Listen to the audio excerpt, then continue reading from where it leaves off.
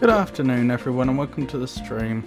I'm Robert and this is the Magnificent Games channel, and today we're going to continue with a playthrough of Mission Nutrition and then follow that up with more of the Crimson Diamond. The Crimson Diamond is that graphical adventure murder mystery that we've been playing, and Mission Nutrition is of course the game that came through with Kellogg's cereal many years ago, which is surprisingly difficult. I got very stuck last time we tried to play this game, and I'm hoping I can get unstuck today. Hello Rob, I've just arrived home. The opening is blocked by the advertisements again. I'm sorry to hear that. Short of having an advert right at the very beginning, which means me just, I suppose, having an intro again, there's not a lot I can do, I'm sorry to say.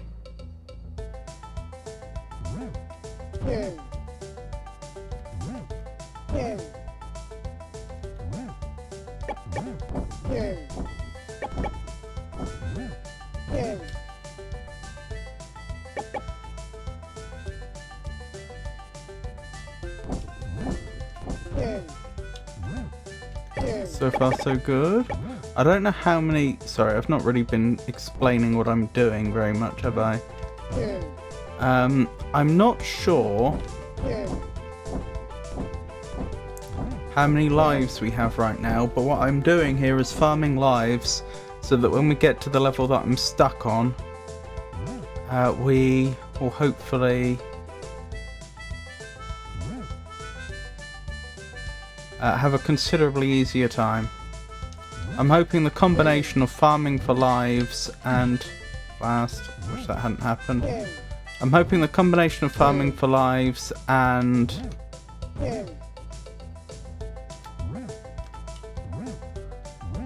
being fresh into the game today will make the difference.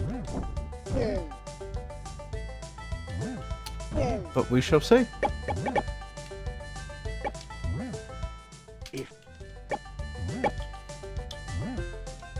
Why can't I jump on here? I've just realised I've gone on the wrong level. I'm a complete dope. This isn't the level we even want to be on. This isn't the farming level. Well, that's embarrassing. Oh well. It's still a as good an introduction to the game as any, I guess. But I'll prioritise finishing up, and then we'll go to the correct level. I was thinking, this is taking ages. Why haven't we reached the secret door yet? I mean, there may be a secret door on this one as well, but the other one's quite a short level comparatively. Right, let's finish up here. That's going to have tanked our maximum score, our completion of the game, isn't it? Because you can actually, if you do really well whilst completing a level and then you do worse, it will actually overwrite your statistics. And I suspect, because I started rushing through that level once I realised we were on the wrong one, I probably didn't complete as many things as I did the first time we played it. Rowdy! It's lovely to see you as always. How are you?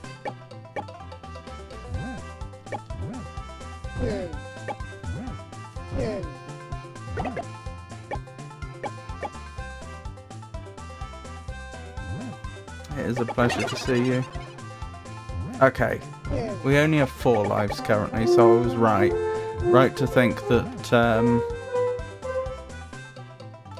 we needed to do a bit of farming before we got to the main game again. Good, I didn't muck that up. How are you, Rowdy? Level 33 endurance now. Well, very well done. I'm not going to go out of my way to pick everything up because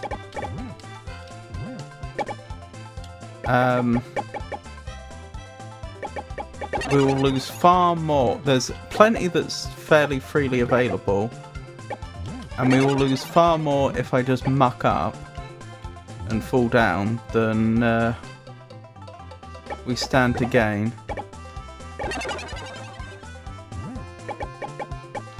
Yeah, you can see how quickly we're gaining lives here.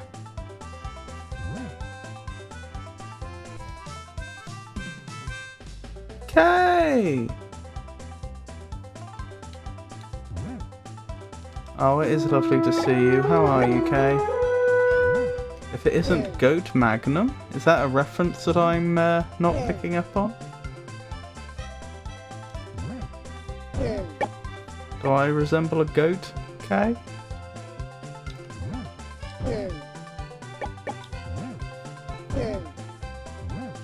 I'm glad you're well.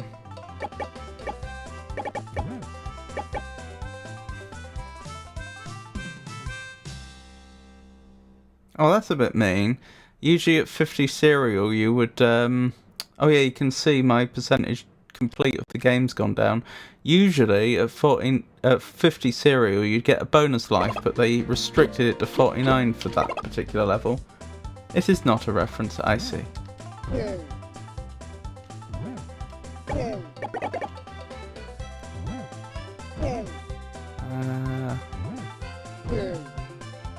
If there's no prospect of getting 50 cereal, then I think I am going to have to do the bonus level.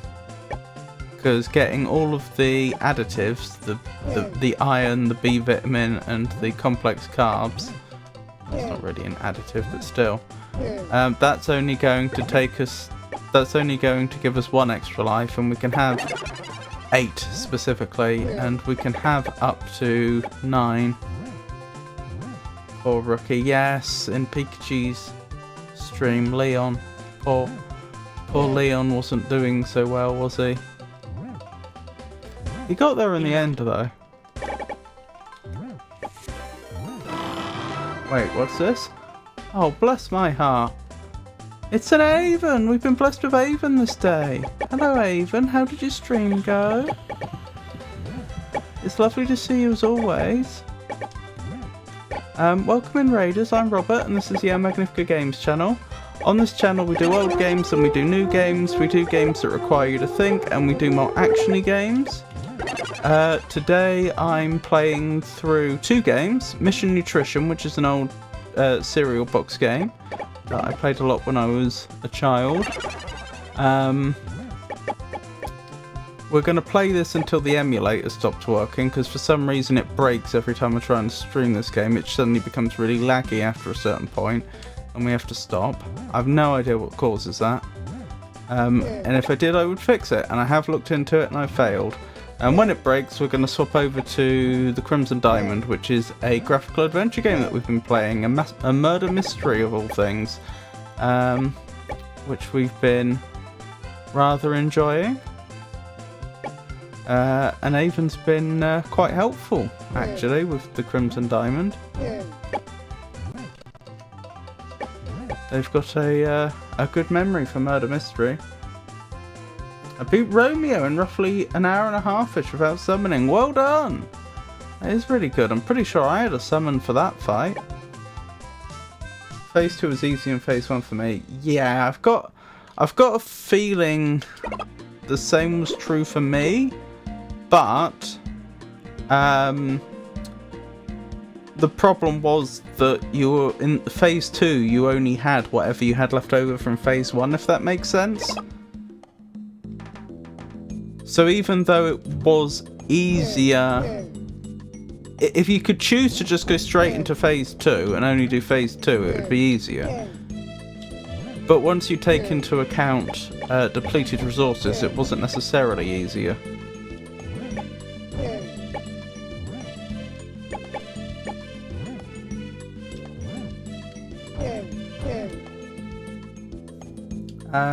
Yeah. Wait, 2 separate statements? Whoops. Hold on. I'm farming souls. We're doing DLC today, Rob. Oh, are you going back to the Dark Souls DLC? Having another go at Artorias?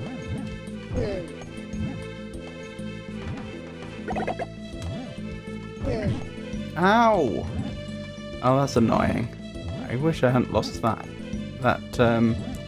unit of health there. Or that unit of health. Now we're on the subject. Never mind, that's why I have so many lives built up. So that we have a bit of slack. We can make some mistakes. And get away with it. Avon and I are doing the DLC today. At the moment I'm farming souls. Oh, has Avon volunteered to spawn in and help you with Artorias? Is Artorias allowed to summon in a friend?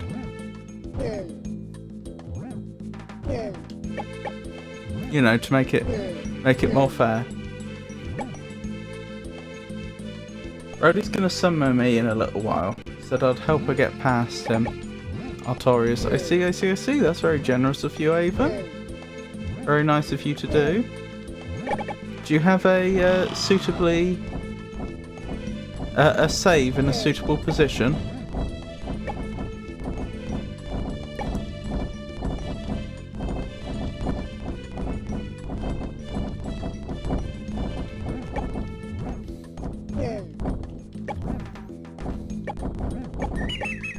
Blast. But we knew that was going to happen eventually. I'm farming humanity in DLC. Yes, help with Artorias, correct. Unlucky. It's fine.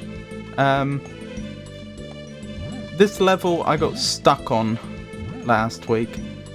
And I'm determined to get it past it this time. And I just accept the fact that I'm going to lose some lives. I just have to, you know, minimize the number of lives I lose. Don't lose them all too quickly.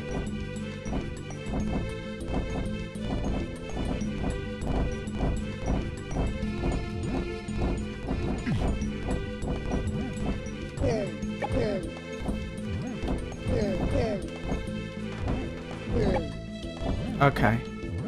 I know there's one down below that I should go back and deal with. But that's not a good reason not to secure above us. There we go. There we go. And I can drop down here, actually. Pick up some more cereal. Actually, no, you don't. Nice try. Did I get a life back then? I think I might have got one of my lives back. I only just noticed that we've gone over the cereal limit. But I don't think we've been granted an extra health. We're currently on full, so I think I probably went back up to 9 lives and just didn't notice. Gonna lurk a while though. Okie dokie, Avon, have a lovely lurk. I'm not sure if you answered how your stream went. Oh yeah, no, you did, didn't you? You said, well, that's a pointless waste of a life, and no, my life total did not go up. Oh well, you did. You told me that you'd beat Romeo, so positive. Avon eating lunch without a cell mag. Is that what Avon's doing? That'd be... Obviously you don't have to share if you don't want to, but it'd be lovely to know what you do have for lunch. If you don't mind my asking. Okay, concentrate. Don't lose for no good reason.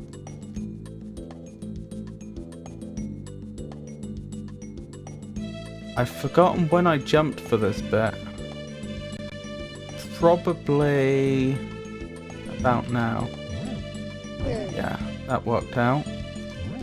That worked out. Get the invincibility milk. Yep, that actually worked out pretty well.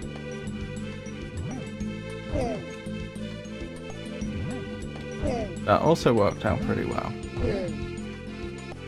Yes. Whoa! I don't know why I fell then, but we did, and we lost another life. Perhaps you can see why this level has been such a problem. One of the design decisions they made for this game was that there wouldn't be checkpoints. At least not so far as I can tell. So, if you die, you go right back to the start of the level. Now, to be fair, the enemies don't respawn. That's a mercy. But the problem with this level in particular is there is a lot of platforming to do. And as a general rule, there are exceptions, but as a general rule, if you muck up one of the jumps, then you just plummet to your death. And that means you have to do all the platforming, which isn't that difficult.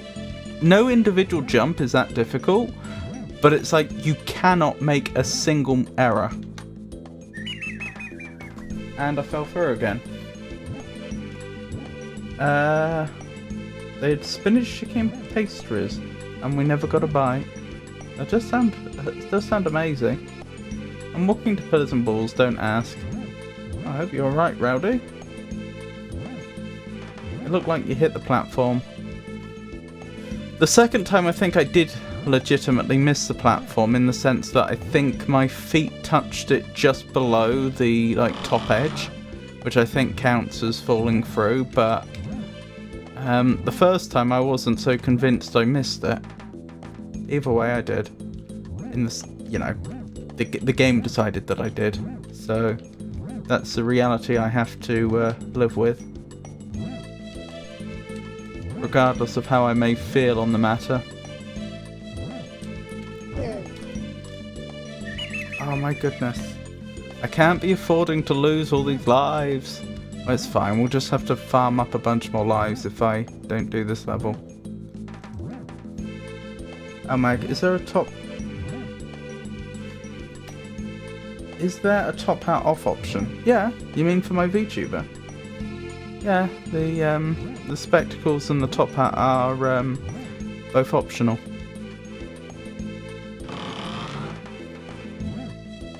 I was thinking the other day how nice it would be to have some more costume choices, and then I remembered how long it took me to draw and rig the VTuber model to begin with, and then all thoughts of adding new clothes instantly ended. Oh no, it's not redeem, it's just something I can do.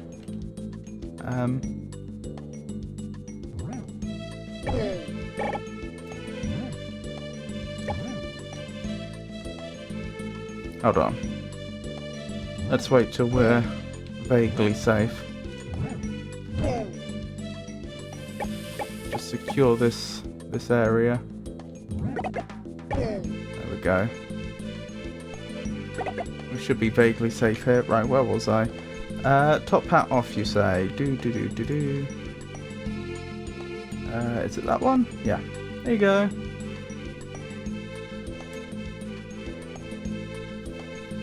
That's with no top hat. We can be like this for a while if you like. Apparel changing. Yep, that's the idea. I know some VTubers have loads and loads of costumes, but the thing is, they're commissioning it, I'm pretty sure. I did all this myself, and I'm not exaggerating, it took me thousands of hours. Or at least more than 1,000 hours. Because not being an artist, it is so difficult for me to actually draw to, or digitally paint to a good enough standard. And then I still had the rigging to do.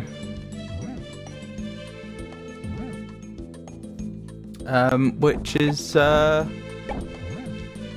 is itself an entirely separate skill. And I didn't even quite get it right. If Philby looks too far to the side, his face warps slightly. And that's entirely my own fault. As in, I mucked up the rigging. But, literally, I don't know how to correct it. I spent so long trying to get it right. And this is the best...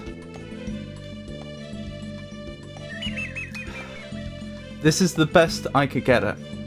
I think it's subtle enough that if you don't know how to don't know what you're looking for, you probably get away with it. But of course I see it every time.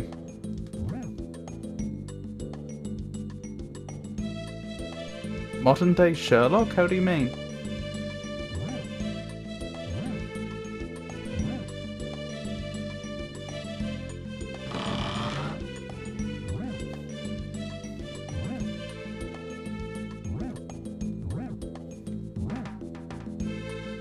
Philby looks quite dapper, thank you.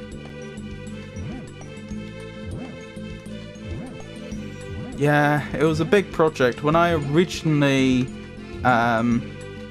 started streaming, I always wanted to have an on-screen presence, and I knew I wanted to go with a VTuber model because I'm just not attractive enough for it to really make sense for me to show my face in this business, just the way it is. So I know I wanted to go with a VTuber model, but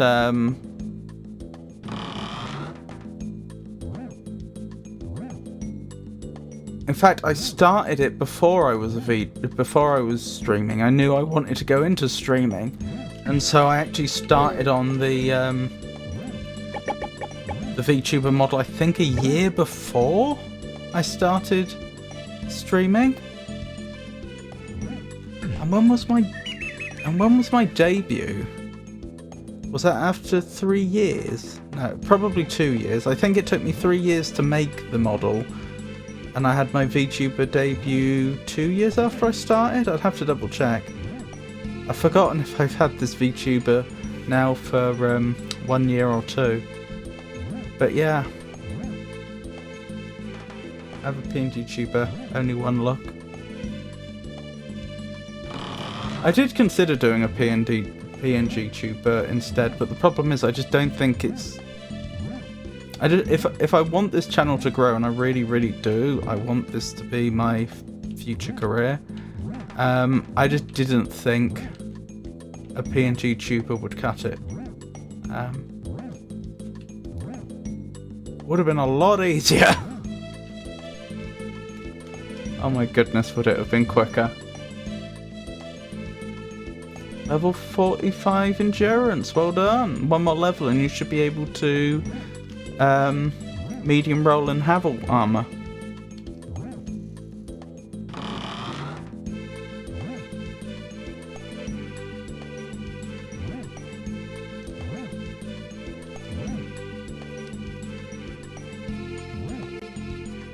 It's a Tato! Oh my goodness, it's lovely to see you, Tato. How are you? Where's the hat at? Kay asked me to take it off.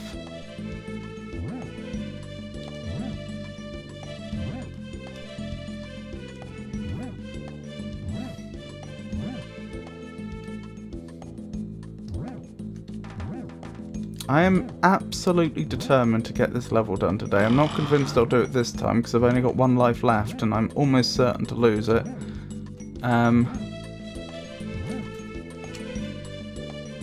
Before I defeat the next 2 enemies that I already know about up there. Yep. Oh, I do actually have 1 life left. Oh, well, kind of wish I hadn't lost that life just then so pointlessly.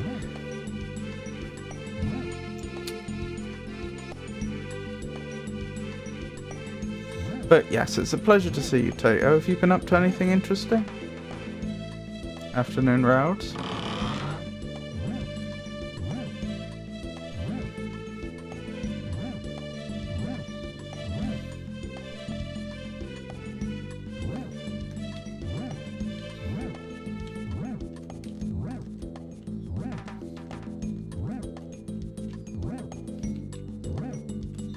I don't know how I managed this as a child. I must have just had much faster reactions or something.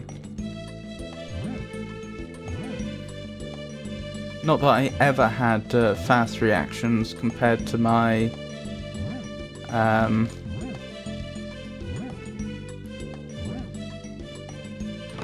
my cohort. Did nothing much today, no gambling either. Well, nothing wrong with a nice relaxing day to recuperate.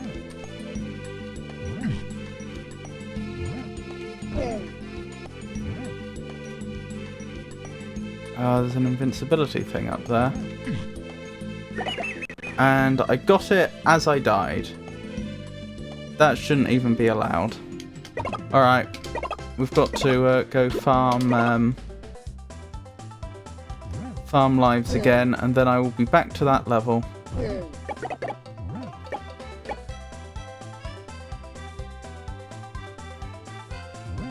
Potato!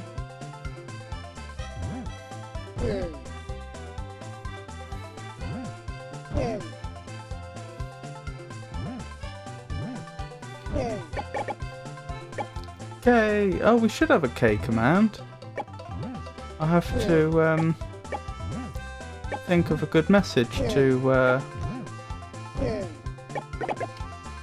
put in. No, you don't have a message, but you should have one.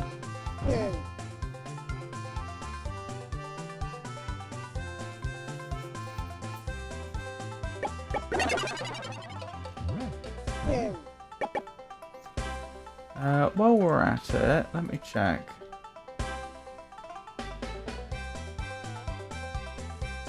Let's make K a VIP. Wait, hang on. You have... Oh, yeah, that worked. I could make that a command, yes. And Rowdy, let's make you a VIP.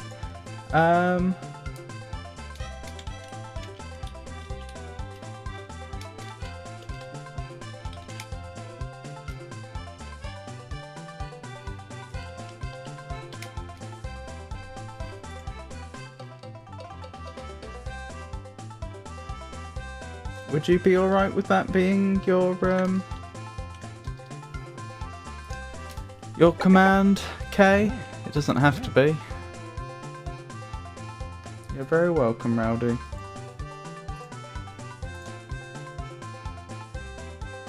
Yes, of course, I love that. Okay.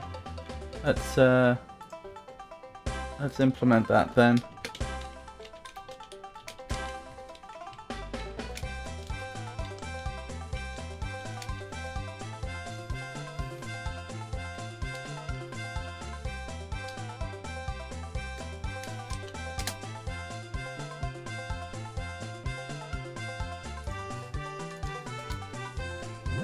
There we go. That was a good idea, Tato. Thank you for that. I'm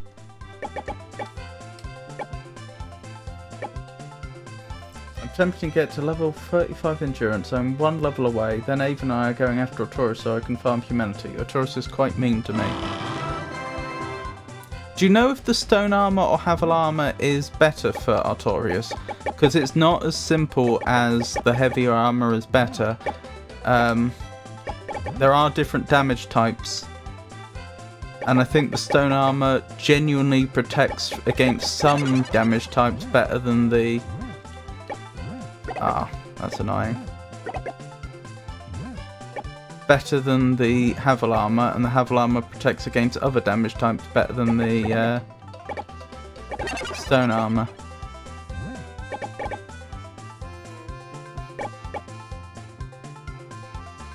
Out of curiosity, if I quit out now, do I keep the extra lives that I just farmed? Because we're going to have to go in here twice anyway. I do not. Okay, if you quit out of a level early, you don't keep the extra lives.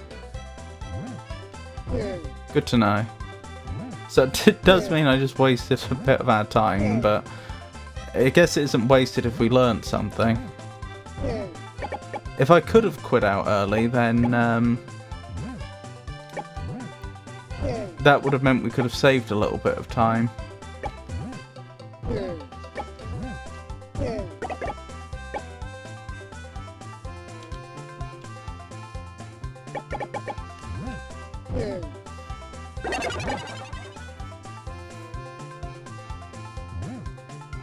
This flip's the most damaging. I keep getting hit with those. Okay, I'm guessing that is physical damage, in which case I think the Havel armor is best. But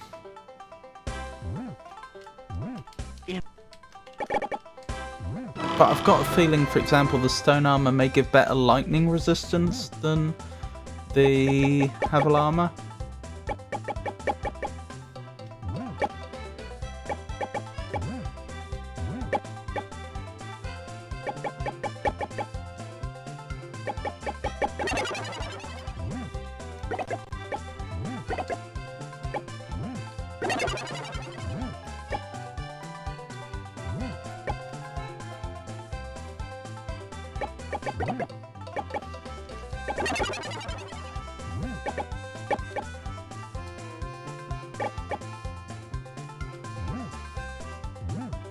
There we go. Ooh.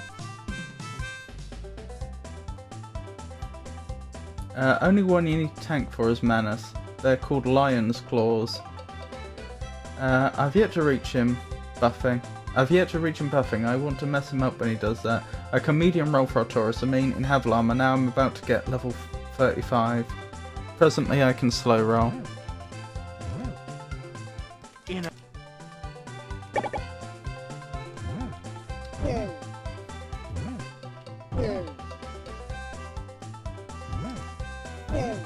You leveled your dexterity a lot as well. With the right weapon, you'd probably do an awful lot of damage.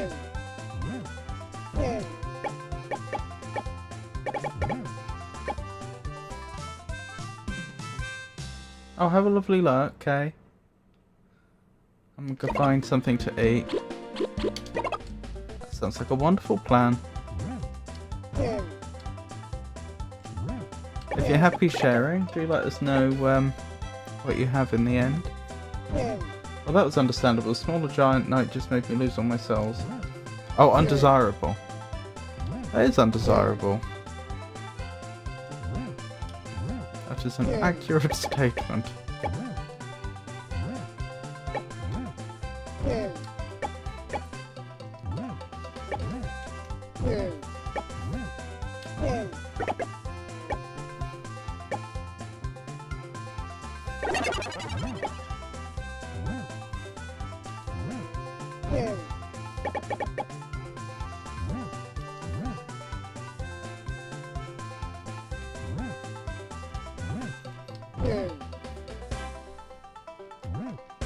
Let's make sure we don't muck up this jump, which I nearly mucked up anyway. Through we go. Whee!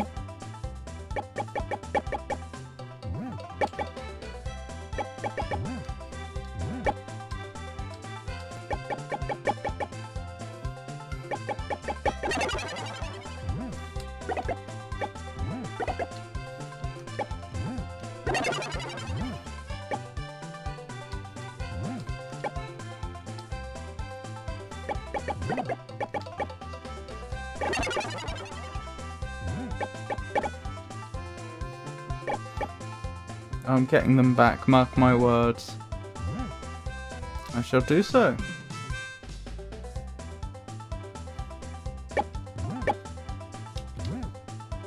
Nearly got crocked.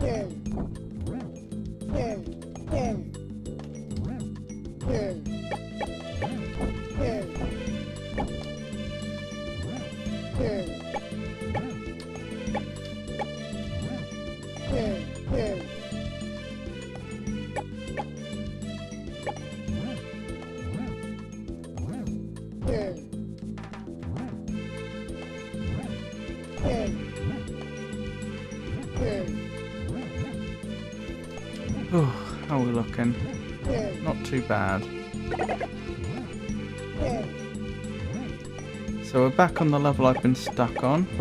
No! You make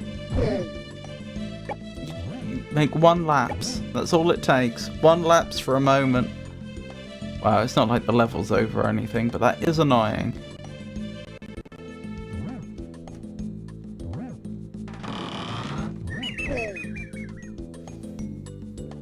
I got them back, yay! Well done. Very well done. I mean, so far I'm technically doing worse than last time we tried this level, but the main thing that really mucked me up when I did this level was when I just fell multiple times doing the platforming, when we clipped through some of the platforms. As long as I don't make a repeat of that, we should be golden.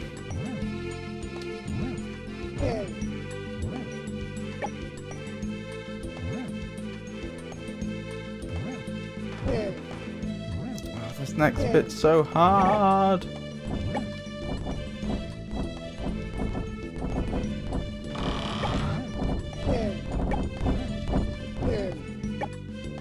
Okay, good.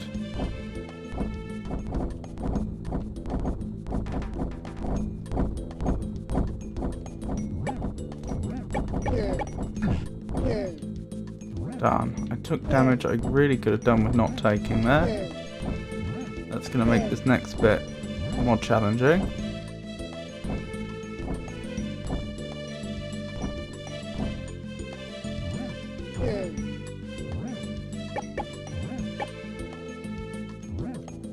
I don't think I'm going to be able to avoid getting an extra heart back instead of a life.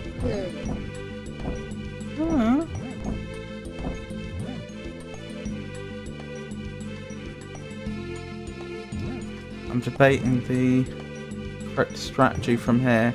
I think it probably is go up here next. Whoa, careful. Nearly died for no reason. There we go. This is a wonderful farming location. Are you in Anorlando by any chance? Right, I just need to pick up a few more pieces of cereal without taking any damage. Probably should have left some cereal behind me still intact. That would have been a wise move.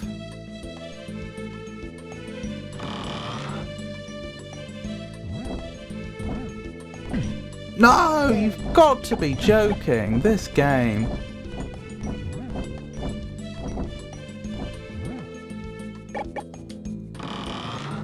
I was robbed.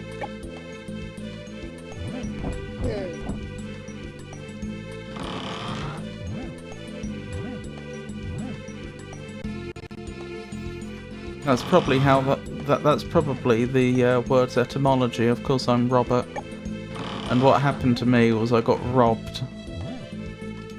And then from there, the other definitions of the word emerged. That was a joke, of course. Yes, the Princess Chamber's 5 enemies, lots of souls. The blue-garbed giant knights give 3 key souls. The silver knights is 1,300. And the large giants are 1,500. Excuse? Who is now level 35? Endurance, you mean? Is it Shakira?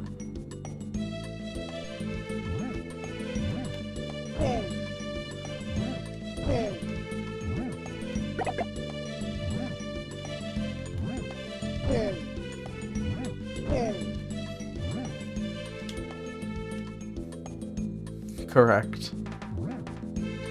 Oh, good for her.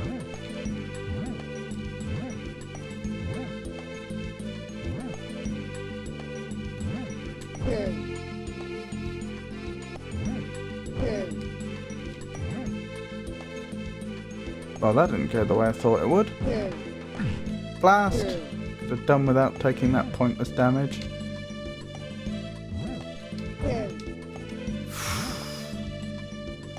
I'm mucking up a few of these jumps. I mean, for the time being, I have the hearts to the lives, sorry, I should say, to spare. But not forever, I won't. Which is why I need to be not losing them.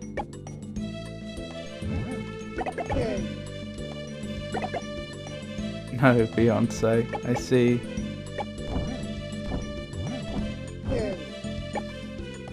Told you, self-farming specifically for that level. Oh, no, no, no, no. Is I even ready to help you out?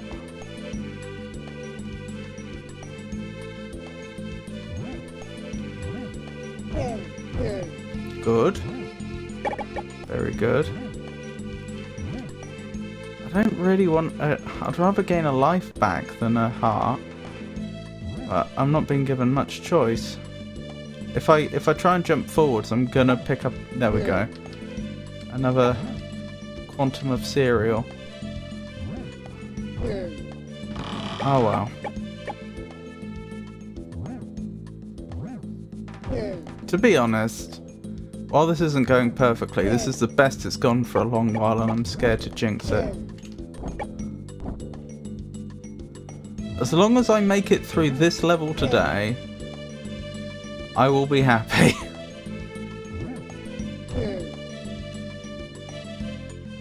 What was the trick with this one?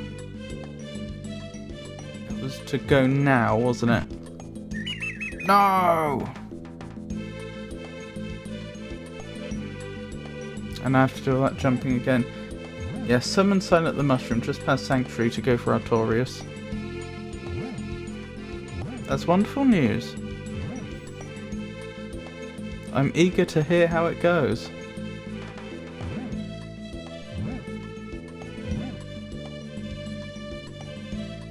To be perfectly honest, I wonder if you... although Avon is fantastic at the game, I do wonder if you need them. I can't help but think you're going to be so much higher level now and more capable than when you first fought Artorias.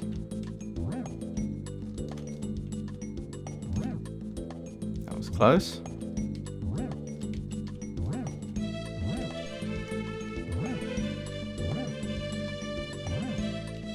Oh, I just realised the reason they've got all these snowy...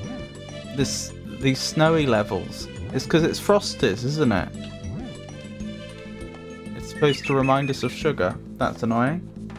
I need to get rid of the bestie so I can harvest humanities for the fair lady.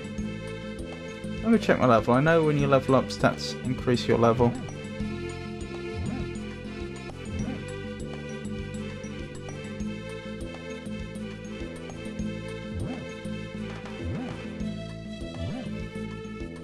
I try solo with Havel Armor. I wish you the best of luck. Level 88. That's pretty high level. I think most people would have... I think it's not uncommon to have finished the game lower level than that. Maybe not the DLC as well, but certainly the base game.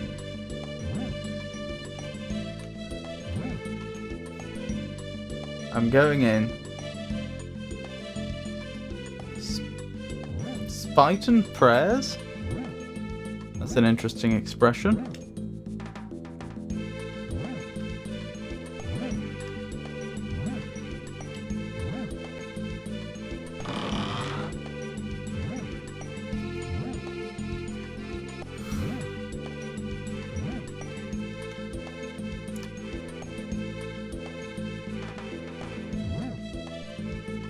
I can hit them from here is the problem. I think I do have to do the jump. How far over do you go? Yeah, I'm not going to be able to get under you. Good enough. Obviously I'd rather I hadn't lost that health, but not the end of the world. You, on the other hand, I probably can jump under. Probably. Yes, I can. Very nice. As for you, I need to try and get the invincibility thing. Can I jump under you? Probably. I might be better off still trying to go when you've just gone past the milk, though. There we go. Beautiful. That went fantastic. Alright, this next dragon's going to be a problem. Not dragon, crocodile. They're flying crocodiles. Okay, good. Yes! I mean, I wish I hadn't lost the health, but I don't think we've ever got that particular flying crocodile before. I think this is the farthest in we've been. Can I jump on you? Well, I died, but I genuinely think we've cleared the way farther than we've ever cleared the way before. I think this is my best shot at finishing this level we've had. Now I have to not die on all the endless parkour to get back to where I was. Ah, the parkour.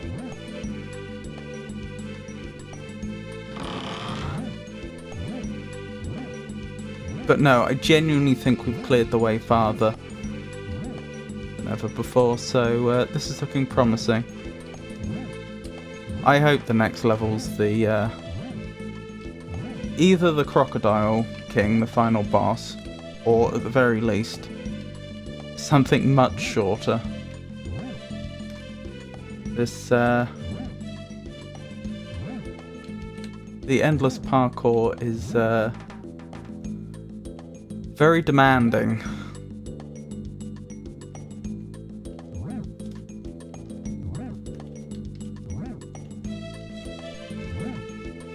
When any one mistake could be your last, as it were.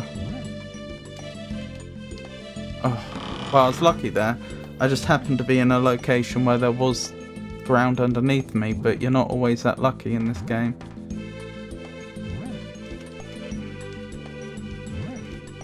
Yes, yes, yes, yes, yes, yes, yes, yes, yes. More crocodiles. Wonderful.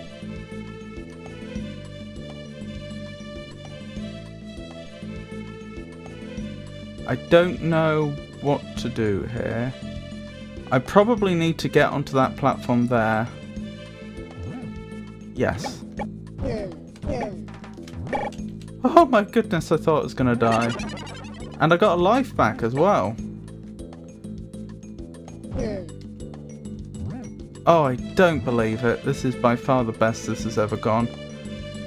I don't know if we need to go to the left or right. Ow. Oh, and I got another life back because of that thing.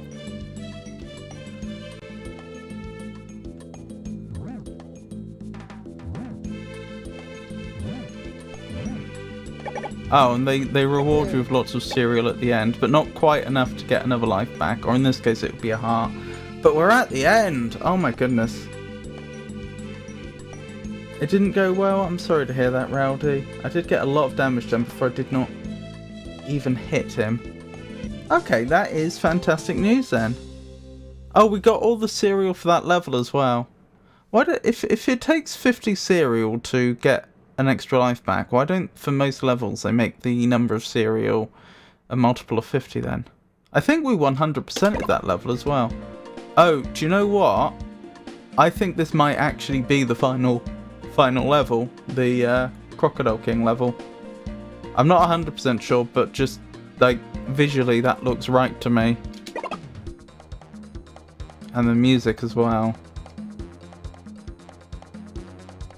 It doesn't sound like normal level music. Oh, I forgot about this. There's a boss gauntlet here. I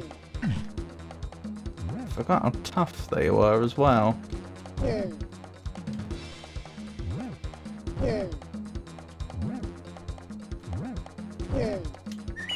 Blast. This is fine. I wonder if that... I know enemies don't respawn when you die, but do they get health back?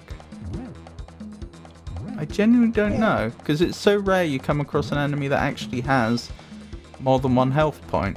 It's only the bosses. Seems that way, doesn't it? I don't know for sure, because I don't know how many hits they're supposed to be able to take, but... if all my previous hits also counted, I'd have expected them to have expired by now, and they haven't. Oops.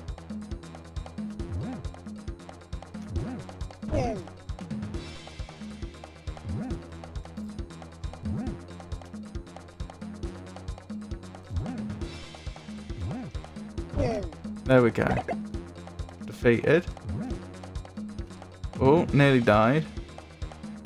Through to the next area. Then what? Okay. You give me a free life back, that's nice. You let me change character. Is that just so you can play the final boss fight as your favourite character?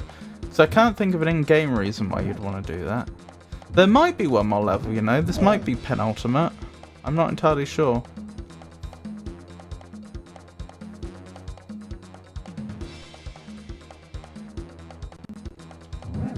I see you there. edge of the level. Okay. So we're going up here, are we? And we've been awarded another life. No! Oh my goodness, that was so mean! I barely reacted in time. So of course I haven't been here in over 20 years. Probably. I didn't remember that there was an enemy there. That's the Crocodile King. As you can see, they've got the fancier model than the rest. What's over here then, if anything? Oh blast, that's embarrassing. Well, it's fine, we've got the lives to spare. I just have to not embarrassingly fall off. That means that this is indeed the final level.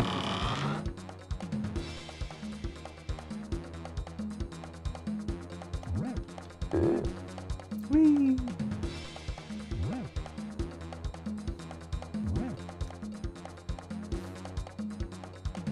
We did a buff blast both times. I'm sorry to hear that, Rowdy.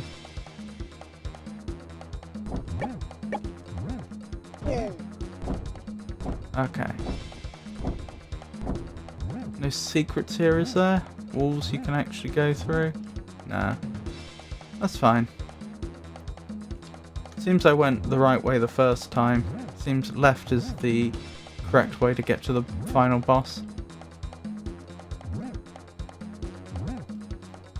Hello there.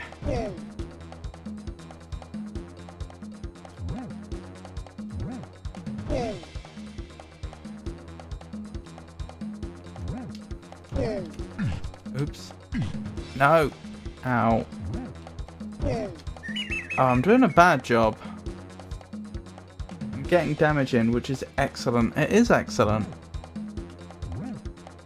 This boss really isn't that hard. I shouldn't be losing to them as much as I am.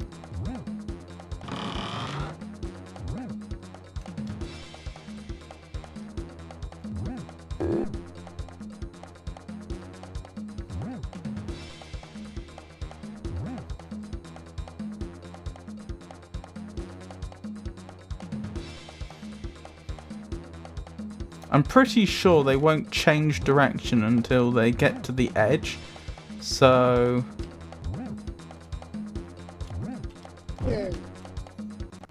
It's always clear where you need to be. Actually, that's the point. I could just jump off the level if I'm ever in serious danger.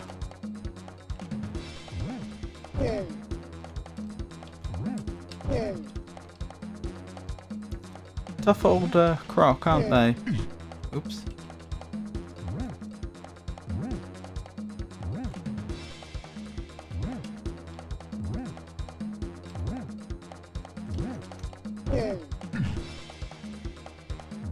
That's unfortunate.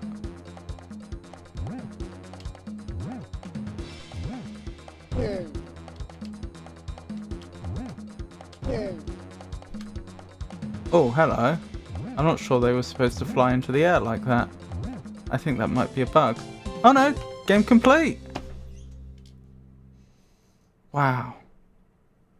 Is there an outro video? There is!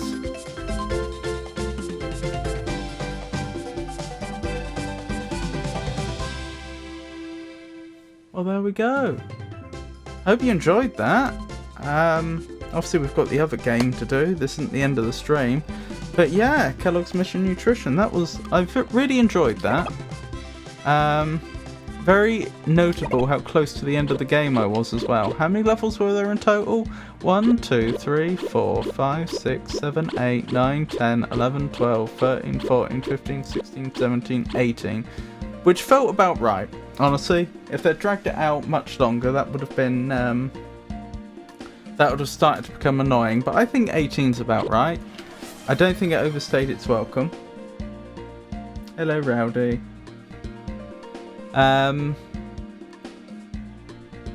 Notable we don't get a flag at the end of the last level. I think they did a lot of things well. I genuinely think this is a well-designed game. The only level I'd complain about was the second to last one, which was a lot harder than the last one in my opinion, and just because you had to do so much parkour and the cost of failing the parkour was death. It's just like you die, you go back to the start, and if you're close to the end, there is so much more jumping you have to do again perfectly before you can, or close to perfectly, before you can even start making progress again. And some of the enemy placement was really mean as well. Like there are genuinely enemy placements on that level specifically where I don't know how you were supposed to take those enemies out without taking at least 1 point of damage. Truly, just that. Like, I don't know of a way using the game's mechanics I should say, that would have let you take the enemy out without taking a single point of damage, which seems very mean. But yeah, it's a simple formula. I really liked the way, as we were playing through, how when we went to a new region in the game, we wouldn't just enter a new region and then we only saw that region. You'd sort of like do one level of the new region, then one of the previous, then back into the new region again, the way it just sort of eased it in. I thought that was a really good idea that we don't see other games doing, and I think it works so well, I don't know why. I would say I felt like the last few levels didn't use a lot of the more interesting mechanics that they introduced in the middle of the game. Like, we didn't see any swimming with Snap, Crackle and Pop. We didn't see any vine swinging with Coco the monkey.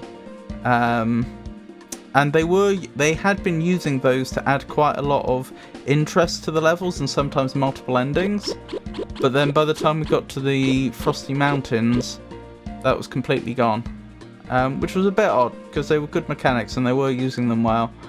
Graphics are very good for the day, and so is the music. It's not that it hasn't been surpassed, or hadn't been surpassed up to that point, far from it. But, you know, it's, for the late 90s, especially for something that was free, it's pretty good. Yeah. I'm feeling very complimentary towards that game. I think they did a good job. With just a few flaws. Let's get the Crimson Diamond up then. Doop doop doo.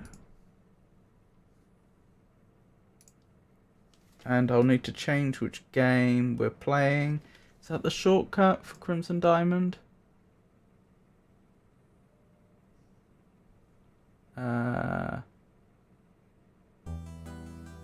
Yes, it is, isn't it? Flippies, no! Did things not go so well, well, Rowdy?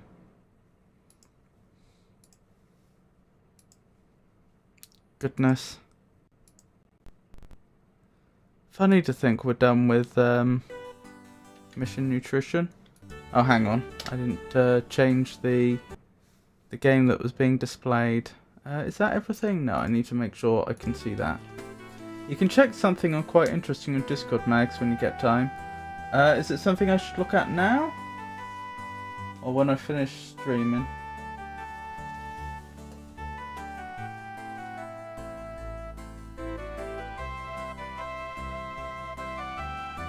Oh, that is interesting. Thank you for sharing. Georgius! Oh, it's a pleasure to see you, sir. Are you having an interesting day? If you don't mind my asking. I'm still clipping, it will all work. No need to look at it now. Not doing too bad, sir. Well done, Rowdy.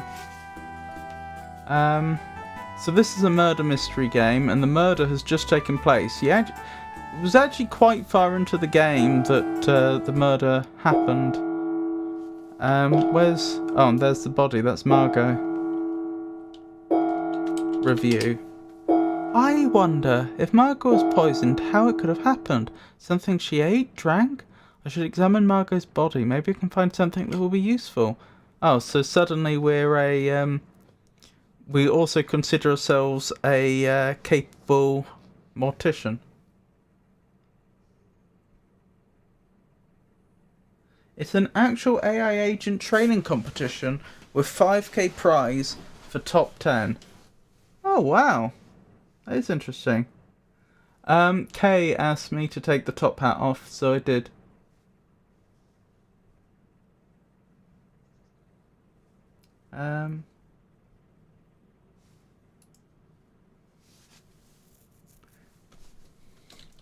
Examine Margot.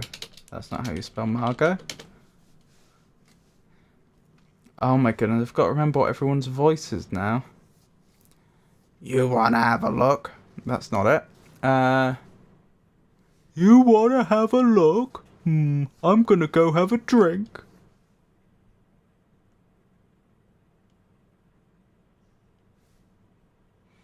That's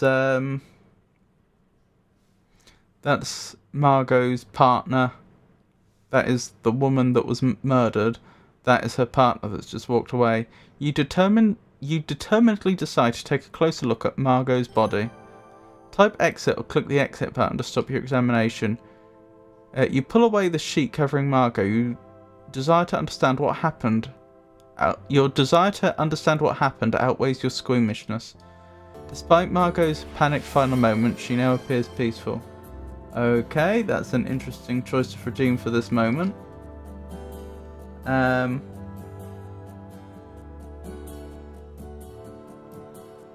This redeem should go well with these graphics. I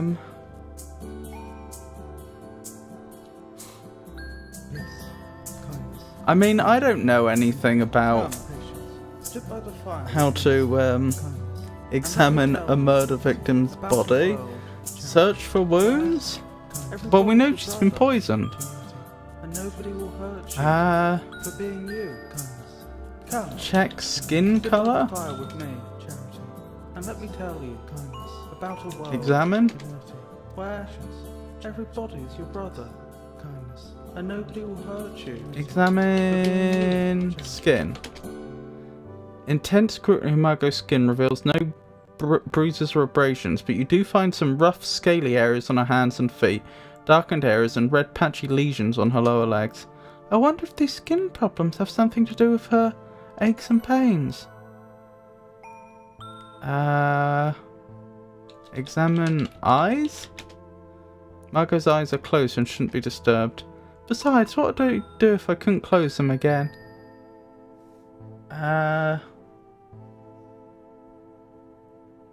Examine pocket. You find a small silver key in one of Margot's pockets. That might be to one of the trunks.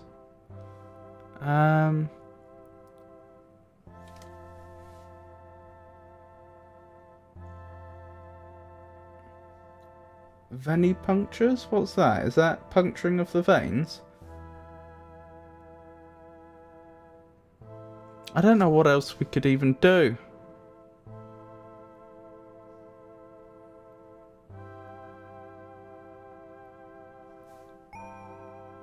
Check neck, okay. Check neck. Margot's neck is slender and elegant. Well, there you go, Georgius. Check lips. Margot's full lips are starting to darken into a purplish hue. Hands might be blue from lack of blood flow. Check hands.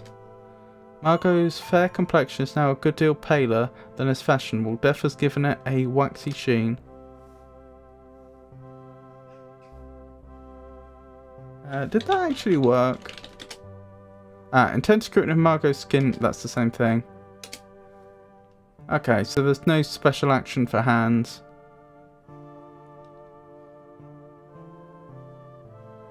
That's probably everything we can do. Well done, Rowdy! Very well done. Good night, Artie boy. You carefully replace the sheet covering Margot. Let's save. And take a look at those notes. Doop-a-doop-a-doop-a-doo. Found lesions on Margot's skin. Doesn't a lesion mean a cut? An abrasion? Examined Margot.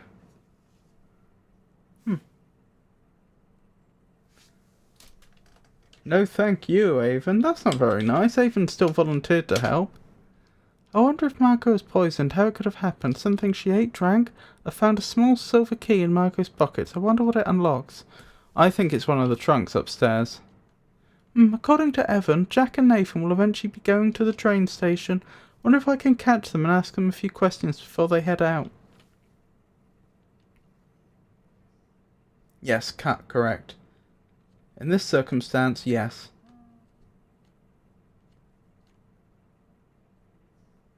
Wait, what, Rowdy? What are you going to do to Manus?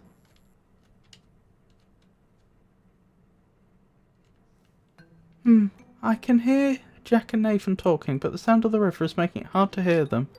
I wonder what they're up to. Searching, it would seem. Oops, looks like I stumbled onto a conversation. Maybe if I'd approached from a different direction. We'll talk later. We aren't alone anymore. What are you guys up to? Just getting some fresh air. Really? Well, I found some interesting samples on the riverbank this afternoon. Actually, I used a trowel to dig into the dirt. Otherwise, I wouldn't have found anything. Is that so? Can we have a look? Of course. You show the samples you collected from the river to Nathan and Jack. They inspect the samples intensely and exchange meaningful looks. What do you think? Very nice, Nancy. These are white garnets, pretty big ones too. Yes, sirree. Very pretty. Maybe get them set in silver when you're back in the city. White garnets, are you sure? Yes, very sure. Well, okay.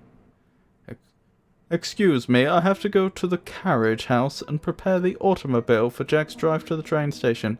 Thanks, Nat. Of course, good evening. I might actually save Scum and go back. I don't usually do that. Nice night for a walk, isn't it? Sure is, Jack. Damn it, I miss talking to Nathan. I want to find him and question him before he leaves. Yeah, I don't usually save Scum, but I didn't fully comprehend that if I did the wrong thing there, then we permanently miss out on interesting things.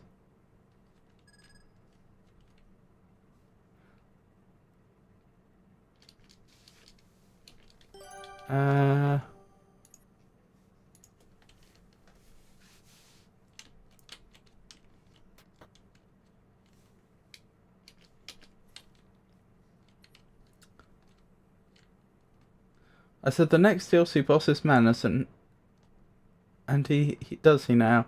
That's how he entered the DLC. Come back for a quick peek, and anti-peeking mode was on. Was it Kimmy or the blonde lady who died? The blonde lady, Margot. She had lesions on her body. We think she was poisoned, but she had lesions on her body.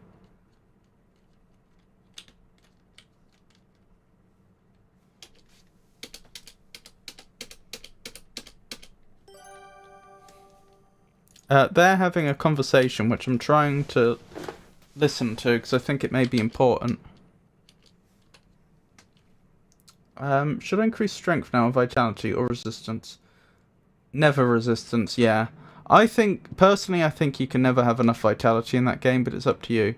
Hang on, who's over there? There's someone... Examine person.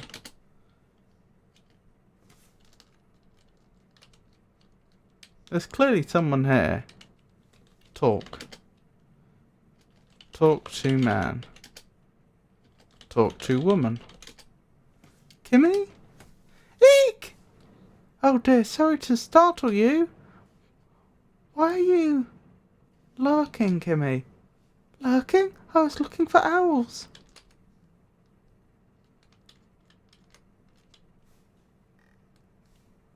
Hang on, I might save here.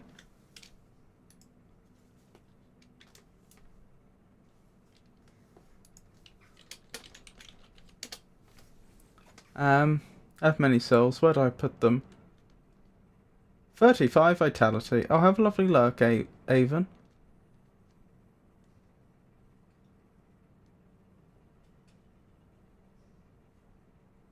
Something is crying adjacent to the bonfire. That's interesting. Unexpected. Also just received 3 souls. I see, a real homie would have been here the whole time. Georgius. Open door.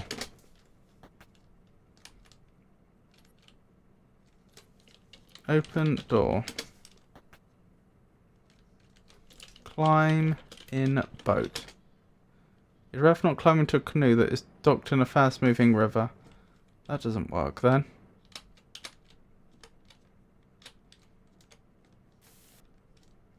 How am I going to do this?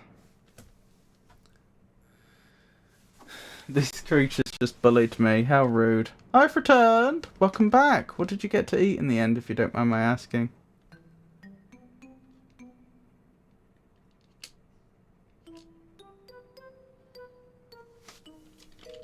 Listen. Ah, that's how. So what's he saying? Can't just toss these in the river like we used to. More's the pity. If Mr. Richards hadn't hurt his back trying to take this all on himself. I always should ask for help before it came to that. With all the extra scrutiny lately, he can use all the help he can get. Lucky for us, it was mostly overcast last night. No moonlight, no sparkles. Lucky for us.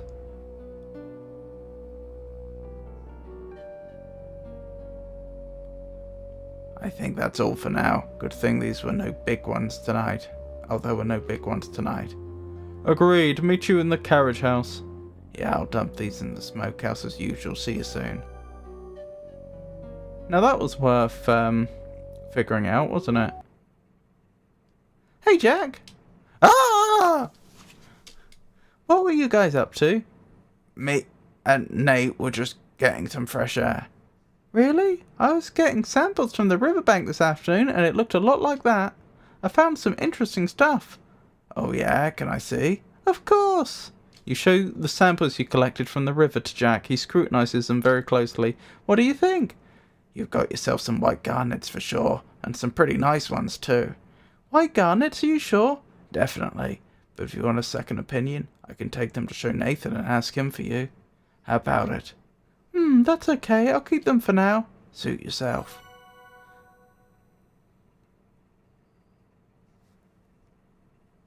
Darn. I miss talking to Nathan. I ought to find him and question him before he leaves.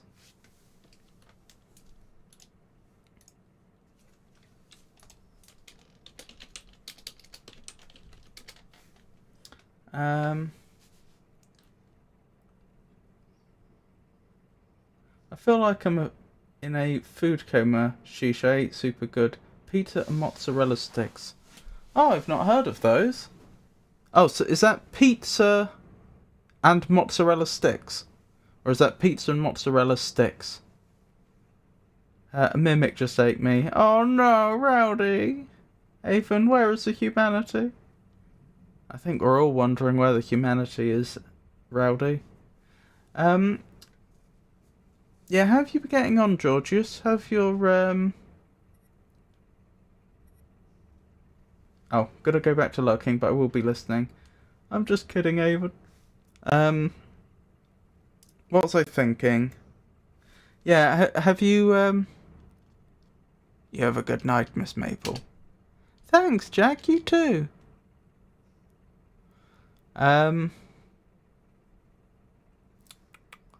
We may know too much at this point. We should be worried for our own life. Yeah, have your little, have your various projects been getting on, Georgius, if you don't mind my asking? The humanity enemies are in the chasm of abyss. I don't know where the humanity is in this area. Did you make it past Sartorius? These enemies are very scary with their weird heads. Yes, I'm in a township.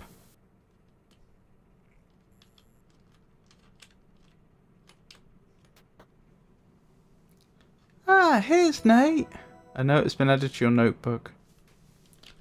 Talk to Nate. Good evening, Nathan. Ah, I thought maybe you're Evan. Sometimes he likes to walk the ground when he's troubled. I wonder where he is now.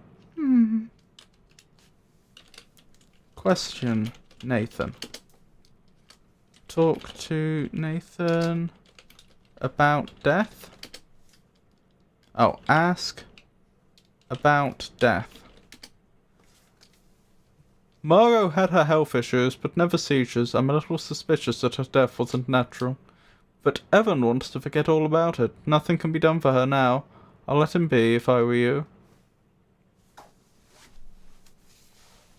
Oh my goodness! Tinky Yuki! Oh, it's so lovely to see you. How have things been? Have you been having an interesting day? El Magnum walks. We're playing a murder mystery right now. This is actually our third stream playing it, but we've only just got to the murder. Oh. Oh, Nancy, I wasn't expecting to see you here. Excuse me. I'm going to look for Evan. I can tell he's upset, but you know how he is. Always going off on his own, yeah. Maybe try the jetty? Thanks, I'll check there. I have a few other places in mind first. My meeting with Albert in the boathouse begins shortly. I'll look for Evan after that. Good luck.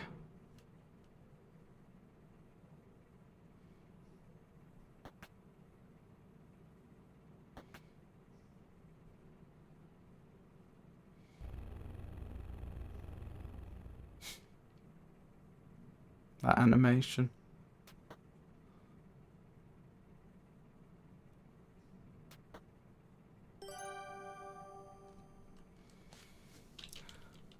Open door. Pardon me, Miss Maple. I'm expected elsewhere. Have a good night, Nancy. Good night, Nathan. I wonder where Nathan's off to. I'm very scared by these enemies. I'm sorry to hear that, Rowdy.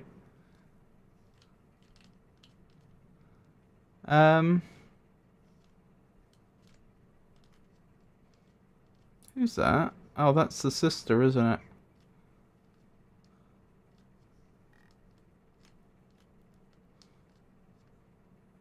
Going towards the smokehouse. Nessa and Corvus seem to be having an intense conversation. If we can get closer, maybe I'll be able to hear what they're saying.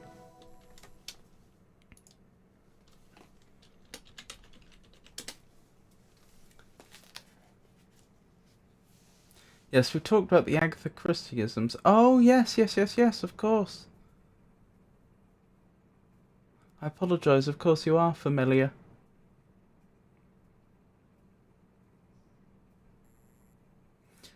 Has today been alright so far, if you don't mind my asking?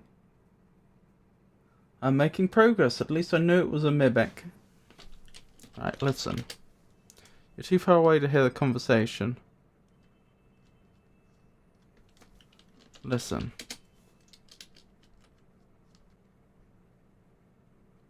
Go away! We're having a private conversation.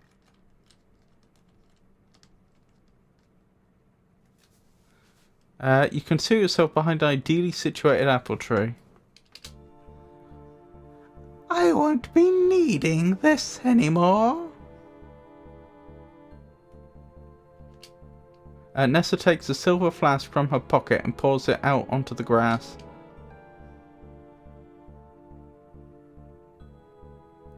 Well then.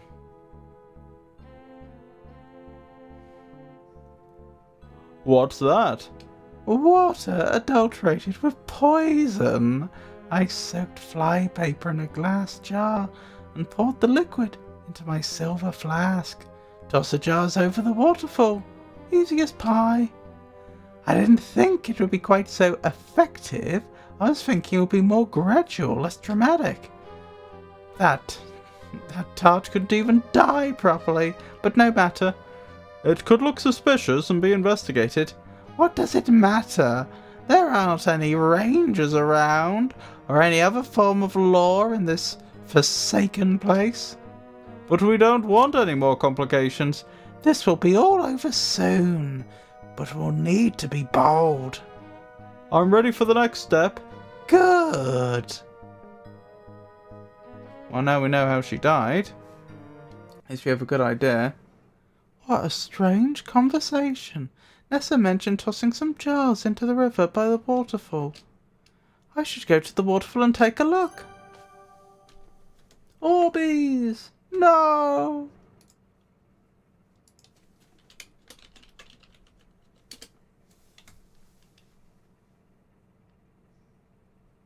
I did something, so that's good. That is good news.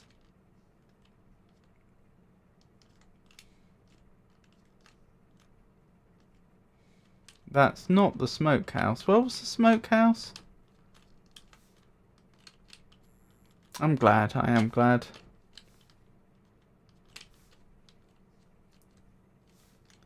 Rowdy, you still gonna want to summon me, or...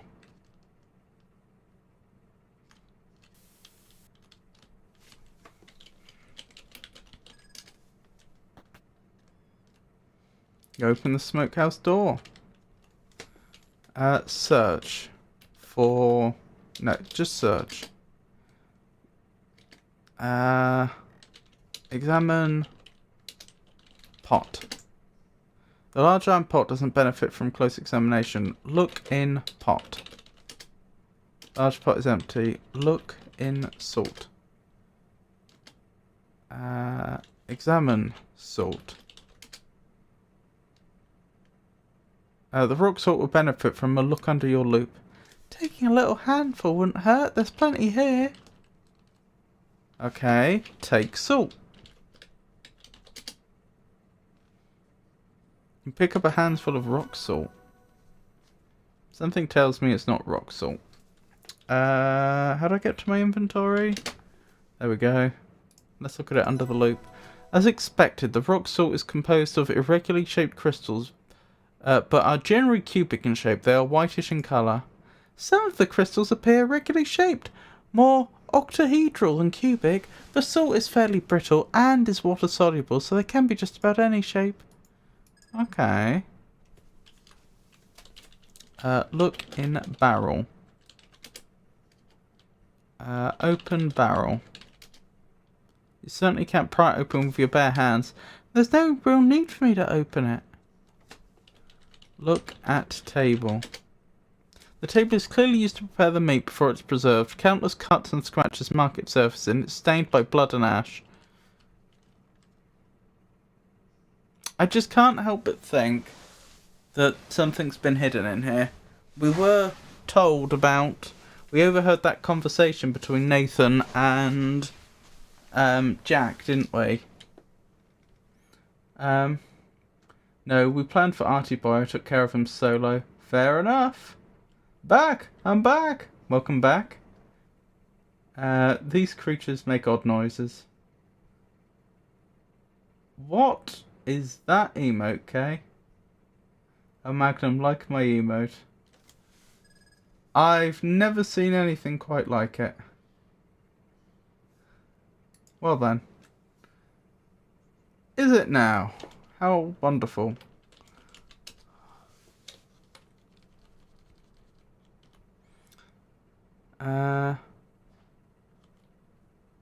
Jack and Nathan's are collecting something sparkling on the riverbank and hiding in the smokehouse. Found Jack and Nate, found Nathan again. Find Evan.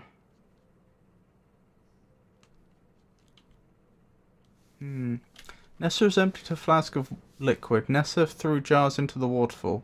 Nessa was somehow involved in Margot's death. Nessa and Corvus are up to something.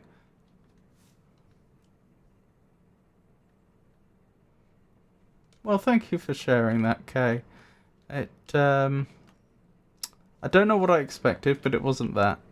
Examine logs? That I somehow I typed bogs. Logs. Look at logs. You're not sure what type of wood this is, but you assume it's good for wood for smoking. You're welcome. Take barrel. You consider rolling the barrel around wherever you go, but conclude it would be more trouble than it's worth. Do I have an item suitable for opening that? I do have a screwdriver, to be fair. I might be able to pry it open with a screwdriver. Pry barrel. Okay. Open barrel with screwdriver.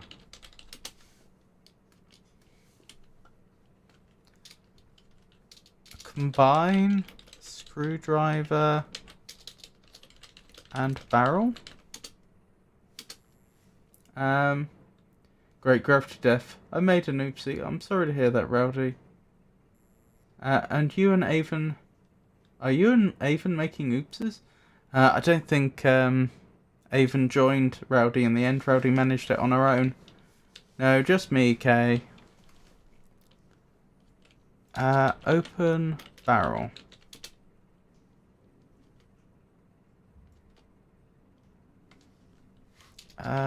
Use screwdriver on barrel. I don't know.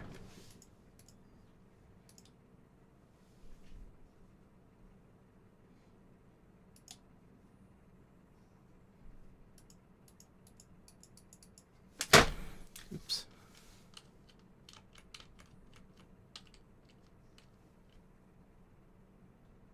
Rhoda got past Archie by herself. Oh, I better be careful and not strike too close to the raging river. Oh, there's a bottle there.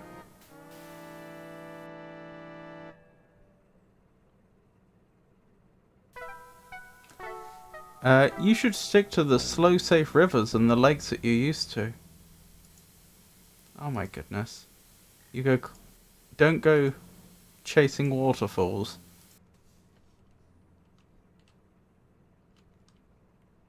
Is this before I took some salt? Probably. Open door.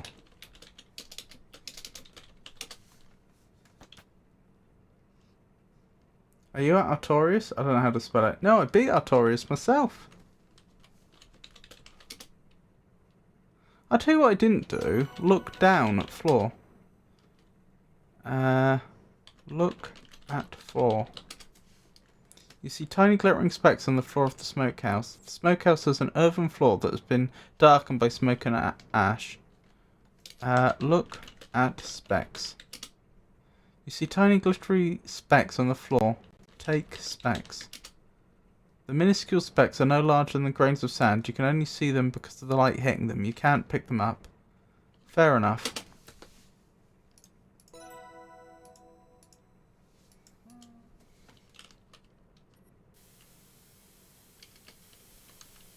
I thought I'd gone too far again and just died, but I hadn't. Oh, you already beat him. Rowdy did very, very well. Okay. Yeah, we really can't get close to the edge, can we? Fortunately, I took a save just over here. Take bottle. Either that isn't here or you don't need it. Look in river. Look at river. From here, you can feel the chill of the racing water. There's clearly something there. Look at glint. There's a metal reed duck call with a carved wooden case. Not what I meant. Look in water. Look by rock.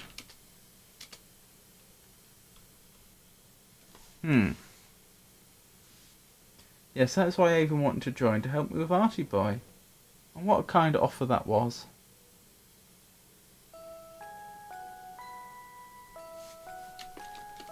Look at glass. The drinking glass you got from the kitchen. Not look at jar. There is a glass jar bobbing in the furiously churning water. You can just barely make out a flash of yellow inside of the jar. Take jar. You can't reach that from where you are. I need to find a safe way to get closer.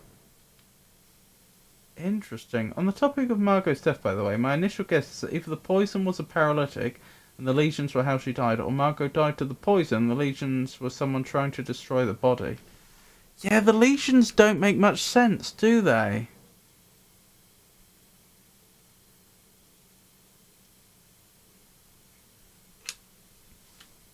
Hold on.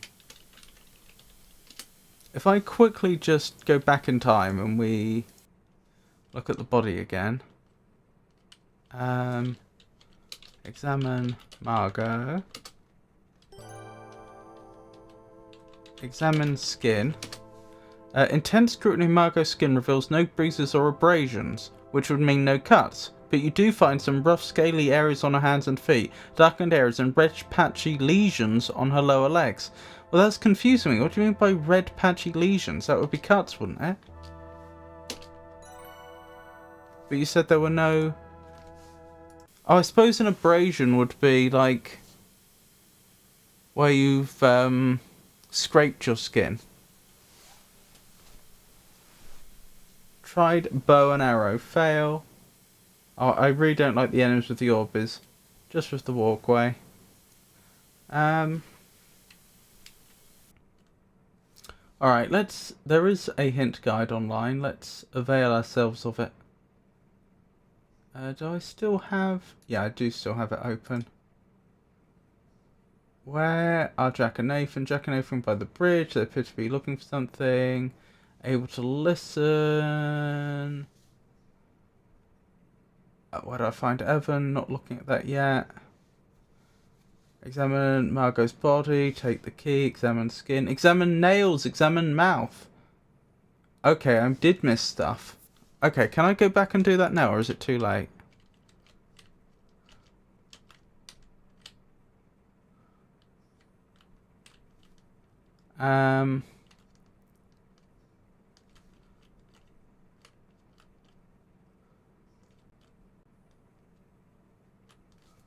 Open door. It's not too late. Examine body. Examine nails. Your loop reveals some faint white lines across Margot's fingernails. I wonder what these lines are. I've never seen anything like it. Examine mouth. A closer inspection of Margot's lips reveals no additional information, but having drawn closer to her mouth to get a closer look, you do detect unusual odour emanating from it. Smell mouth. You detect a distinct garlicky smell around Margot's mouth. That's strange. I don't remember seeing Margot eat any garlic. Come to think of it, Jack hasn't cooked us any meals using garlic.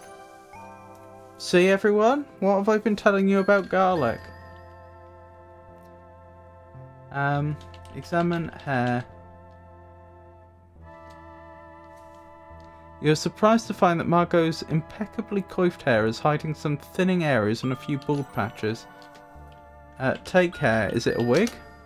After whispering an apology to Margot, you took a few strands of her hair from her head.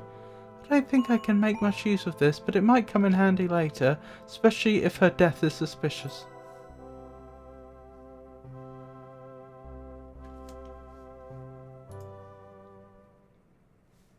You carefully replace the sheet covering Margot. Well, that was productive.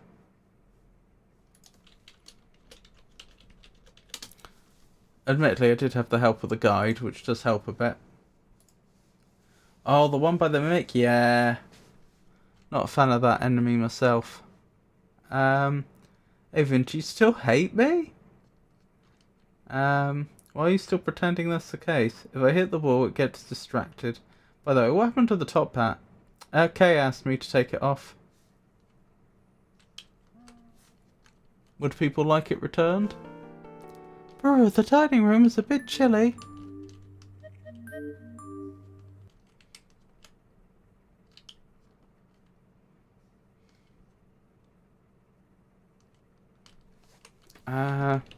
Open chest. Blue chest has a padlock on it, which requires a key you don't have. Use key on padlock.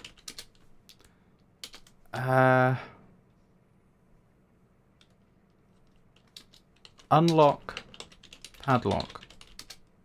The padlock is currently firmly locked onto the blue trunk and you don't have the key. Okay, what about the other one?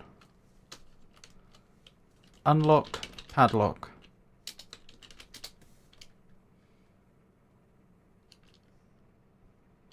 But I do have a key. I should have a key. Hang on, did I not take the key? Did I find the key in the pocket and then just leave it there? That's a bit silly.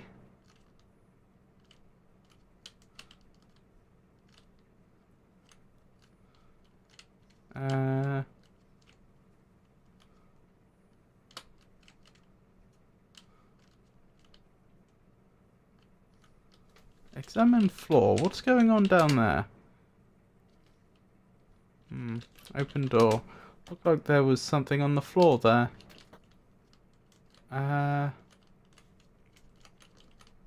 Open door. Is our magnum nothing more than a top hat to you, Avon? I'm bad with faces. A top hat is half of how I recognise Philby.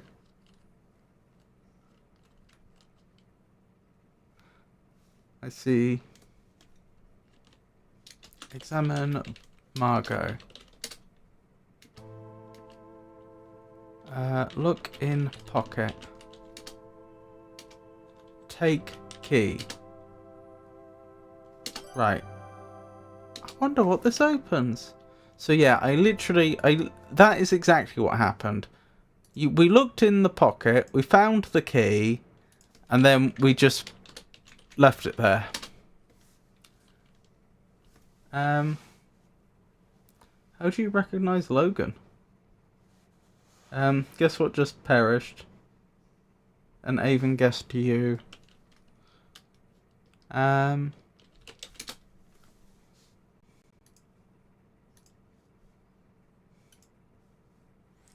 was I? I was going to look at some of this stuff under the loop.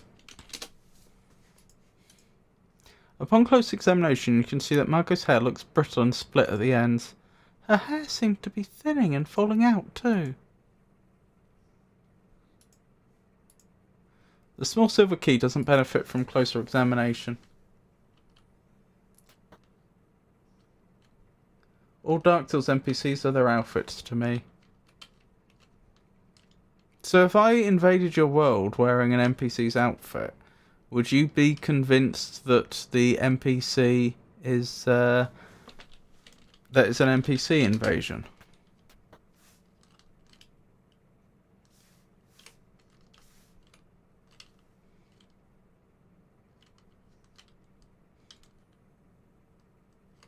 Right, unlock padlock. Okay, what about the other one? Unlock padlock. The padlock, I do not have the key. Okay, it's neither of those then. Probably something in her room then it unlocks.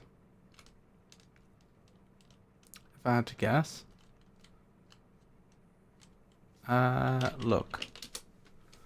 The boudoir transports you to dum-de-dum-de-dum. Vanity.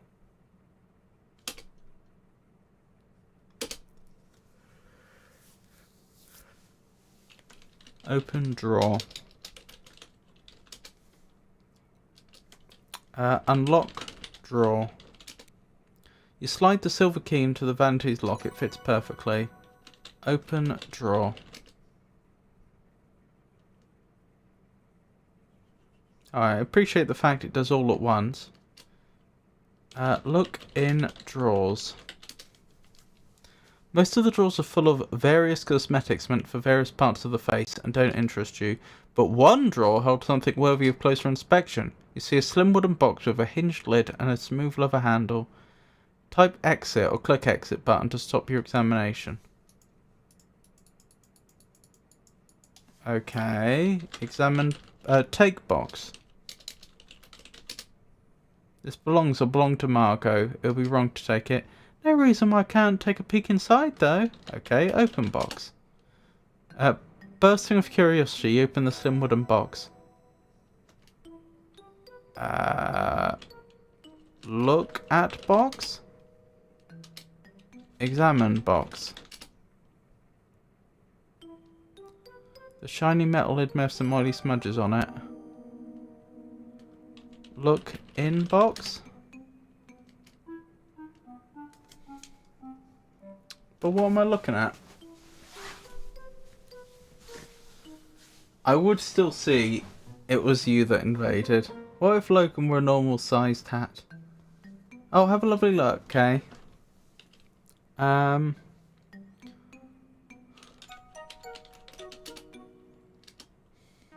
Examine inside of box. Examine box inside. Look. The kit contains a host of mysterious objects. Of particular interest are a pamphlet, a glass bottle, a metal box, and a small ampule. Okay. Read pamphlet. The cover of the pamphlet reads, Airlick's Magic Bullet, kit prepared by W. Martindale Chemist. You're not going to tell me more than that? Examine pamphlet. Examine pamphlet. The smooth oil skin cover of the pamphlet appears to have a spot of oil on it. Open box. You've never been good at opening these types of little metal boxes. After chipping a nail, you decide to leave it alone. Look at ampule. How do I spell it? Look at ampule. The small ampule contains whitish yellow powder as a paper label. Examine ampule. The small ampule is a single-use glass vessel that prevents air from spoiling its contents. The ampule has a paper label posted to it. Read label.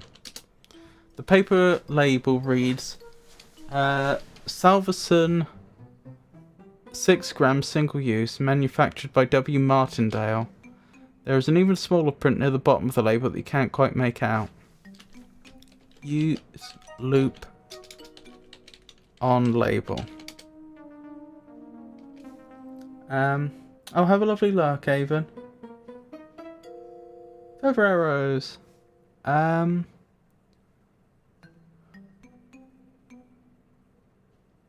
Read label with loop. The paper label, yeah. How do I use the loop? Loop label. Help.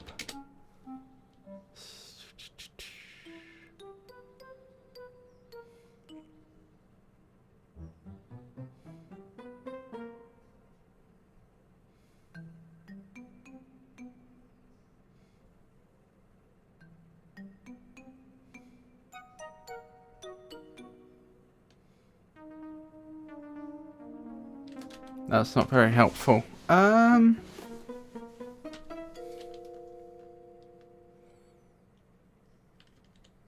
Look at label through loop.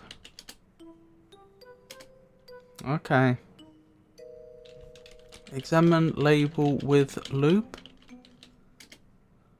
With the aid of your lucky loop, you can read the minuscule print. This compound contains arsenic. Administration in excess may lead to nausea, seizures, and death. Do not exceed appropriate dosage. Arsenic? Oh dear. Hang on. Are we going to find out that everybody, including Margot herself, were trying to kill her? So we can't determine who the murderer is because it could be any of them? That would seem a bit ridiculous, wouldn't it? Examine glass bottle. You see some oily smudges on the surface. Look at glass bottle. The glass bottle contains a rubber tube that is attached to its neck. Examine tube. Closer examination of the rubber tube fails to yield additional information. Alright. You close the kit. Close drawers.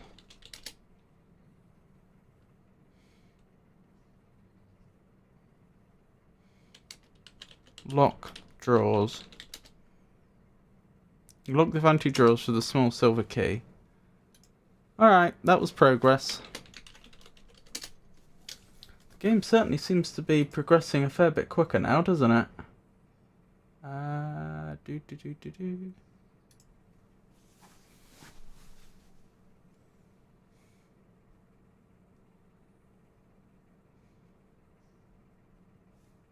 Oh, you can take and examine Margot's glass now.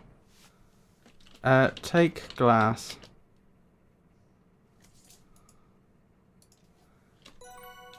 Examine Margot's glass. The last of the water in Margot's glass has evaporated, leaving a white powdery residue. I wonder what this could be.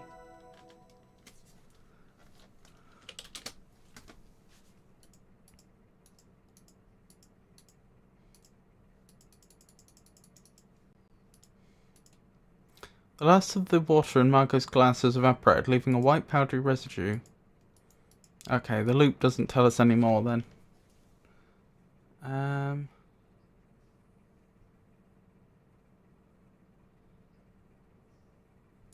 How do I get the jar in the river? If you could find a way to tie something to a tree and then your waist and then get the jar. Right, okay. That is a suitable hint. I understand what it's getting at. I just reset the enemies. Oh no, I'm very confused over here. I need the Avon!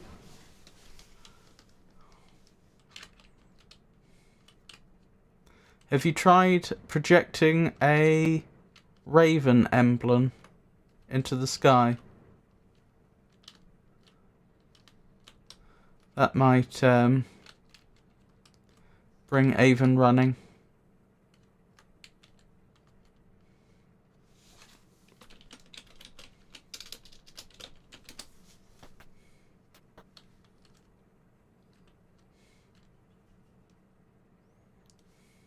I'm going after Sunlight Maggot now. I see. I need that helmet before Nito.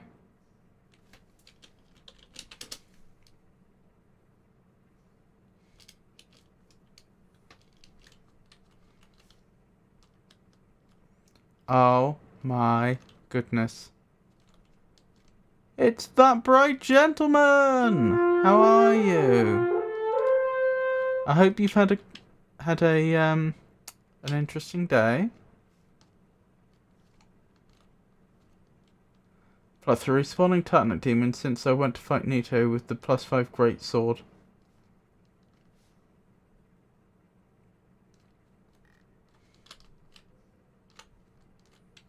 Yeah, sorry that bright gentleman. Have you had an interesting day?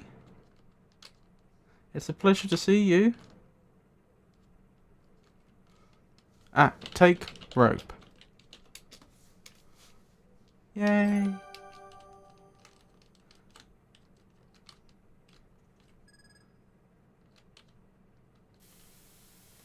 Save here. Before things go colossally wrong. Tie rope to tree. Tie rope to me. I'm not walking around with this rope tied around me. Take jar.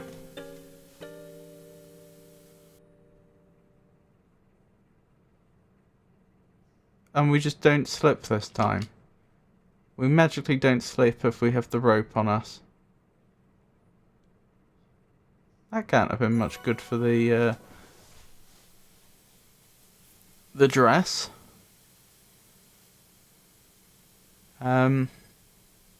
Shuffling up and down the muddy grassy slope by a river. Nah, it's not been such a great day. But you'll have that? I'll have what, sorry?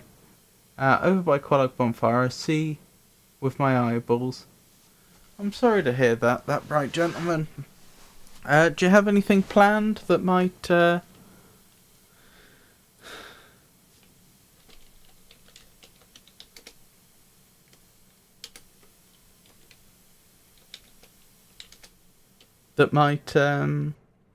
be somewhat cheering?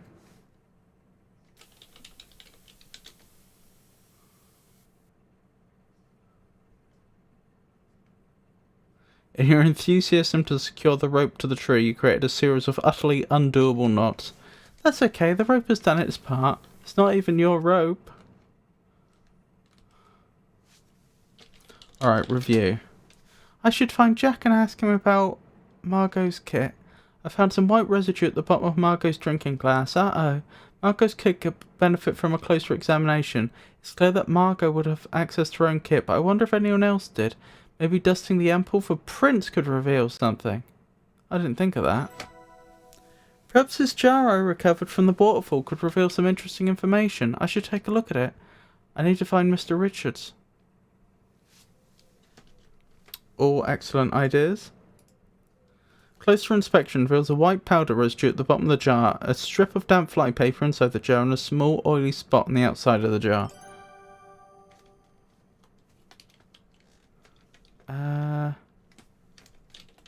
Compare jar with glass. Achieves little effect. How do I compare things in this game?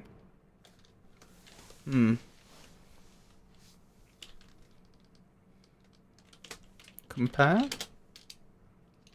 Okay. But I know I should take another look at Margot's kit. That's been made clear.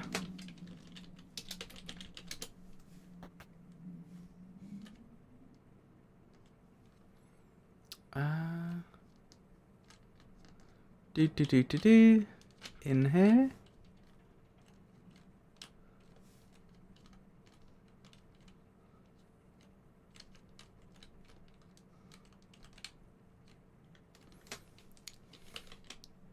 Unlock drawers. Open drawers.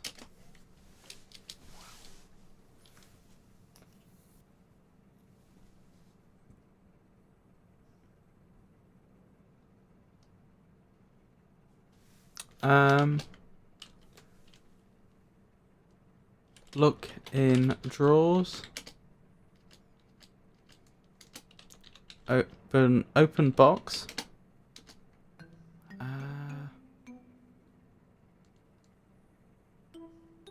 I've forgotten how I do fingerprinting.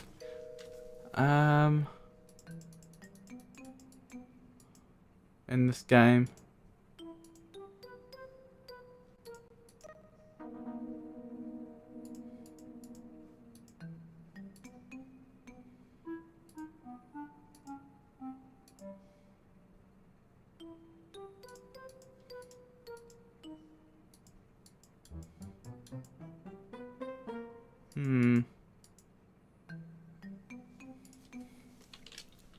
Dust ampoule for prints.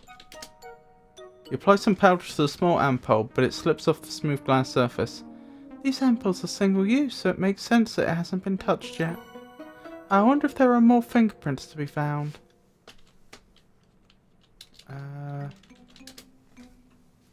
Okay.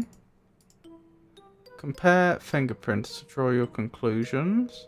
We already did that. Find Jack and Nathan. Find Evan.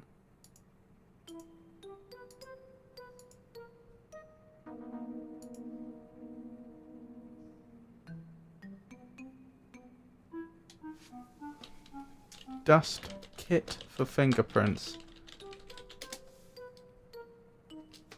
Dust kit for prints. Dust box for prints.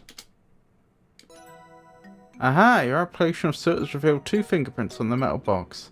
Take prints. Take fingerprints.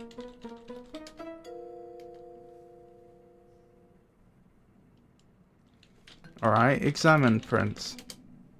Aha! You revealed fingerprints on the box. There are 2 fingerprints. One looks like Margot's, the other Jack. Ah.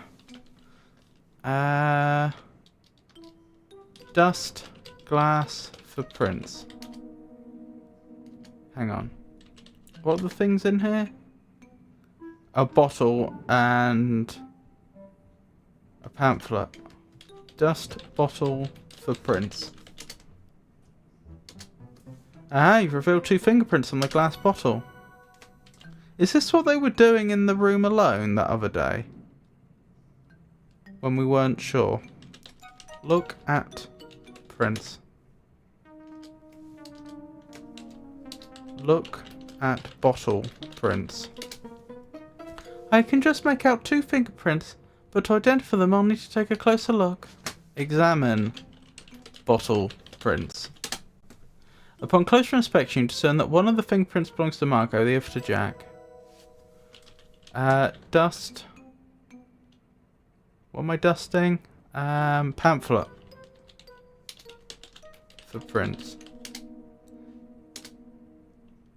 A fingerprint. I should take a closer look at that fingerprint.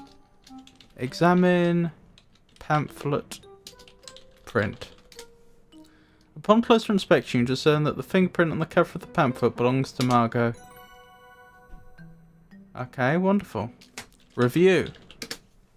I should find Jack and ask him about Margot's kit. I found some white residue at the bottom of Margot's drinking glass. Uh-oh.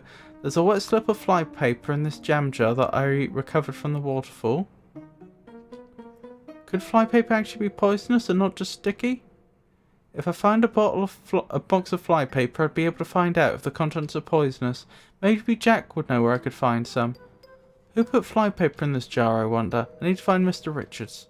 Okay. It doesn't say about examining the kit anymore. So it seems like we have actually accomplished that task.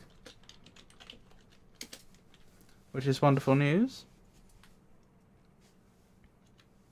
There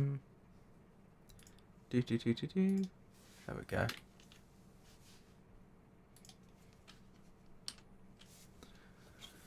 Weren't we told where we could find fly paper? I thought they kept it,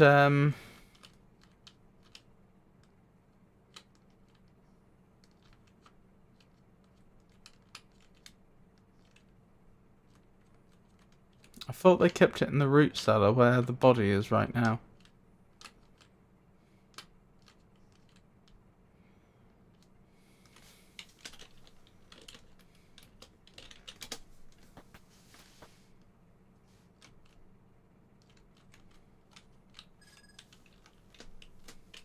Open door.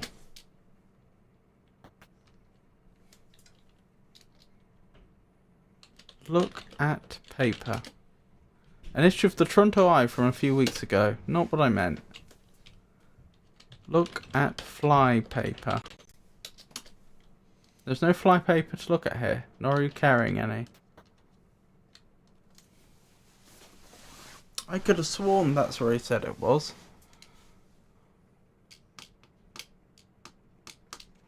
Alright, we can talk to Mr. Richards at least.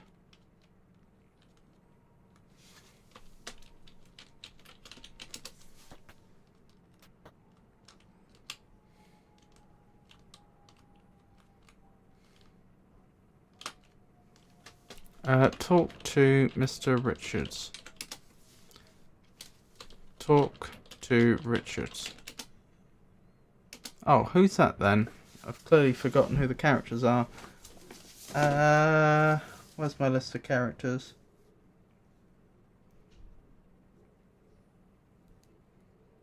Oh, Mr. Richards is Evan.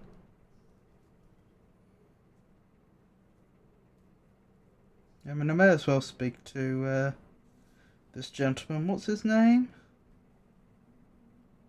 Mr. Resper. Talk to Resper. Albert puffs on his cigar and sips his brandy. He doesn't seem to be in the mood to chat.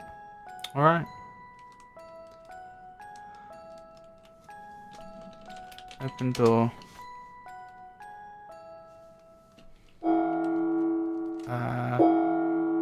Has Mr. Richards done a runner? Look at desk. This is Evan Richards' writing desk. A sturdy mahogany surface sits on a double pedestal, each of which boasts a drawer and a cupboard. On top of the desk is a blotter, a brass lamp with a green glass shade, a clock and a pen stand. The desk drawers and cupboards are all open and look like they've been rifled through. Examine papers. Someone has stepped on the documents scattered over the lush carpet and has created very clear imprints of their shoes. This shoe print looks like a woman's shoe with a bit of heel. It could be from Kimmy's or Nessa's shoe. If I can figure out either Kimmy or Nessa's shoe size, I can find out whose shoe this belonged to. Upon closer inspection, you think you can barely discern a couple of oily spots on one of the papers. Take papers? You're a mineralogist, not a forensic accountant. Alright, alright.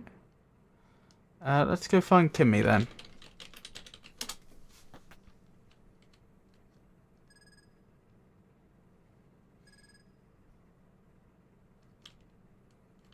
She was in the woods, wasn't she? Oh, there's Mr. Richards. Mr. Richards, there you are. Mr. Richards? Evan doesn't acknowledge your presence. He looks lost in thought, maybe highly inebriated, possibly both. I hear rumbling in the distance. Is that thunder? It sounds like an automobile heading towards the carriage house. Is Jack back from the train station? Maybe we should head over there and see what's going on. Or I could head to the lodge and see what's going on there. Is Kimmy gone?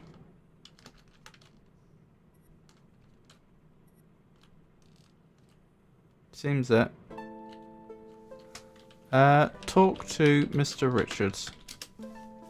Oh. Talk to Richards. Mr. Richards? What are you doing here? Mr. Richards ignores you and continues drinking. Review. I should find Jack and ask him about Margot's kit. I found some white residue at the bottom of Margot's drinking glass. There's a wet strip of flypaper in this jam jar that I recovered from the waterfall. Could flypaper actually be poisonous and not just sticky? If I can find a box of flypaper, I'd be able to find out if its contents are poisonous. Maybe Jack would know where I find some. Who put flypaper in the jar, I wonder? Phew, what relief. I found Mr. Richards. He looks a bit tipsy, but he's safe. Okay. Back to the, I hear voices near this doorway. I wonder what they're talking about. Yes, can say back to... Is that fire? Back to the, I forgot what they call it. The car house thing. Carriage house? Listen with glass. With the help of the drinking glass, you can hear a conversation behind the side door. They can't know why you're really here. Who knows what could happen? Of course! I understand the potential risk involved. Are we discreet with my investigation? We'll just say you were in the area, and that's how you got here so soon. Not that you're already on your way. Understood. The young lady, Margot. Yes, Margot. Is there any reason to believe her death was suspicious? She's always been a bit sickly. Don't bother yourself with that. Just make like you're looking into her death. That'll be a good cover. But focus on what you're really here for. Okay, Jack. The conversation seems to be over.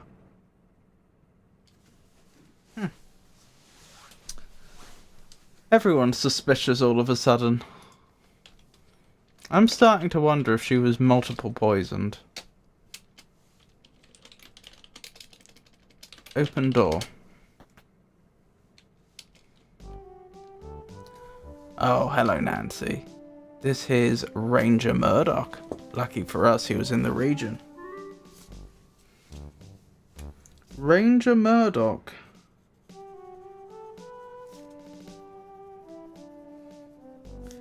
And in my notes, I'll add in on something. And then in parentheses, Jack. We know something fishy's afoot.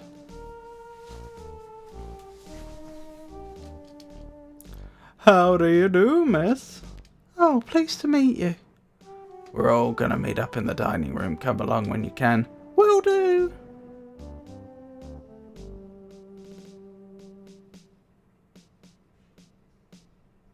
Come to think of it, I'm gonna have a cup of tea in the kitchen before heading to the dining room. It was a thirsty ride back. Good evening. Please meet us in the dining room. Yes, sir. That was less productive than I thought. Closed door, I suppose. Okay, let's have a look at this hint guide again.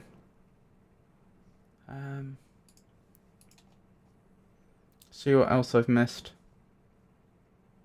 So, where are Jack and Nathan? Done that.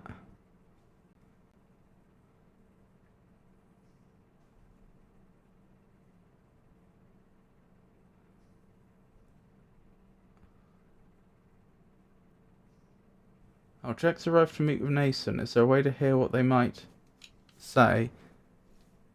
Apparently yes.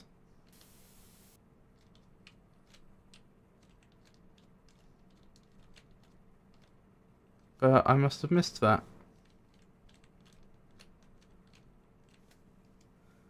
Now I need to find Evan. Where is he? Can I miss anything in the beginning of chapter 4? A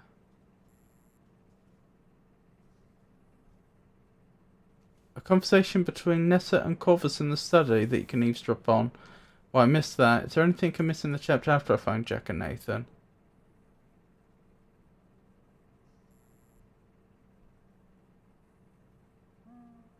Visit the dining room after you found Nathan in the carriage house to discover an interesting scene.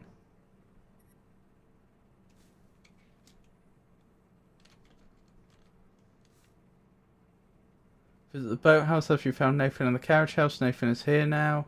Can you stop on a conversation in the boathouse when Nathan's here if you can figure out how to conceal yourself? Visit the orchard after you found Nathan in the carriage house and witness Nesta and Corvus having an intense conversation. Oh, we found that ages ago. Hide behind tree. There's a confrontation upstairs in guest bedroom 1 to witness. We missed that.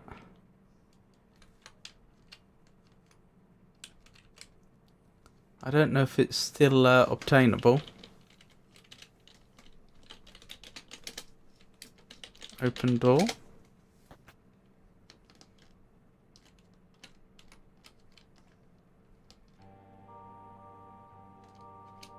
Hang on, no, that's not where I... Hang on, I'm skipping this. That's not where I should have ended up.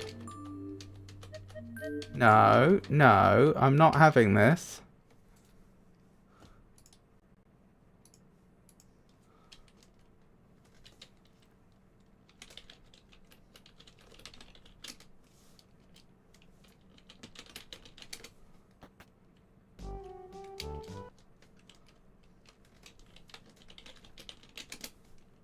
I should have been upstairs.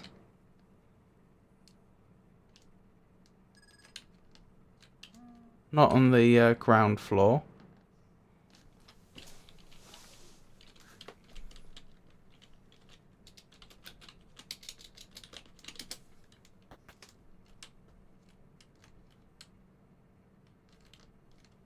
Thank you. Oh, what have we here? Hang on. What do I do for his accent? I've forgotten precisely. What have we here? You haven't fooled me with your timid act. I'm onto you. If you dare follow me once I'm done here, you won't make it to your next destination. Consider yourself warned. I know it's been added to your notebook. What is going on around here? Albert just yelled at me. Kimmy is holding a large map. She looks a bit flustered. He seemed very upset about my map. I was just planning my next birding trip. If the map upsets him so much, I'll just get rid of it. Kim tosses the map into the fireplace and sets it alight. Excuse me, Nancy. I'm going to the bathroom to calm down a bit. I just want to be alone, okay? Take map. The map is a little too hot to handle right now. That is unfortunate. That's interesting. I actually smell fire in real life.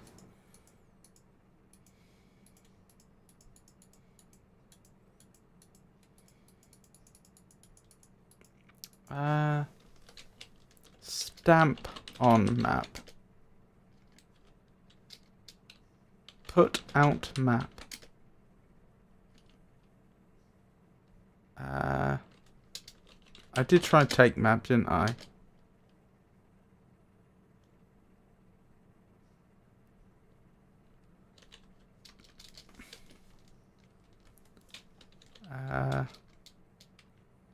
Look at map.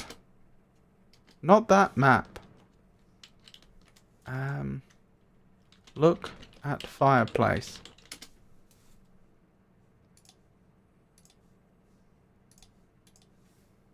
The filled stone fireplace looks like it would come in handy on chilly nights. Yeah, I'm sure it would. There's some powdery soot accumulating in the fireplace. There's a map in the fireplace. The map is on fire. Yeah, how do I put it out? Oh, I know. Take vase. That'll have water in. You never felt a need to have a vase on your person? No, the vase would have water in. For the flowers. Okay, take flowers. Please, be sensible. Put the fire out. Put fire out. You aren't currently carrying any water. That's why you take the vase. Oh my goodness.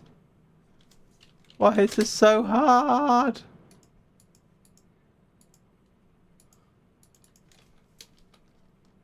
Alright. I'm gonna have to be quick.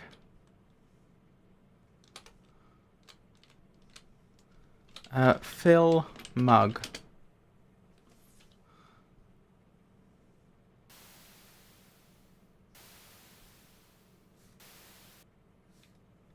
You fill the blue mug with water from the tap. Right. Okay. Please still be there. Put out fire. You pull the water onto the burning map. Take burnt map. Either that isn't here or you have no need for it. Okay, take map. You take the map out of the fireplace. Wonderful.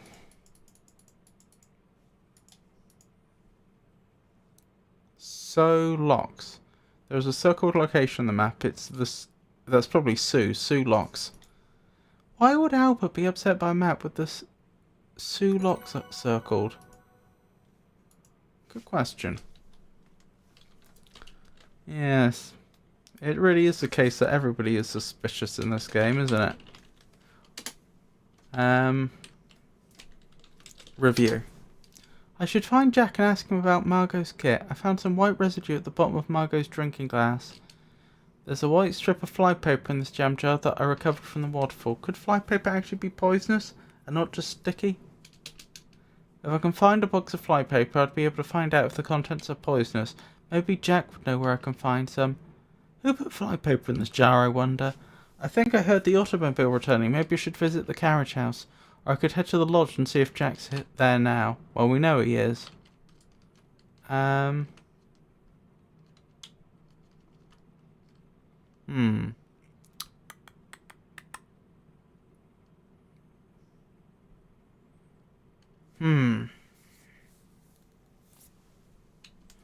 Debating what to try next.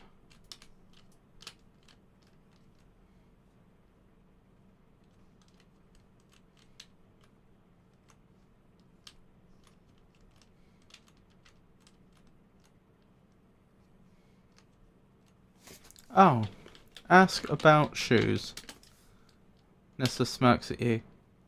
Playing detective, are you? Well, I won't be playing along. I'm not sure when this will be useful information, but it's always a good idea to be observant. Take shoes? Either that isn't here or you see no need for it. Okay.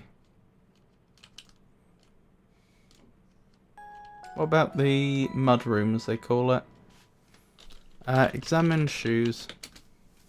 Which boots would you like to examine? The woman's boots or the men's boots? Examine woman's boots.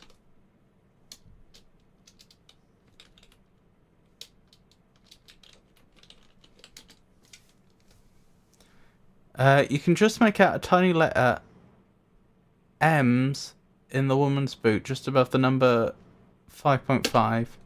That confirms his boot belonged to Margot, and that she wears size 5.5 boots. Okay.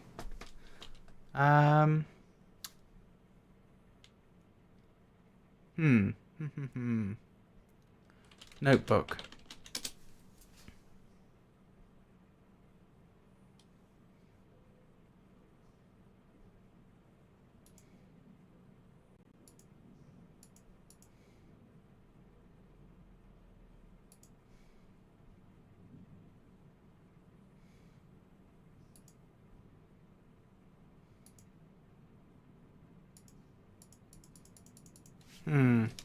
Okay. Is Jack here? Ask Jack about flypaper. I keep tons of boxes of paper out in the shed. The black flies up here are terrible. A murder. I wonder if it's just the stickiness of the flypaper or what. That stuff kills flies dead. Maybe I should ask Jack about the flypaper in the jar that I found. Ask Jack about flypaper in jar. Oh yeah, that's one of my jam jars for sure. I'd know it anywhere. Why is there flypaper inside? Where'd all that jam go? Did you eat all of it? Heh. No, I found it by the eastern waterfall, caught up in the rocks. So I was right. So my jam jars have gone missing. Who on earth is throwing them away like that? I'm not sure yet, but I'll get to the bottom of it. We know flypaper is pretty deadly stuff. Whatever's in it, this looks pretty suspicious. I've just brought Ranger Murdoch back to the lounge. Just so happens he was in the area. You should tell him about this. Will do, Jack. Shed, you say? Okay. We can head to the shed.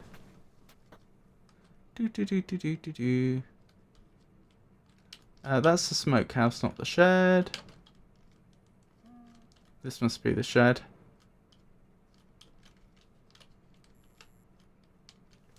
Examine flypaper. It would be easy for you to examine the flypaper box if you pick it up first. Take flypaper box. You pick up the flypaper box. Examine flypaper box. Danger, contains arsenic.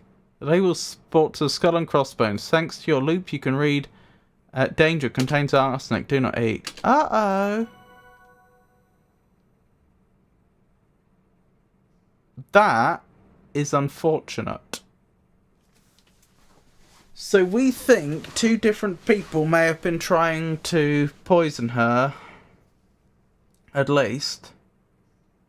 And both poisons we've identified so far have been the exact same one. So if two people were trying to poison her, it would be impossible to tell from the poison alone which one or both is responsible. Open door. Hang on. No. I don't want to do this yet. I went the wrong way.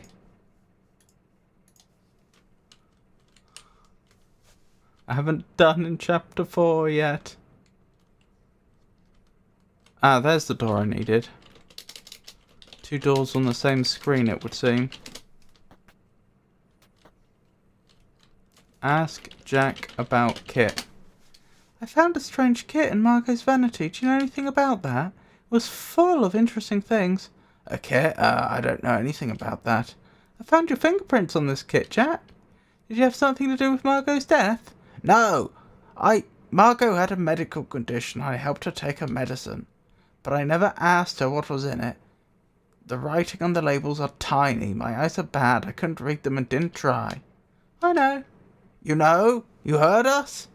Jack goes red. Ah, yes. Once. I didn't mean to. That probably sounded really suspicious.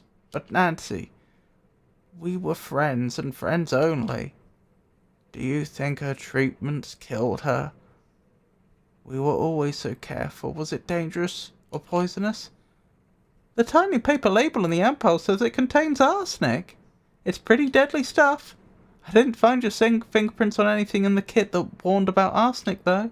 So I think it's possible you didn't know that Margot's medicine could be poisonous if an incorrect dose was given. I didn't, I swear. The little glass samples are single use. We couldn't have used too much.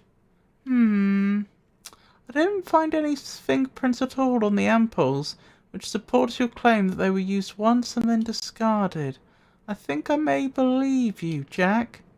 While it looks like Margot was getting regular doses of arsenical compounds, it doesn't appear her death was caused by an accidental overdose or intentional poisoning with her kit.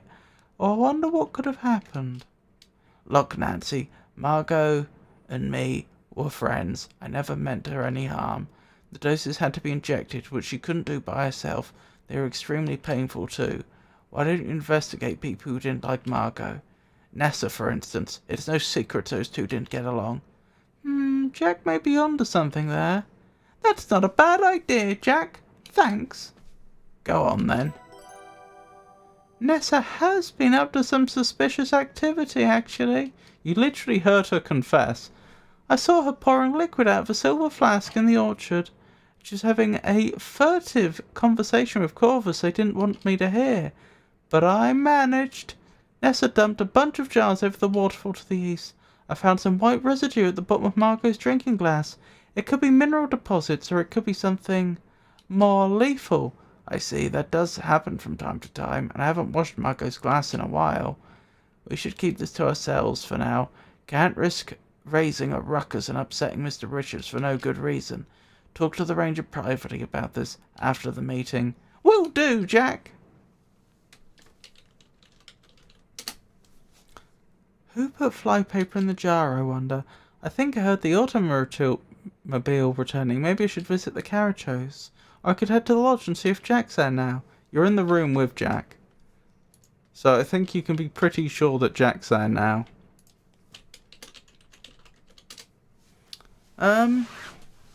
Looks like we've done everything we can do in this chapter.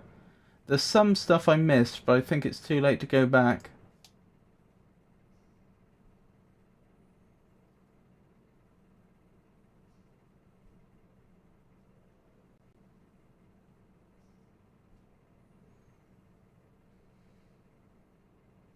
Oh, you can open the pamphlet to read more.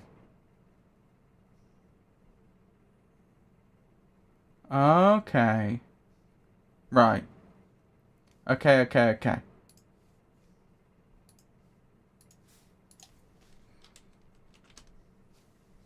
Let's go back and look at the kit again then. I think that's the last thing. The last thing I know of that we can usefully do this chapter. Look in drawers. Open kit. Open pamphlet. Read pamphlet. The interior of the pamphlet has detailed instructions on how to administer the mysterious contents of the kit. The instructions are complicated, involving sterilizing water, dissolving the yellow crystals in caustic soda, methyl alcohol. The instructions go on to say an assistant is required to help administer the injection correctly. This acidic solution ought to be injected deeply and slowly into each... Ouch, I don't think I want to read any more. There is an extremely small paragraph at the bottom that you can't quite make out. Had I used the loop before? Read with loop. Loop.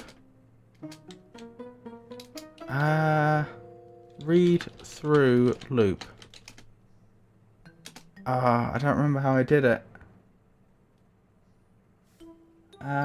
Look through loop. Look at pamphlet through loop. Come on, we know there's a small paragraph we can't quite read and we have a loop.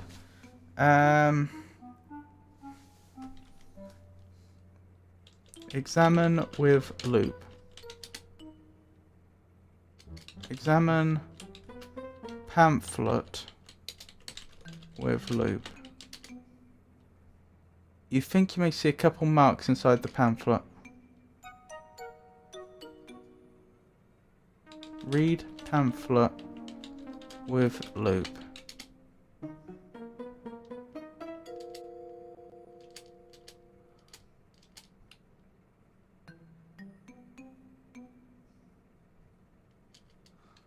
Read small paragraph with loop. No matter how hard you squint, you can't read the minute letters in the small paragraph. Examine small paragraph with loop. With the aid of your loop, you're able to discern the following. Yes! Oh my goodness, that could have been easier. Warning! Iolix... Hang on. Warning! Iolix magic bullet contains arsenic. Administration excess may lead to nausea, seizures, and death. Do not exceed appropriate dosage. Oh, Margot, I have a bad feeling about this.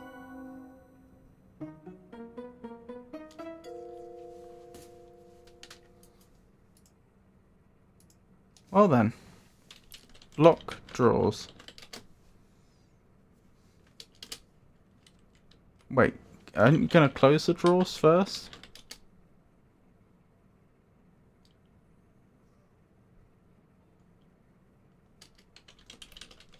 I think we found a bug. Can I just do lock drawers indefinitely? Yeah, I don't think lock drawers actually does anything other than cause some dialogue to appear on the screen claiming that you're doing it. Okay.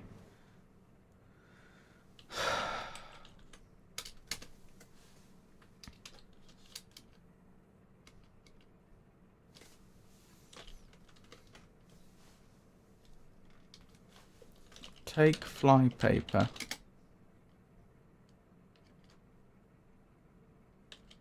Look in jar.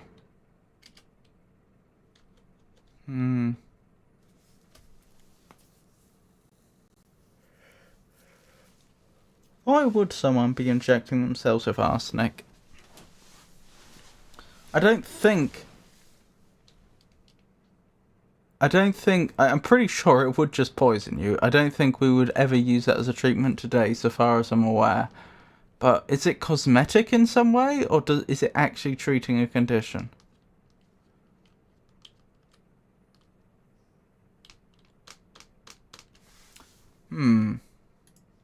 Hard to say. Alrighty then.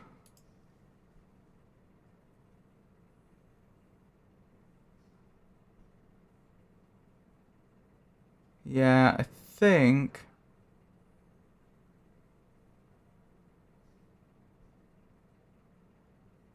Oh, is there a handle I can get fingerprints from? Hang on.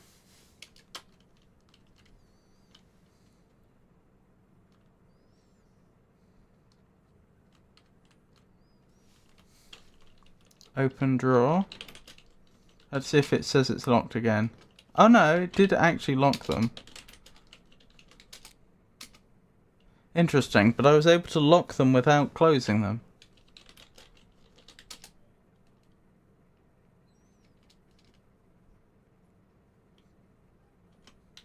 Look in drawers.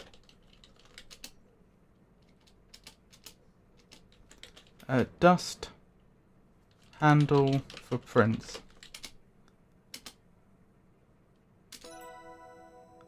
Kind of helpful how there's always two fingerprints and they're always the same people. Examine prints. There are two fingerprints. One looks like Margot's, the other Jack. Aha, you revealed the fingerprints on the glass bottle. On the metal box. On the pamphlet. Close drawers.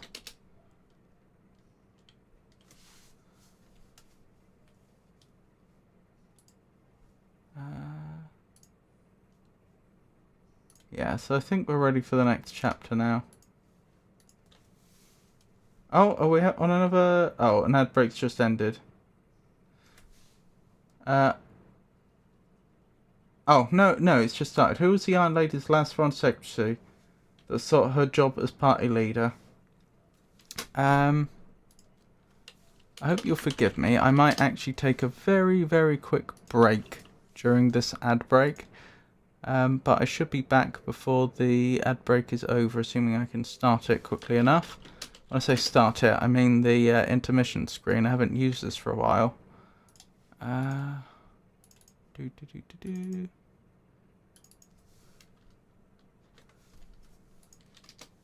There we go.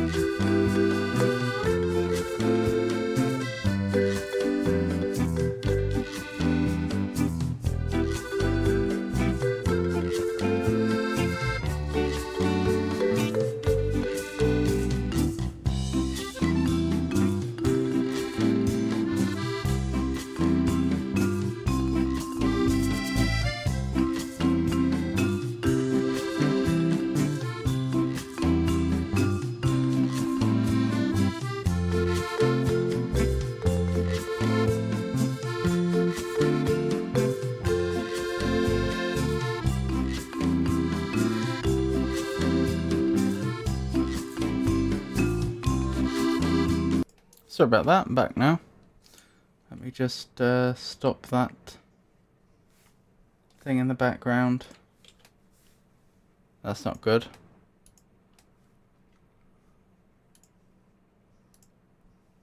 Sorry about that.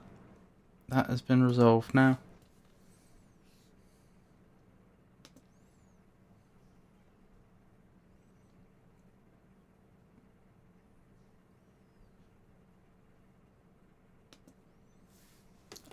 Where was I?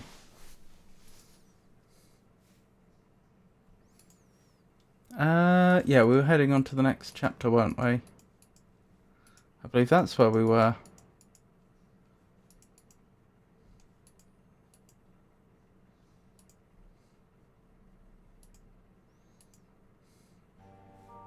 Wow, almost everyone's in the dining room already. Hopefully after this meeting I'll have a chance to tell the Ranger about my investigation into Margot's murder. Ah, Nancy, there you are. We're about to get started.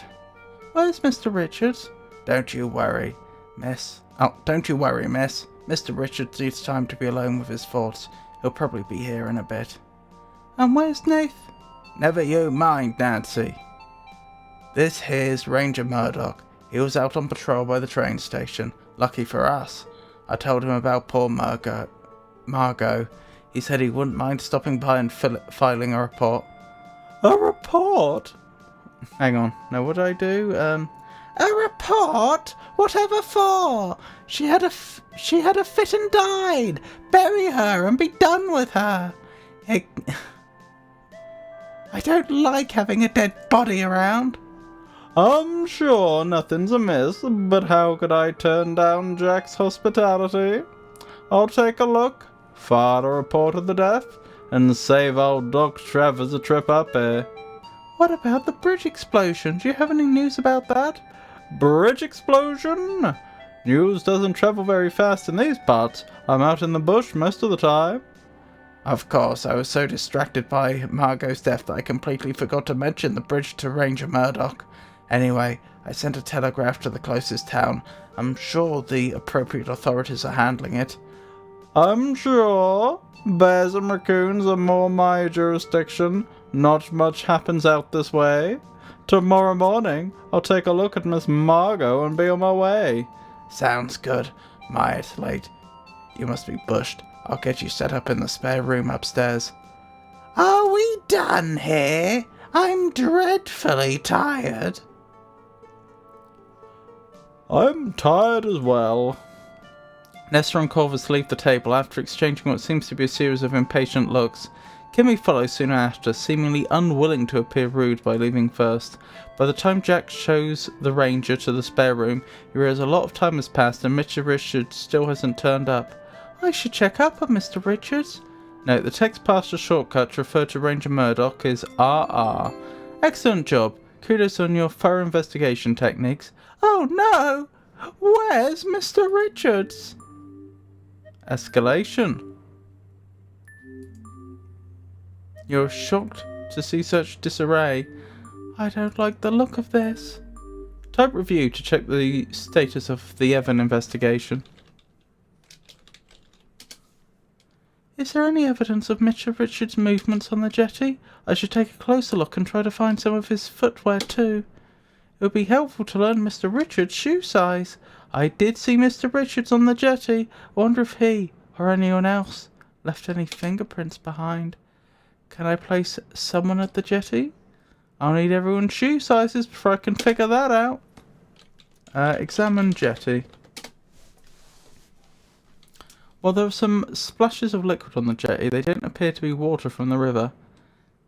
Yikes, look at all this broken glass. I can also see some scuffs and wet shoe prints. Dust jetty for prints. Actually, effects. Dust glass for prints.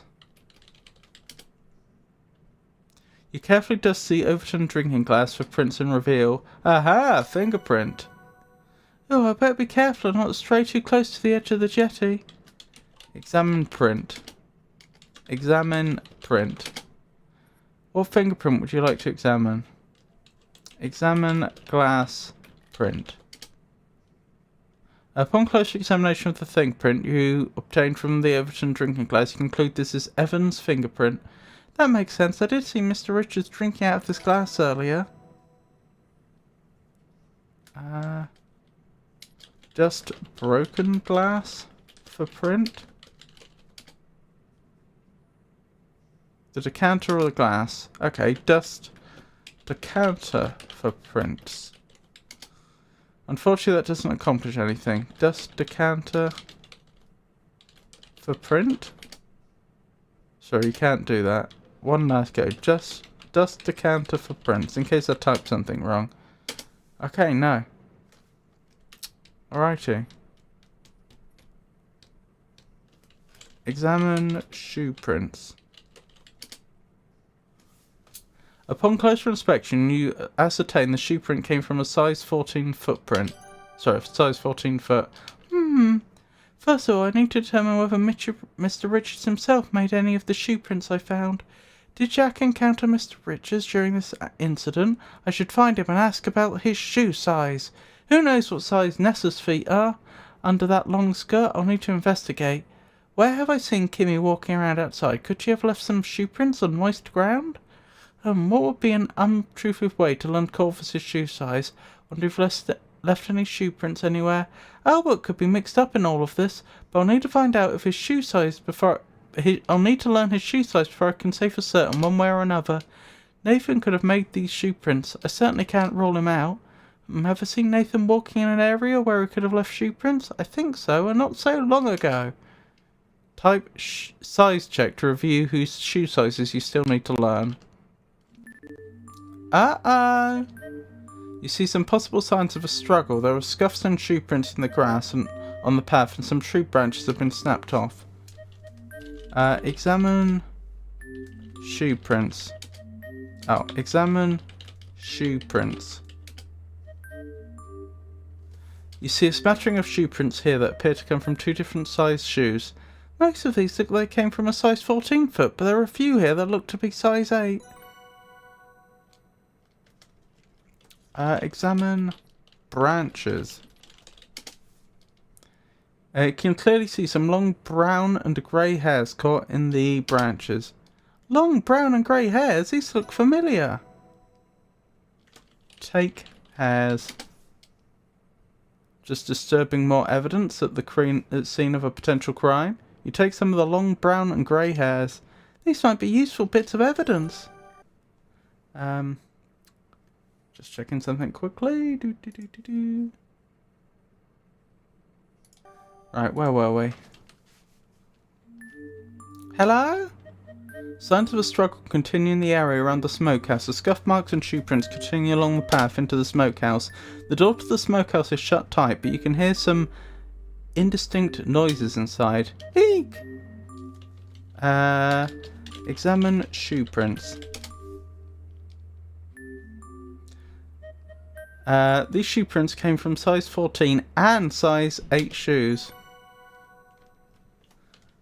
Listen with glass. You don't hear any voices. Open door. You open the smokehouse door. Oh!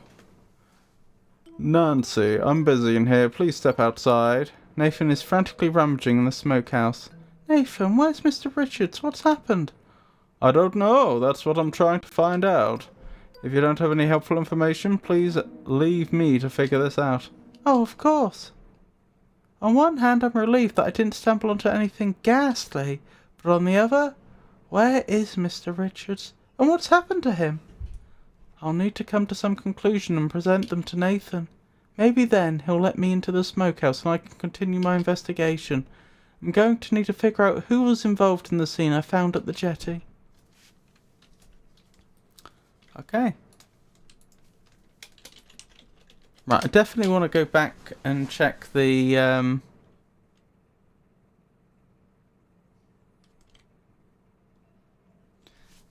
shoes in the mudroom. Examine men's shoes.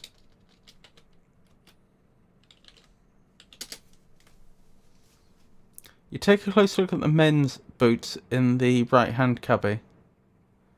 Thanks to your loupe, you can clearly see the initials ER written on the inside of the boots in small letters above the number 12. These boots belong to Mr. Richards. Rubber soles too. You also peer at the man's boot in the left-hand cubby. There's another pair of boots here that are marked with J and are also size 12. Ah, these must be Jack's boots. These have leather soles. Aha, the shoe prints I found on the jetty aren't Evan's. It doesn't appear he walked away from the jetty. The scuff marks I found on the jetty leading away from the jetty were made by rubber-soled shoes. These rubber-soled men's boots belong to Mr. Richards. He's a practical man. I recall he was wearing a similar pair of brown boots the last time I saw him at the jetty. Uh-oh, I think Evan was forcibly dragged away. What, by someone with size 14 and someone with size 8 shoes? Could that be Nessa and Corvus? Could it? Is it possible?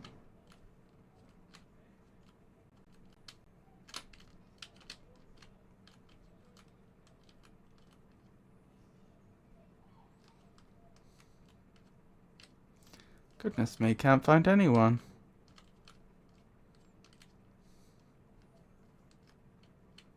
Wow, this place is deserted. Wow, no one downstairs. So far as I can see.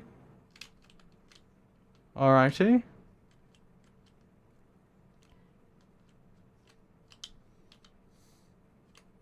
No one in here. Alrighty.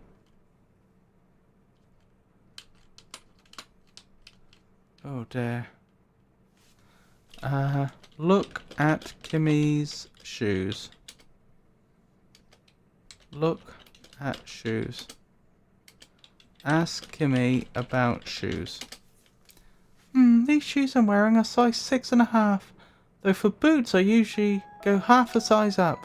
Thanks, Kimmy. That information might be very helpful. That means the shoe print I found in the study belongs to Nessa. Well, it doesn't prove it, but I agree by the process of elimination it seems likely.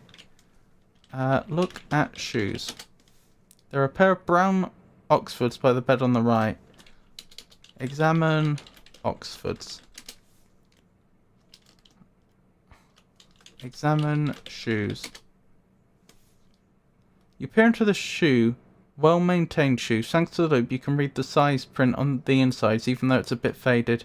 I see, these shoes are size 14. Seeing as they are set down by Corvus's bed, I think it's safe to assume they are his shoes. Examine bag. Look. This is a bedroom Jack is sharing with Corvus. Judging from the crate haphazardly filled with clothes, Jack didn't get much notice regarding this new living arrangement. There's a large dresser set against the back wall containing many small drawers. There is a pitcher and a drinking glass on the top. You also see a low coffee table, a writing desk, bookcase, plush armchair, and a pair of beds. A door in the west wall leads back to the upstairs hallway.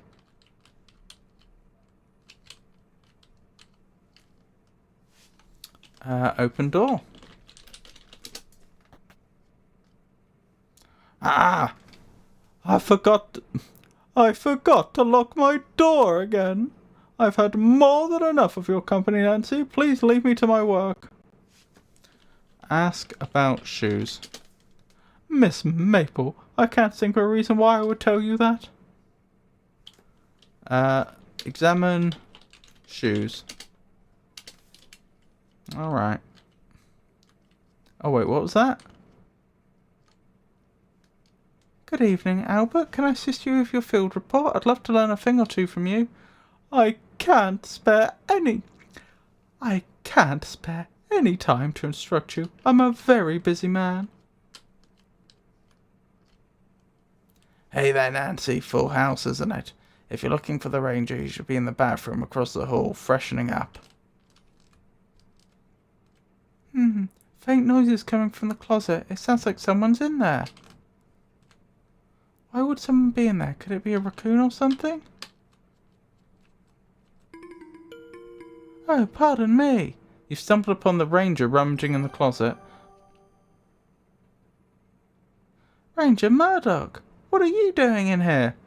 Oh, Miss Maple, is it you? You certainly gave me a start.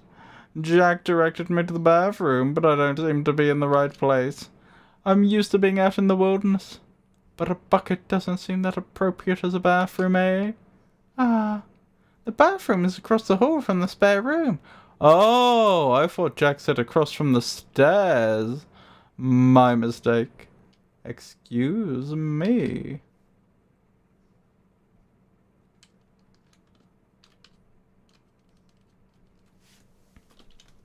Knock. Open door.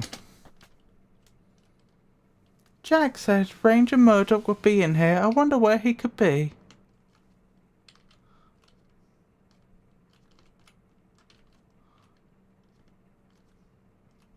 Are there any shoes in here? Examine shoes. No. Alright. Size check. Need to figure out whose shoes made the shoe print on the jetty.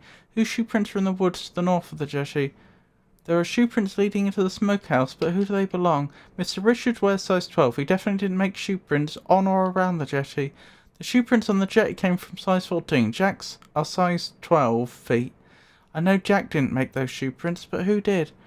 I know Nessa wears a size 8, but I need to rule out all the other... How do you know that? I don't think we know that. But I need to rule out all the other guests before I can make a definitive conclusion. Kimmy wears size 6.5. She wasn't involved. What a relief. Corvus wears size 14. He could be involved, but I can't say for certain until I learn everyone else's shoe size. Albert could be mixed up in all of this, but I'll need to find out his shoe size before I can say for certain, one way or another. Nathan could have made those shoe prints. I certainly can't rule him out. Have I seen Nathan walking around an area where he could have left shoe prints? I think so, and not too long ago. So is it just Albert and Nathan left? As far as the shoes are concerned. No sign where Corvus and Nessa have gone.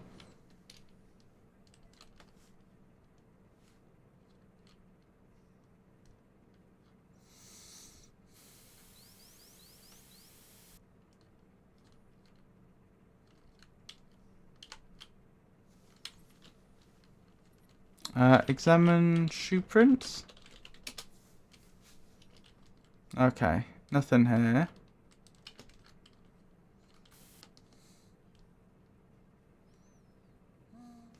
Examine shoe prints. Here we go. Jack was walking quite extensively on this part of the riverbank. These shoe prints are size 12. Examine shoe prints. The shoe prints on this side of the bridge are quite large and freshly made. Considering I witnessed Nathan making these shoe prints, I can conclude he wears size 16.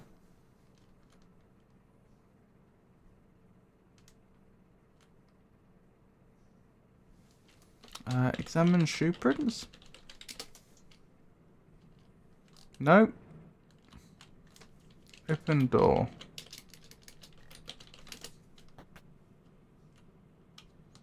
Closed door.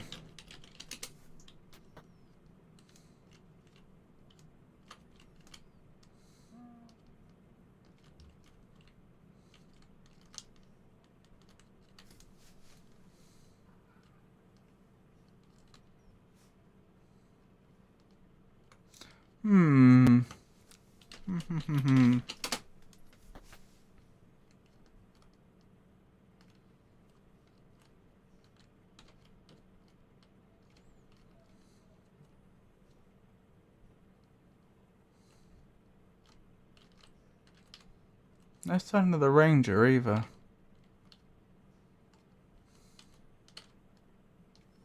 And I hear voices near this doorway. I wonder what they're talking about. Listen with glass. With the help of the drinking glass, you can hear a conversation behind Albert's bedroom door. And what government agency did you say sent you, Mr. Rasper? Your government sent me. The specific name of the agency escapes me. Here, I have the documents. I trust they're in order. Ah, thank you. Let's see. Yes, those look just fine. Of course they do.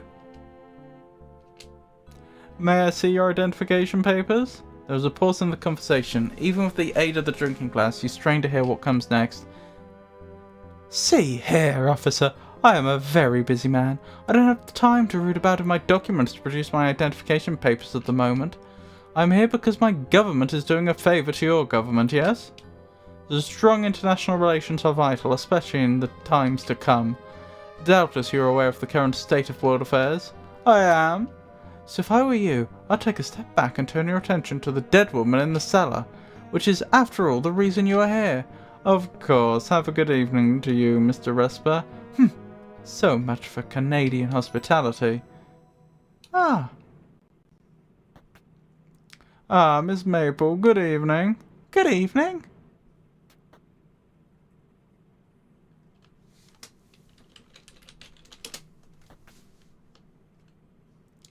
I cannot abide these unwelcome incursions into my quarters. Seek out more amiable guests.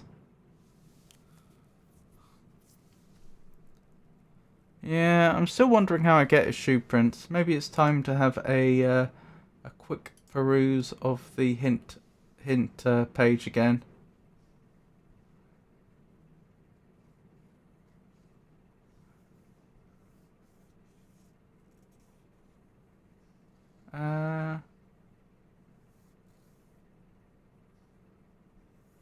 Smokehouse scene. Oh, maybe I'll go back to the smokehouse now. That could be it. Down we go. Open door.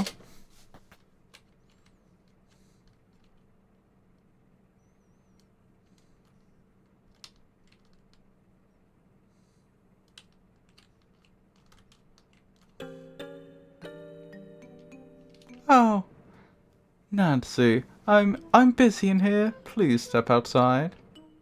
Nathan, where's Mr. Richards? What's happened? Dum-de-dum-de-dum. We've read all this before.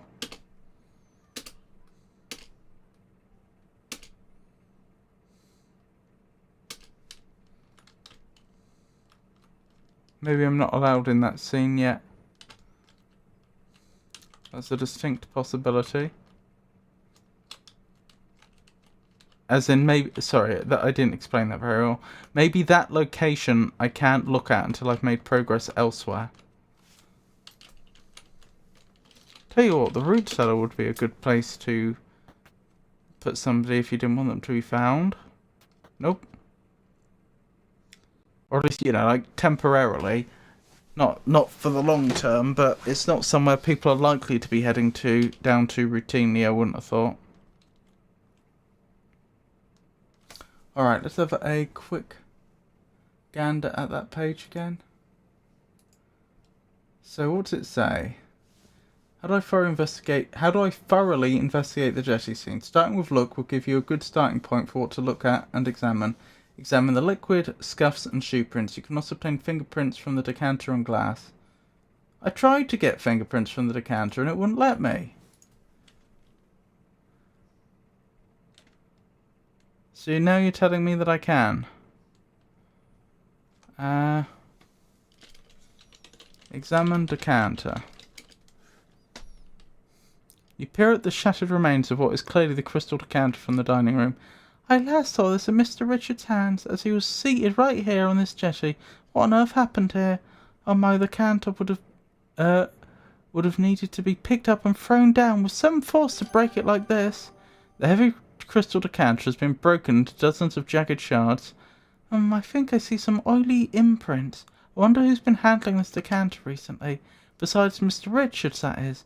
Because I doubt he would have broken the decanter intentionally. Dust decanter footprints. Dust decanter. Oh, there we go. You carefully dust the crystal decanter fragments to reveal 2 fingerprints. Examine prints. Examine decanter prints. After peering at the fingerprints on the broken bits of the decanter, you conclude one of the fingerprints belongs to Evan, the other is Nessa's. Oh, that's good bit of progress. That is good progress. Okay.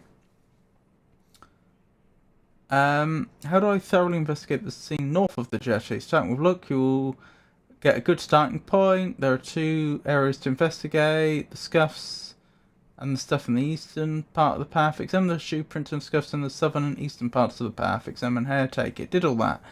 How do I thoroughly investigate the smokehouse scene? Start with look. It will give you a good starting point for what to look and examine. Examine the button. Okay, but I can't because somebody's there. Or have they moved out the way now?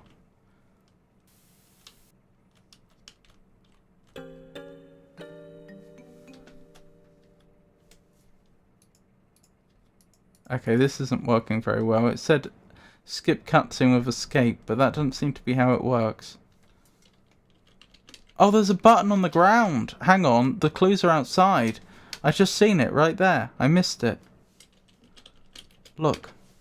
The smokehouse is small, but looks like it gets the job done. A grate close to the ceiling is blackened by wood smoke. You can see the orchard to the north, a forest clearing to the west, and the river to the south. You see some tiny specks sparkling in the moonlight.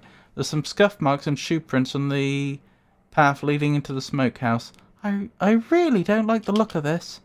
There's something round and metallic shining on the path. It looks like a button. Take button. Blimey, a metal button. Very fancy. You pick up the round metal button. Then again, they did have plastics at this point, but they hadn't come in a major way yet. So, to be fair, I imagine they were making buttons out of other substances. Metal, obviously. I wonder if they used wood very much. Wooden buttons. Probably. Examine button. The metal button is shiny and appears to be pretty new. Who could this belong to? I should look more closely at people and what they're wearing.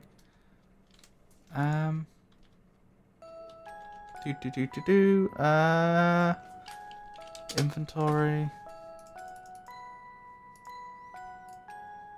These long grey-brown hairs still have their follicles, indicating they were removed with some force. I found these caught in some broken branches. It looked like there was a struggle in the woods. Only Nessa's has hair like this. The metal button is shiny and appears to be pretty new. Yeah, okay, there's nothing, no new information there. Alright, still, that's progress. Can't complain about that. I'm afraid I am going to still be looking at hints, though. So, examine button. If you looked at Corvus before this, you'll identify it as this button. Take the button. You can look at Corvus after this, too. Okay. You can even dust the button for fingerprints. Oh, that's a good idea. Examine shoe prints and scuffs. Open the door. Nathan will shoe you. Okay. Right, so that's where I should be up to. Dust button. Applying powdery soot to the metal button fails to yield any usable fingerprints. It was worth a try though. 37 vitality and I got the sunlight maggot helmet. Well done, Rowdy. Well done indeed. I did so much damages. Avon, I killed Fire Sage as well. Ah, Avon's been helping you. Avon has joined you. That's lovely.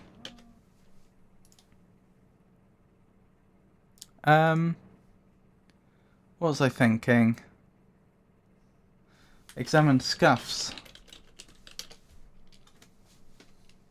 Fire Sage, that's in Lost Isolith, isn't it?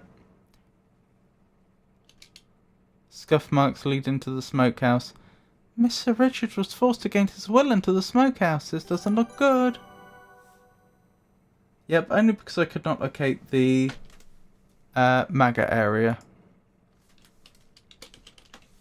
But I thought you defeated the sunlight maggot. I dropped a bit of humanity for Rowdy, just enough to push her over the 30 needed for the shortcut door. Oh, that's incredibly kind of you, Avon. What a charitable thing to do.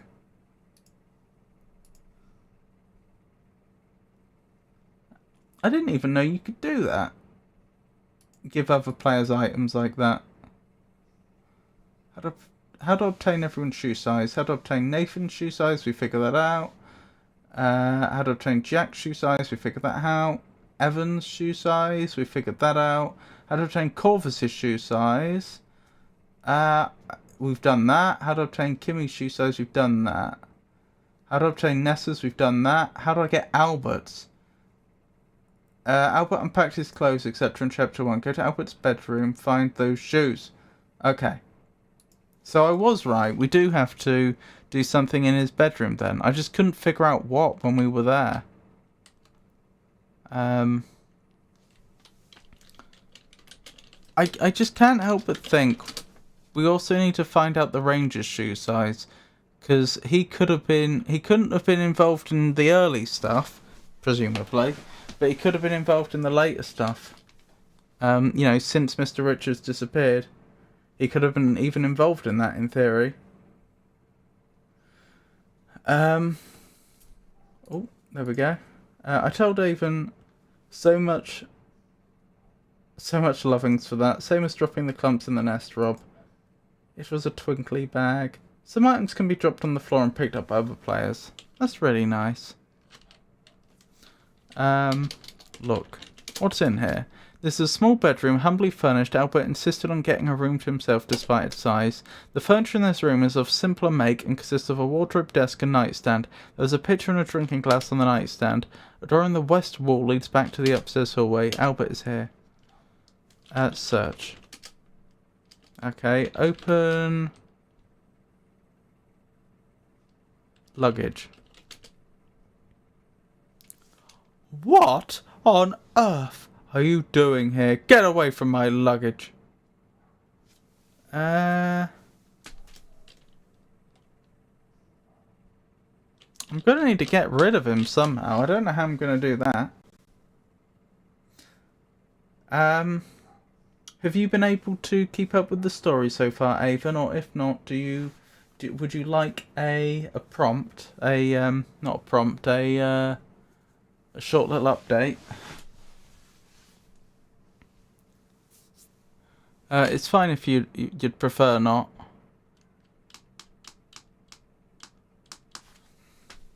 Talk to Albert. What do you want now? Talk to Albert about samples. I'm trying to annoy him to make him go. Oops. I'll ask Albert about samples. I get the general gist, but I've only gotten bits and pieces of the story. Okay. Well, Margot's dead, as you know, and we've found various bits of evidence on her, and now Mr. Richards has gone missing. That was her partner. We saw him drinking heavily at the jetty, and then we went back to look for him, and there were just footprints and scuff marks leading away from the jetty. We've looked at the footprints, determined none of those were his.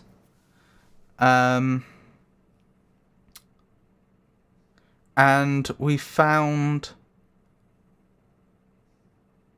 the scuff marks and footprints lead all the way to the smokehouse, but there's nothing in the smokehouse, which is strange.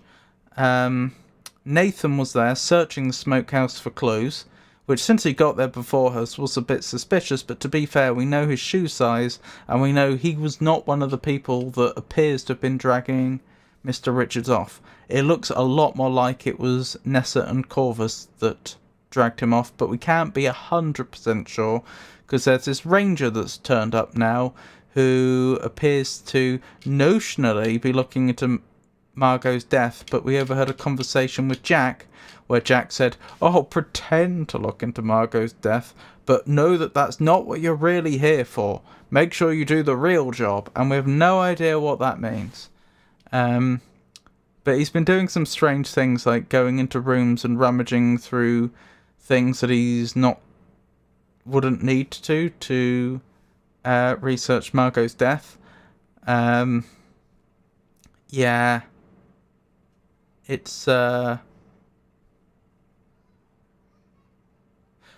there's something funny about that ranger that we haven't we don't yet have enough information to pin it down. I've completed my fieldwork to my satisfaction. I'm in the midst of preparing my report, after which I'll be on my way.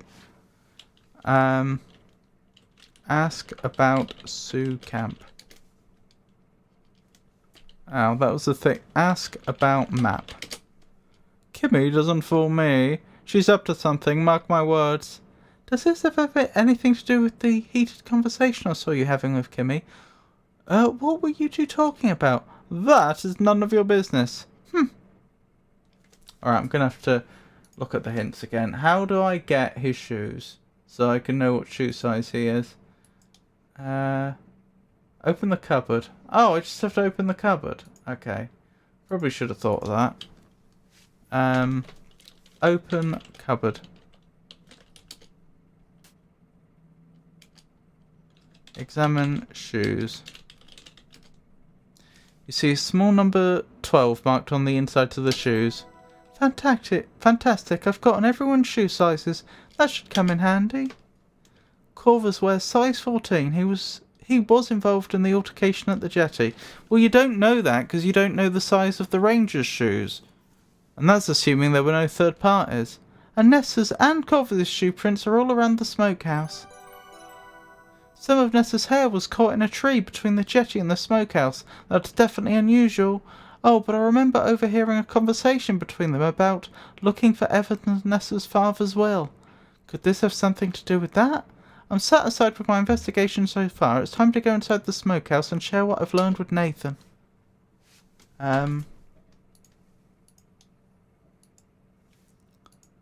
Wonderful. That is tremendous progress. I may as well check the hint guide at this point to see if there's anything I've missed.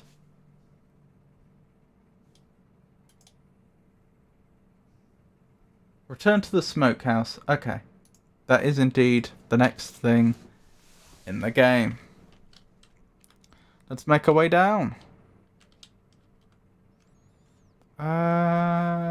Smokehouse. So open the front door. And we'll be going to the right.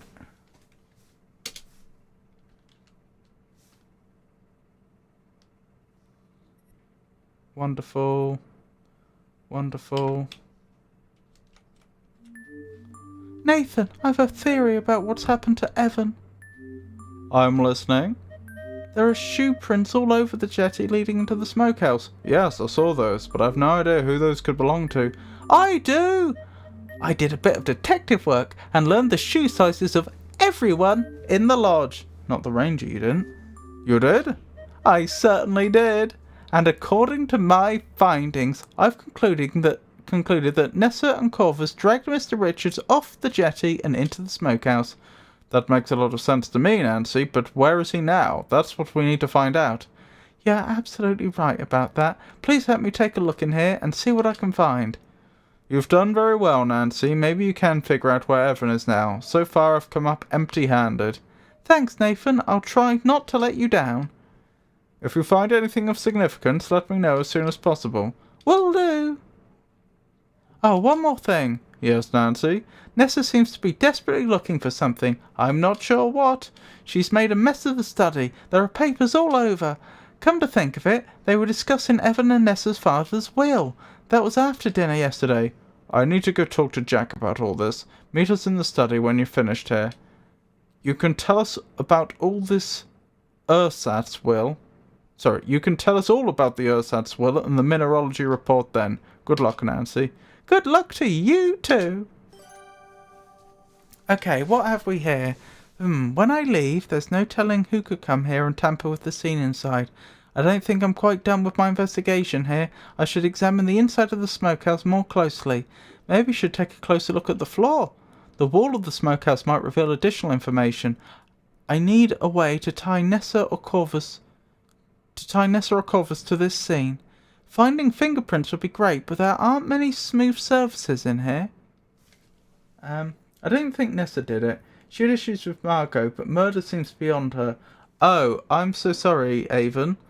You must have missed a conversation earlier where we literally overheard her talking to Corvus, saying that she'd taken some of the flypaper that they had on the estate, put it into a jar of water, and then she'd been giving that water to Margot in order to kill her, and that she was disappointed that the death was so sudden. She thought it would be less suspicious, a slow gradual decline. She didn't expect her to suddenly fit. And then she made a joke about how that Margot's so inept she even died wrong. And then she said that she'd thrown the jars into the river. So we looked in the river and we found one of those jars that had got caught in some rocks. It hadn't gone off the end of the waterfall, and we found some flypaper still in it. And then we found I think there was a crystal-y substance at the bottom. Yes, there is. Which we found the same crystals. Well, we think it's the same crystals. The game doesn't actually seem to let me compare them. But we found similar-looking crystals in Margot's jar from her boudoir. So, absolutely... Oh, and we found a box of that flypaper, and the box of flypaper said, "Be careful, this contains arsenic." So it's pretty clear that I'm not one to jump to conclusions, but it's not looking good for Nessa at this point.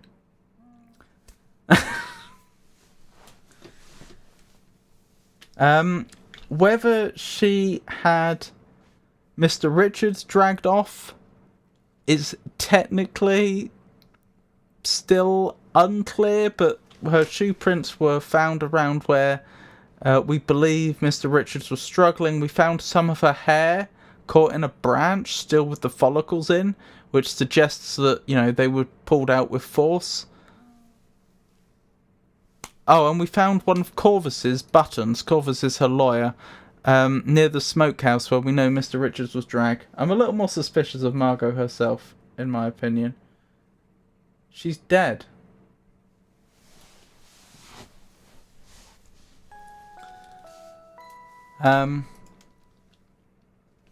Okay, examine floor.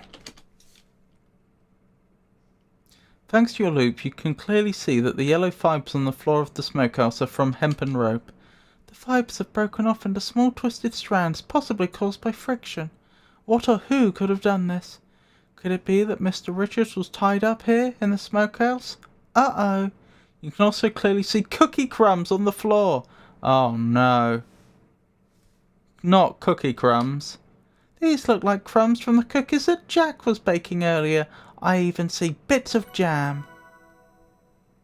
Mr. Richards was most likely dragged into the smokehouse and kept here briefly. But where is he now? Could he have hidden some sign in the smokehouse that would indicate where he was taken? If he knew where he was being taken. Examine wall. There's a symbol marked in something sticky and red on the smokehouse wall. The symbol appears to be a circle within a circle. The smaller circle is copiously filled in with red substance. Uh-oh. I wonder what the symbol is painted with. It's definitely not paint. Jam, of course. It's sticky, drippy red and a bit chunky. Ooh. There's a strange symbol painted on the wall, a circle within a circle, with the inner circle a solid red colour. What could this mean? I wonder what the symbol is painted with. It's definitely not paint. It's sticky, drippy red and a bit chunky.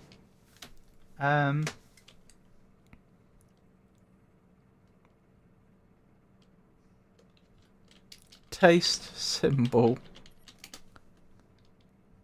You seriously question your own judgment, but you crane your neck towards the wall and stick your tongue out. You gingerly touch the tip of your tongue to the smokehouse wall. Oh, tastes like raspberry jam. Of course, we're not interfering with a crime scene here, not at all. Margot had a murder record. I don't think we know that. We just know she was caught up in some dubious dealings. We know that... Do we know that? Do you actually remember her admitting to murder? I thought that Nessa seemed to indicate that she had done something really bad up north, I think it was, which she'd clearly tried to escape from. You may just have a better memory than me, but I don't remember her being specifically linked to a murder. And I wouldn't put it past a game like this to have a twist where the victim took the place of her supposed murderer for a bit. She heavily implied getting rid of the people who were after her. I see. Well, even if that were true, that's not necessarily murder. If these people meant her harm and there was no... that they weren't justified in whatever they were doing. In a game like this, she almost certainly dropped some bodies. I see. Examine ceiling. Examine... well, I mean, the ceiling is the proper name for the inner surface, but what about roof? No. Examine up. Okay. Dust symbol. Dust floor. Dust barrel. Dust table. Dust pot. The large pot is already blackened and caked with ashes from years of smoking meat. Trying to acquire prints from it would be fruitless. It was a good thought, though.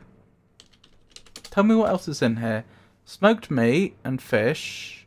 Work table. Salt. Barrel. Large pot.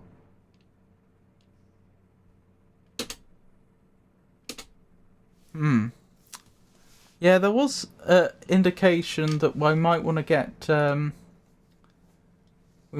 get prints from this room, but I don't see a way. Oh, 20 questions. Yeah, we can do that.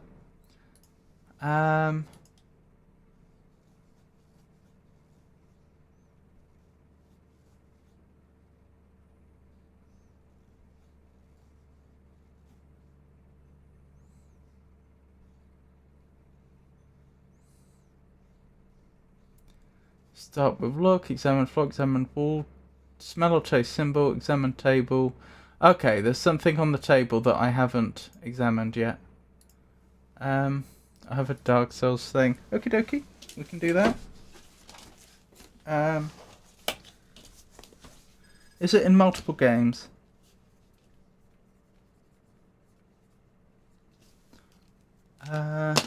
Examine table. There are jagged fragments of Jordan almonds scattered all over the table. Why in the world would Jordan almonds be in the smokehouse? Dust almonds? You carefully dust the Jordan almond fragments for fingerprints, and amazingly, you're able to recover a partial fingerprint from one of the larger pieces of Jordan almonds. Examine print. After comparing the partial fingerprint you obtained from the Jordan almond pieces, you conclude, Nessa is the one who crushed these Jordan almonds in the smokehouse. Aha, I think I've figured it out. Nessa crushed the Jordan almonds on the table, but why? I have no idea. Are Jordan almonds particularly dangerous to anyone in the lodge? I should ask around. Judging from the frayed rope fibres, Mr. Richards could have been tied up in the smokehouse after he disappeared from the jetty. I think Mr. Richards partially freed himself and painted a symbol with raspberry jam. He took care to conceal the symbol under the table. It could indicate where he was taken next. The symbol looks like the thumbprint cookies that I saw Jack baking, and their middles were filled with raspberry jam.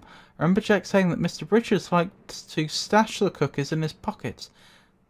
So he's been taken to a pocket? And I did find cookie crumbs on the floor in the smokehouse. The symbol on the wall of the smokehouse is clearly made out of Jack's fingerprint cookies. Oh, I see, so he had some on him. There are cookie crumbs all over the floor, and the jam is definitely Jack's raspberry jam. Maybe Jack or someone else would know what this symbol means. I should ask around. It's in multiple games. Okay. Can it take damage?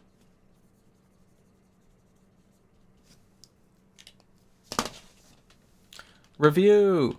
Oops. I am so sorry. I did not mean to do that. Review. I should talk to Nathan and Jack about all this. I'm becoming a little dependent on the guide at this point, but I will double check I've not missed anything. You can now leave the smokehouse. Wonderful. I don't know if it can take damage. Okay, fair enough.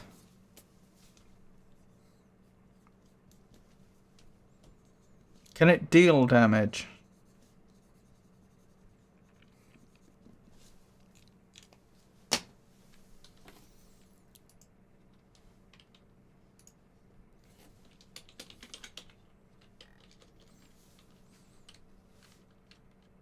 No, it can't deal damage.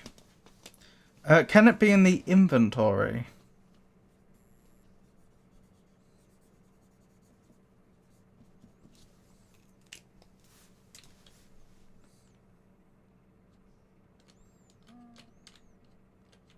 That was an owl, wasn't it? That little beepy noise. I think that's supposed to be an owl hooting. Yes, it can be in the inventory. That's interesting. Can it be equipped?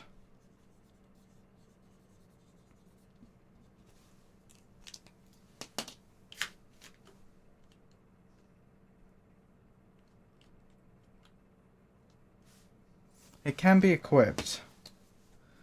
Is it weapon or armor? I'm asking together because I'm expecting the answer to be no. But I'm going to be a good little investigator and rule them out properly. No. Okay. Can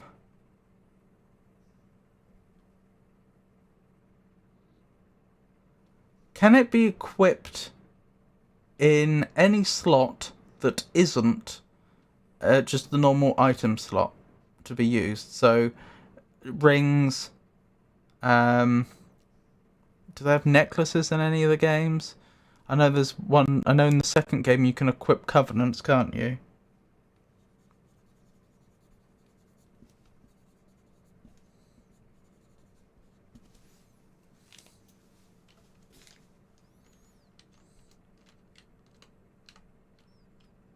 I thought they said they'd be in the dining room. It can be equipped in a non-consumable slot. Ah. I should talk to Nathan and Jack about all this. Gonna have to find him. Is it a ring?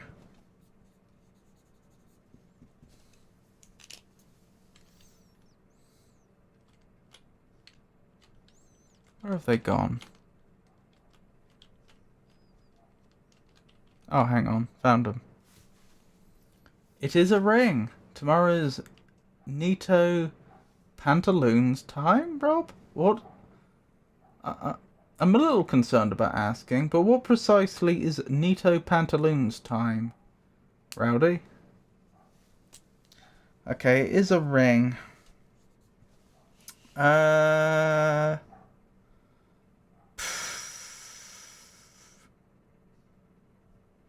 Is it in Dark Souls 1?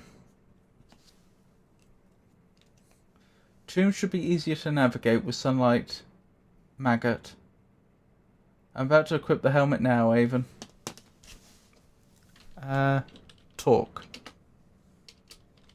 Talk to Jack. It is in DS1. Can it be acquired before sends?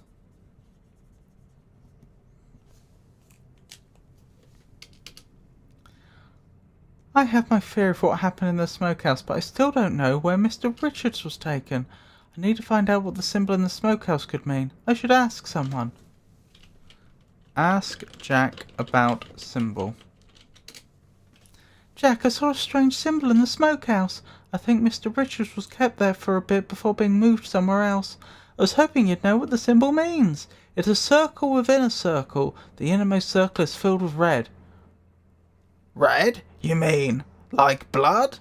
Oh, I'm sorry, I didn't mean to scare you. The red colour is actually raspberry jam. Well, why didn't you say so? Phew.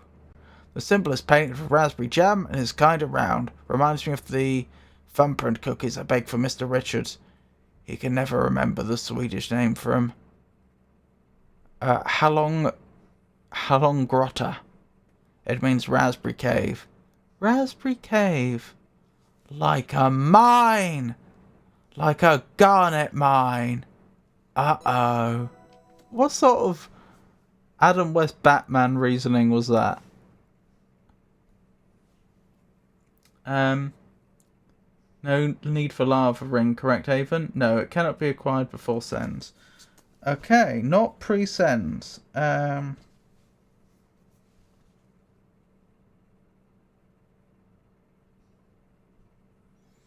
Do you acquire it in one of the 4 Lord Soul areas? So Lost Izalith.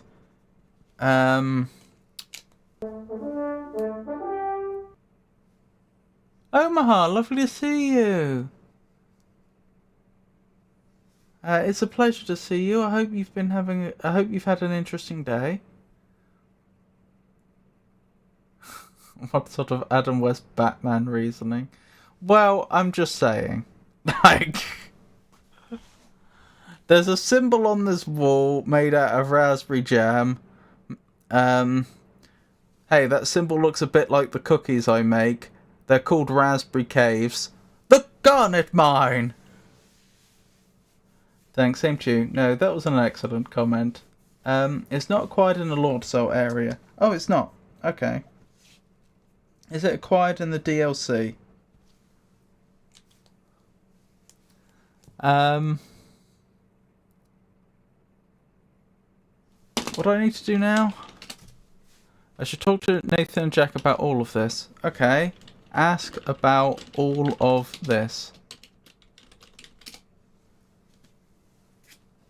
I don't know anything about that, Miss Maple. Can't say I've got much to say about that.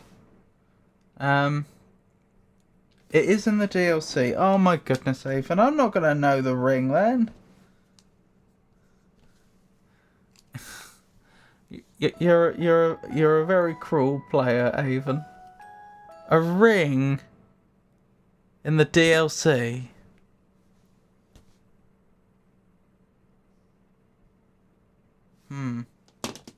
I've been listening for some time, and the Adam West line got a real chuckle out of me. Well played, sir. Oh, I'm very glad to hear that. I hope you've been enjoying the stream so far. Yeah,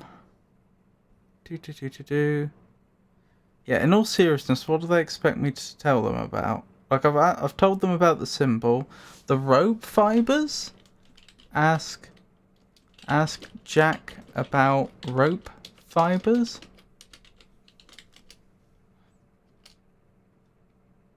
I'm gonna check the hints page. Like, if this was real life, I could just rattle off all the things I've seen and thought about. But this isn't real life, so I don't know what specifically dialogue prompt they're looking for. Oh, is there anything I can miss before I go to study and talk to Nathan? It would be a good idea to check on Corvus and Nessa. Where are they? Oh, okay. Maybe a little late for that, but let's see. I did unfortunately read the next line, which I didn't mean to, which told me that they're in Margot's walk-in closet. If they're still there, I may have triggered them to move. Nessa and Corvus are talking now. I should eavesdrop. I was not expecting to be called cruel today. Ask about Garnet, mate. You're right, Avon. That would have been a very sensible thing to have done. A DLC ring. A DLC ring.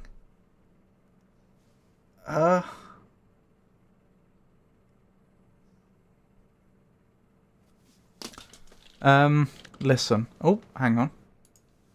No! Listen. You don't hear any voices from where you're standing. Listen.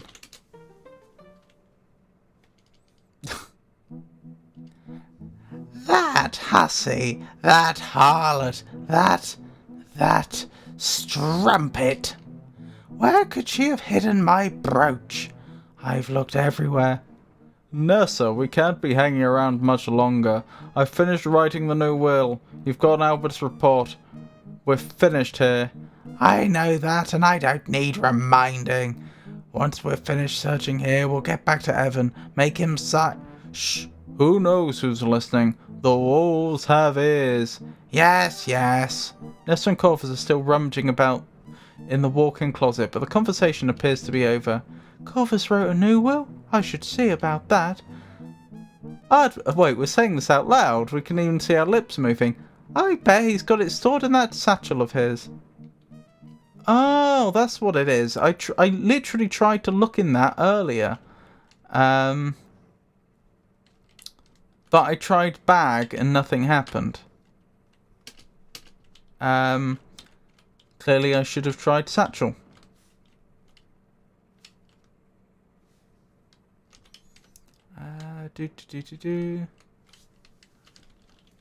Look at that picture of a cat in the background. Examine satchel. Locked. The key to the satchel has to be around here somewhere.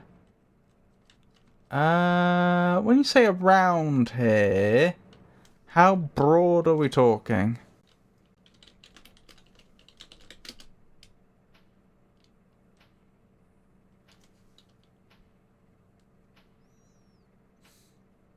Look in drawers. After searching through all the drawers, you find moth-eaten socks, loose buttons, single shoelaces, and other assorted bric-a-brac. You don't find a key of any type. I didn't find it in my first try, but I'm just getting started. Examine desk. The writing desk doesn't have any drawers, which simplifies your search somewhat. Still, you meticulously examine every surface for hidden seams that might indicate a secret compartment. You rap the wood with your knuckles, but the desk is built solidly. It is as it seems.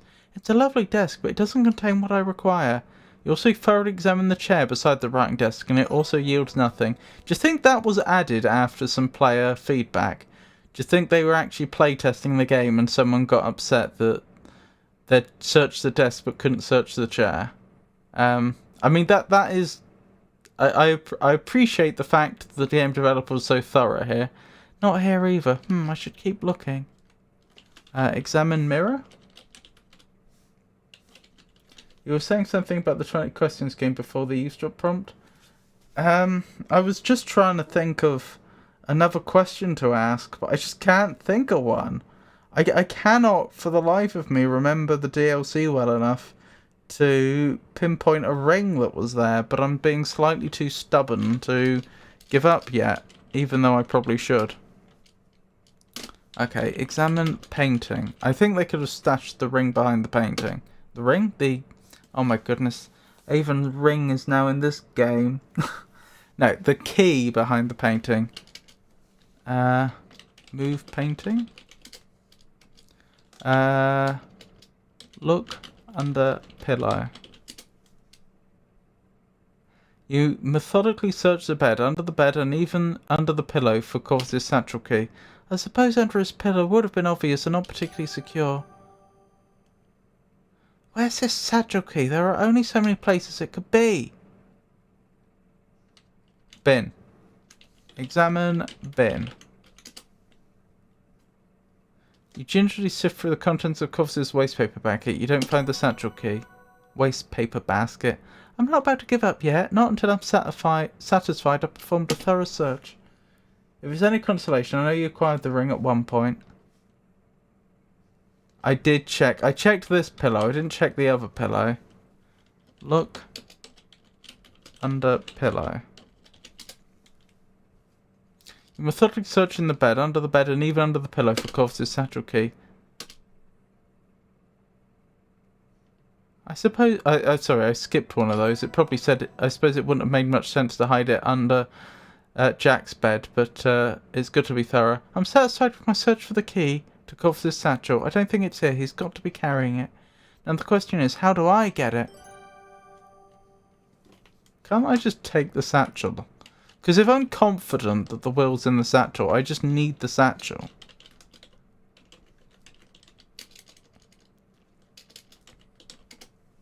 The owner of the satchel probably wouldn't appreciate that. I mean...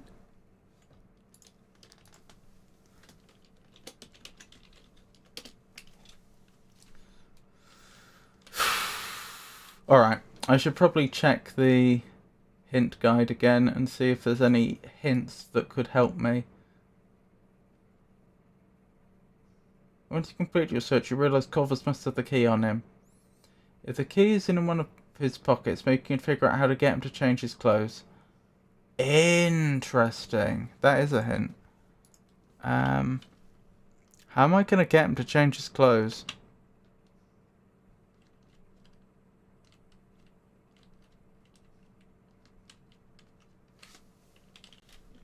Can I peek? Can I listen?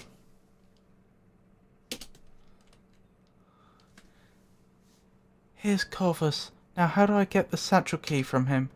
He must have it in one of his pockets. Oh, they don't know I'm here yet. I have an idea. Can you spill something on him? Yeah, make a mess. That's what I was thinking. But with what? What have I got in my inventory? What do we have? We have a loop, a newspaper, some notes, a map, an empty glass, a dish, a trowel, a hammer, a duck whistle. Is that what they're called? Duck calls, sorry. A screwdriver, some garnets, a hat, 2 rock samples from the local area, a fingerprinting kit, some tape, some fingerprints, a mug, another fingerprint that we acquired in a different way, some salt. I don't know what I'm going to use that salt for. Actually, I've had an idea about something we could try with that salt. Some hair, a key, another glass with some evidence in, a jar with some evidence in, a different map, Some flypaper, some hair, which is evidence, and a button. Oh, I could point out that his button's missing. That might get him to change his clothes. Shame you can't spill murder water on him. Murder water? Ask Corvus about button. Does this metal button belong to you, Corvus? Oh, indeed. It must have fallen off when I was out for a stroll. Ah, so this button belongs to Corvus. He's not changing his clothes. And no one, no one's going to comment on the fact that they're going through Margot's belongings. Okay. Fill mug. What I was thinking is I could try dissolving the salt. And see if there's anything that won't dissolve. Put salt in mug. I could use my trusty blue mug to dissolve the rock salt.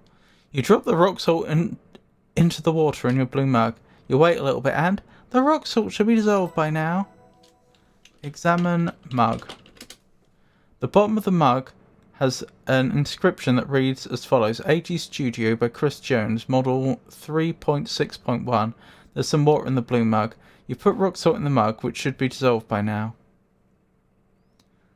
Okay, how do I just want to like pour the water away, but not whatever's inside there.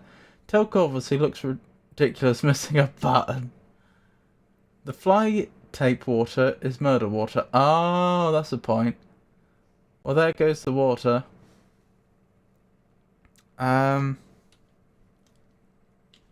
Look inside mug.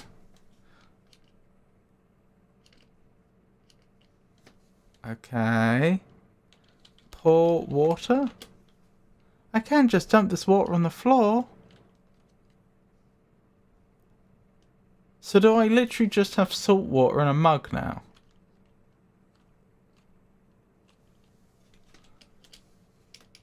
Spill mug on Corvus.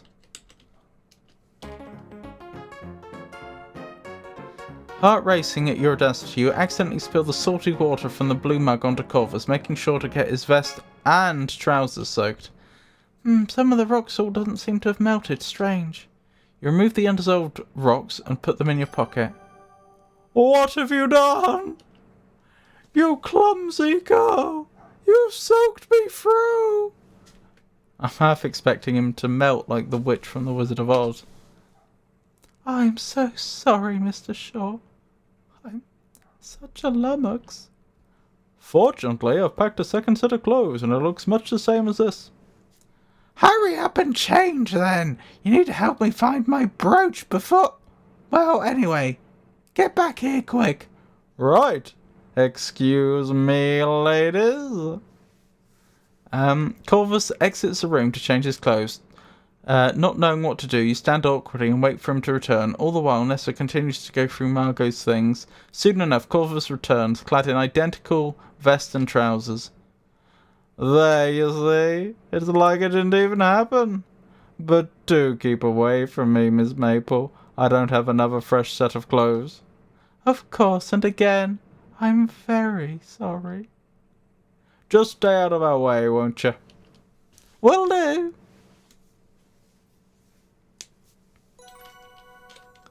Well, that was productive. And we're hoping he wasn't careful enough to transfer the key. These tiny colourless minerals from the salt sample aren't salt, as they didn't dissolve in the water. The insoluble crystals look like little octahedrons, but these are a little too small for me to examine properly with my loupe. I'll need to take these back to the museum and get them under a microscope.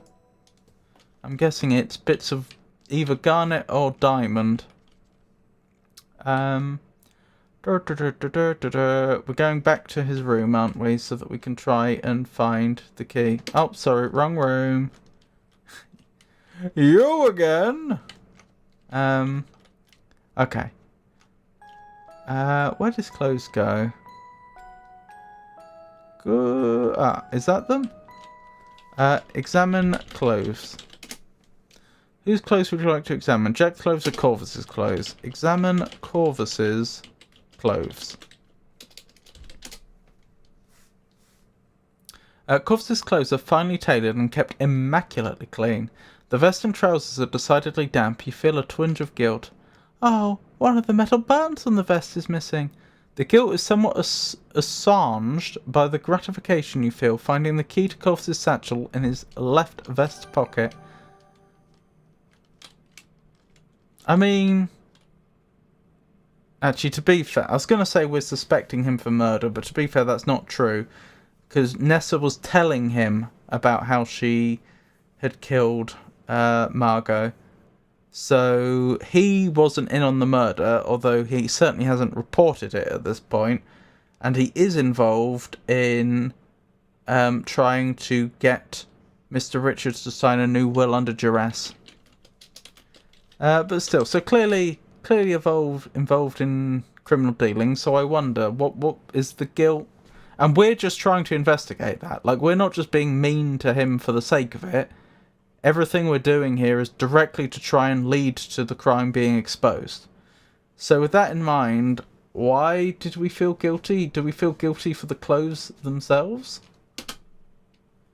For wetting the poor things? Corvus's satchel is locked. Yes, I know it's locked. Unlock the satchel, please. You can't unlock the satchel. You don't have the key. Oh, so we found the key and didn't take it again. It's my fault at this point. If it happened once before, I should have remembered. You reach into the left vest pocket and take the key to Corvus's satchel. I'll just borrow this key for a little bit. Unlock satchel. You unlock the Corvus's satchel. Look in satchel. Oops. Look in satchel. You open Corvus's satchel and eagerly examine its contents. Aside from pens and a few personal items, there are two documents that draw your eye. There's a mineralogical report in here, signed by Albert. There's also a will in here. Uh-oh. Take documents. Corvus's satchel is full of all sorts of documents. You'll need to be more specific. Take will.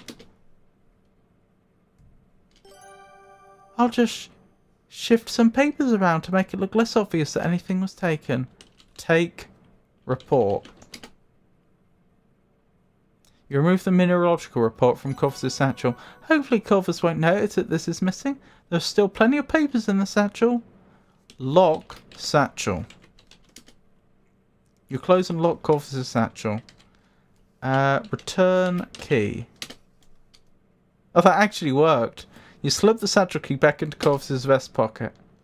Oh. Well, that went perfectly, didn't it? That couldn't have gone better. I suppose if we're being really thorough, we should have made sure we removed any fingerprints. But we seem to be the only person that knows about fingerprints.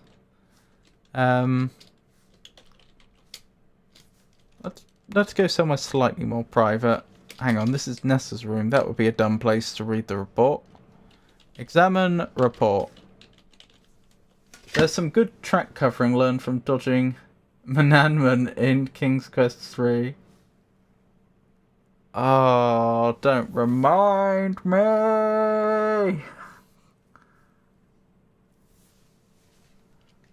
Oh dear. After carefully studying the report, you are surprised to conclude that despite the gorgeous penmanship and Albert Resper's florid signature, it is extremely poorly written. This is nearly nonsense. It reads like Albert inserted mineralogical words at random, without knowing their meanings, and he's trying to hide this fact with fancy language. Even still, I have a hard time believing that this report was written by a mineralogical expert. The fine paper and fancy seal might fool a casual observer, or harried government official eager to rubber stamp stacks of paperwork off their desk. The report does conclude that the land on which Crimson Lodge is built is rich with diamonds. Interesting. I should ask Nathan about this report. He should be familiar with the geology of the area. Oh, are you confused, Avon?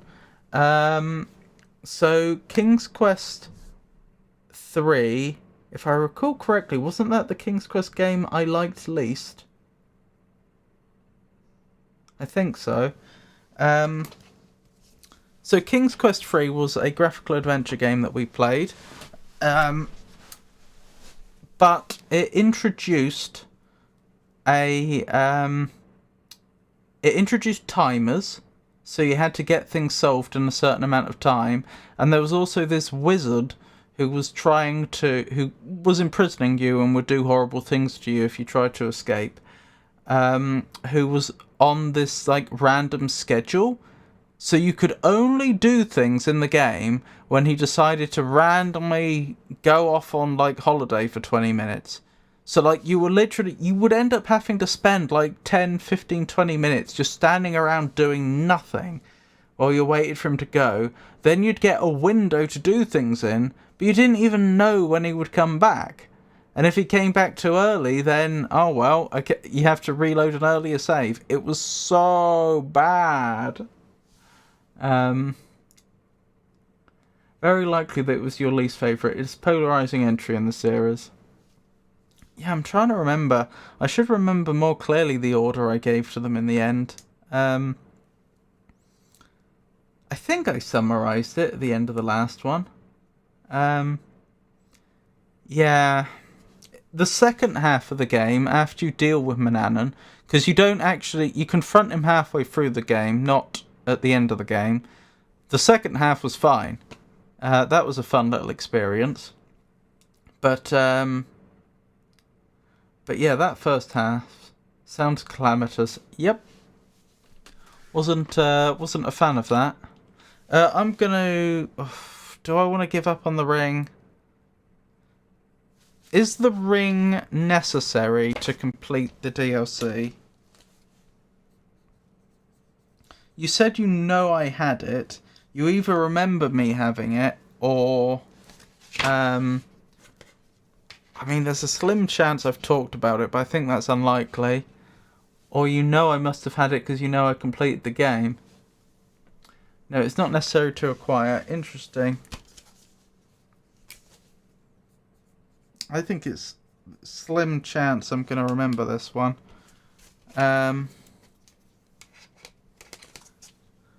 In your adventure game travels, have you ever, or would you ever, play the Colonel's Bequest or its sequel, The Dagger of Amon-Ra? They were Serera mysteries, and I can clearly see the influence they had on this game. Not only yes, but I think I might have one or the other of those. Those were high on my list of games to try. Looks like I don't have either of them. I think those are on my suggestion list though, and those have been ones that I've been seriously considering playing.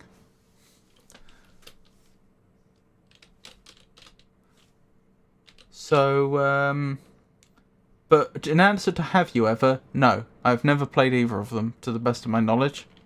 Read well. The last will and testament details what should happen to Evan Richards' property and possessions upon his death. This document says that everything goes to Nessa. That's surprising, considering their strained relationship. Your eyebrows raise as you reach the end of the will. It's been signed by Corvus Shaw, with Nessa Crab's signature as witness. There's a blank line under which is written, Evan Richards. It appears that Evan has yet to sign this document. The entirety of the will appears to be in Corvus's handwriting. This looks pretty fishy to me. Was there anything else we needed to do? I don't think so. I think we can go straight down and ask the others about the will and the geology report. Ask Jack about report. I took a peek at Mr. Resper's mineralogical report. Did you know that he's concluded that Crimson has abundant diamond deposits? And how exactly did you get to read that report? I was told he's keeping those results confidential. How's not important? I just thought you should know. Nat should know about this too. Go tell him what you just told me. Sure. Ask Nat about report. I have this mineralogical report that Albert wrote. What do you think of it? Nathan looks a bit shocked. May I see it? Where did you get this? You hand the mineralogical report to Nathan. He scrutinizes it intensely. He looks upset. Nancy, may I keep this? I'm afraid not, Nathan. There are awfully strange things going on around here, and this is part of it, I'm sure. After reading this report, I may have my doubts that Albert is as qualified a mineralogist as he claims, although his kit was legitimately high quality for his role. Not to mention the fieldwork he conducted seemed more focused on a single irrelevant specimen and nothing else. Something fishy is going on around here, so if you don't mind, I'll be keeping this report at least until I figure out what's going on. Nathan reluctantly returns the report to you. Well, that was jolly nice of him. Very well, I suppose I'll have to trust you. You can. I promise. Excuse me. I need to keep looking for Evans' will. It's vitally important that we find it. Ask Nathan about Will. I found this interesting document in Corvus' room. What do you think about it? Interesting? Yeah, let's see.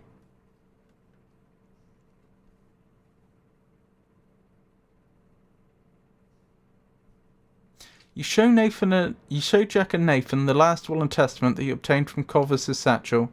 What could you tell about this document? Jack's face goes pale. Nathan's eyes widen. Let me see it. Jack's eyes travel further down the page and rest upon the very bottom where Nessa and Corvus have signed their names. His eyes narrow. Nathan's mouth sets into a grin. I see. Where are those shysters? Nessa and Corvus? I just saw them upstairs in Margot's walk-in closet. I see. Excuse us a moment, Nancy. I would totally burn it. Yeah, I was literally thinking that. We could just burn both documents, but the problem is then we don't have evidence of what they've done. It's a bit of a problem. If we burn them, then they can't use them, and they'd have to create more, which they could do, but it would take them a while. But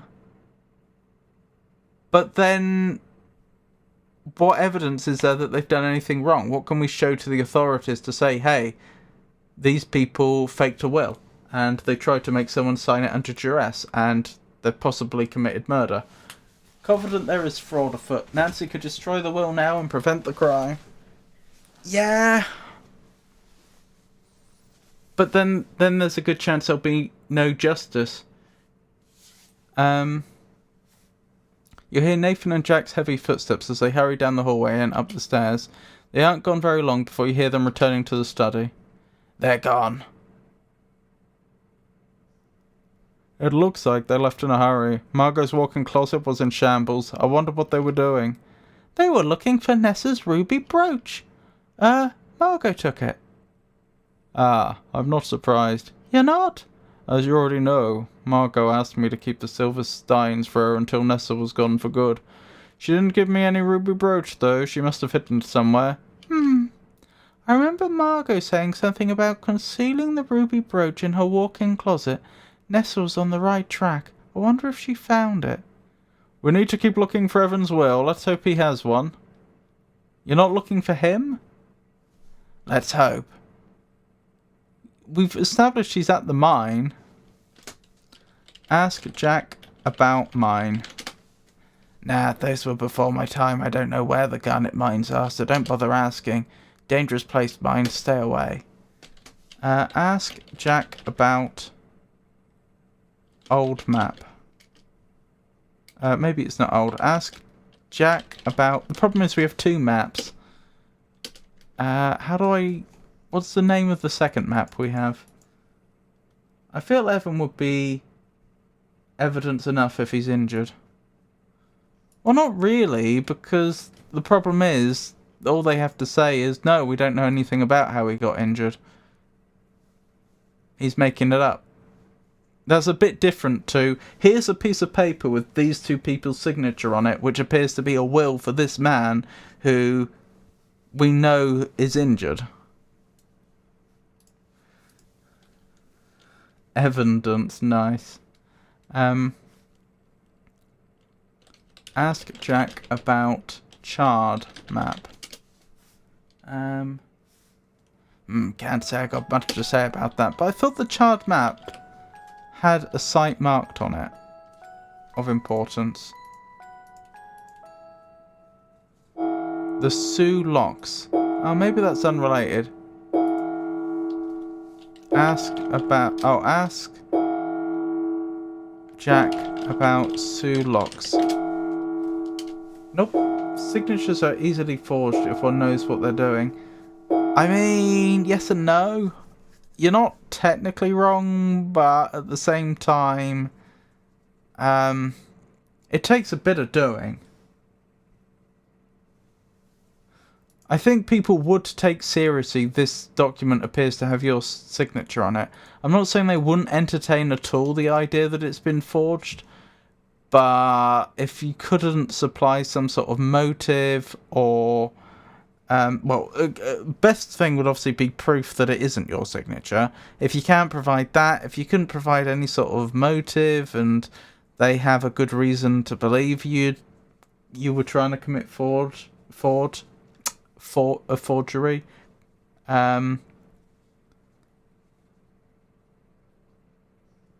they have a good reason to believe you're trying to commit fraud by forgery. That would be in your interest. I don't think the court would be easily swayed by just you saying, no, that's not mine. Could be wrong.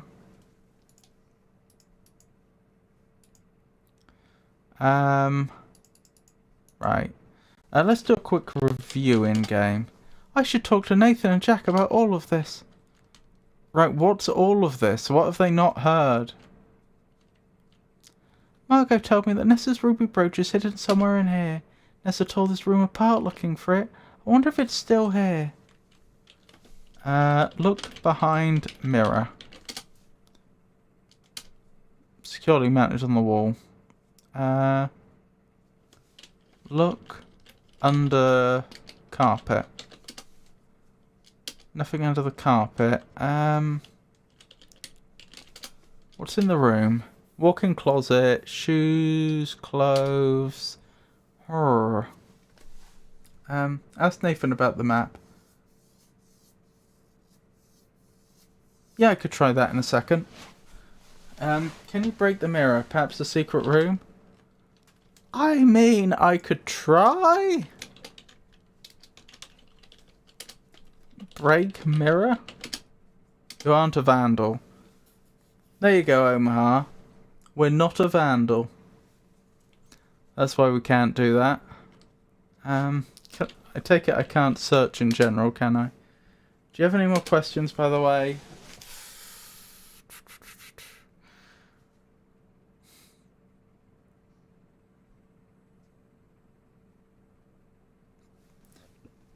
No, I'll throw in the towel. I'll give you the... you win this round, Avon. I have no idea what the ring is. Apparently thinks like a vandal.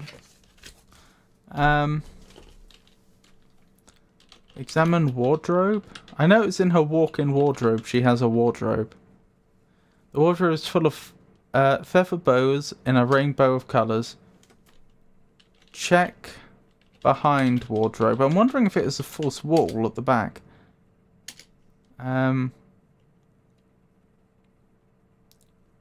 Check back of wardrobe.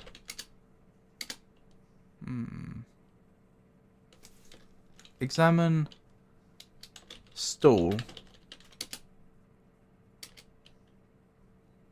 Is that not a stall? Examine seat.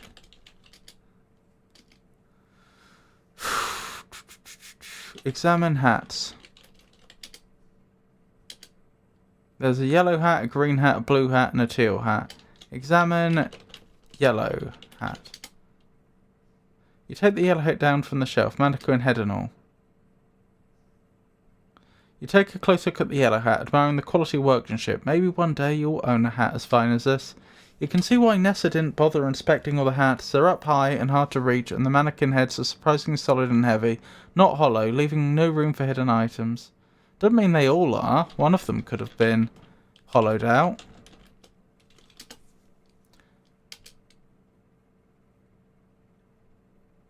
The green hat is a lot like yours, except newer and made of finer wool. The mannequin heads are made of painted hardwood, so the brooch couldn't be stuck into them to conceal it. Yes, they could if it was hollow. Merely shaking the mannequin head is all that would be required to check if the brooch was balanced under one of the hats. Fair enough, but we still need to check. Examine blue hat. You take the blue hat down from the shelf. The red silk rose on the blue hat is exquisite. The stitching is minute and even. Your arms are starting to ache from straining them to their limits to reach the hats. You wonder if your efforts will prove fruitful. You're starting to doubt it. Examine teal hat. You take the teal hat down from the shelf, mannequin head and all. The bright teal colour of the hat isn't faded in the slightest. The underside of the brim is the same gorgeous hue. With a grunt of effort, you rest the last mannequin head down from the shelf and examine the hat closely. Oh! Pinned to the inside of the last hat, you inspect, you find Nessa's ruby brooch! Margot cleverly concealed the pinned part of the brooch between the hat and its band. You carefully unpin the ruby brooch from the hat before returning the mannequin head and hat to the top of the shelf.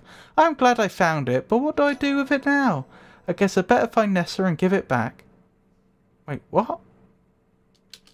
I mean, technically yes, but I don't think that's the first priority. Like, it is her property. It doesn't matter that she's committed murder. It doesn't matter that she's trying to commit fraud. That is her property. She should have it back. But given that you are currently in the middle of investigating them for murder and fraud, and they aren't here right now, that wouldn't be the first thing that would cross my mind.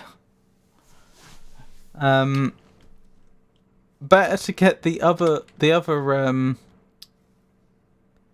to get the more immediate jobs out the way, and then, you know, give it back to them at an appropriate juncture.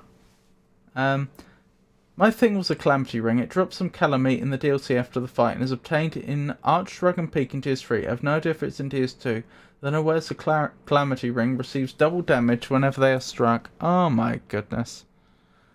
I had completely forgotten about it. And I did notice that earlier on you made a joke about something being calamitous. You admire the rich, much coveted pigeon blood, deep red hue of the ruby mounted in the brooch.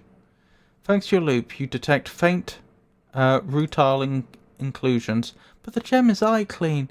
That means the inclusions aren't visible to the naked eye. The inclusions are also called silk. Some of these faint lines might not be inclusions after all. They look a bit oily. We found a lot of oily prints, didn't we? Use ruby on plate. Test ruby with plate. I'm trying. We've got the streak plate with us. I'm wondering if I can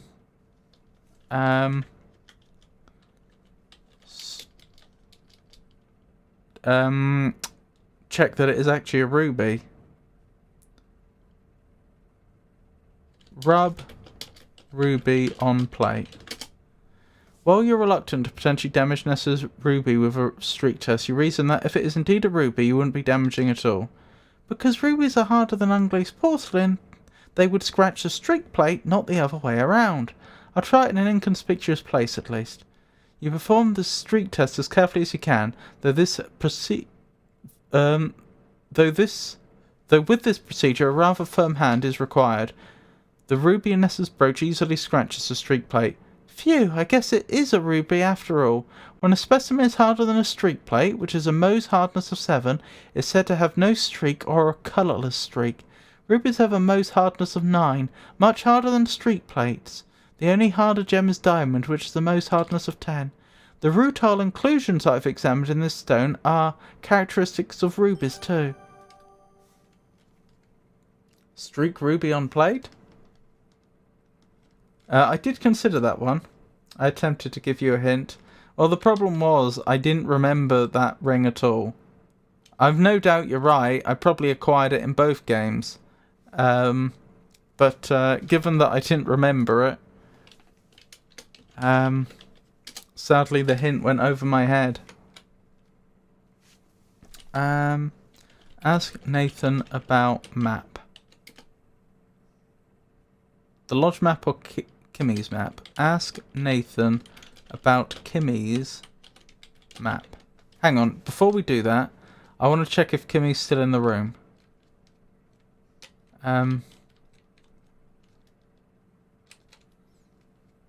She is. Good, good. Is Mr. Nancy, your constant intrusions are exceedingly tiresome. I desire privacy. I ask you to respect my wishes. Ask about report. Albert, it looks a bit like you're working on 2 copies of a report. Albert glares at you for a moment before speaking. That is standard procedure for reports. I submit 1 copy and retain the other. Oh, I see. Thanks for clearing that up. Now, please, leave me alone.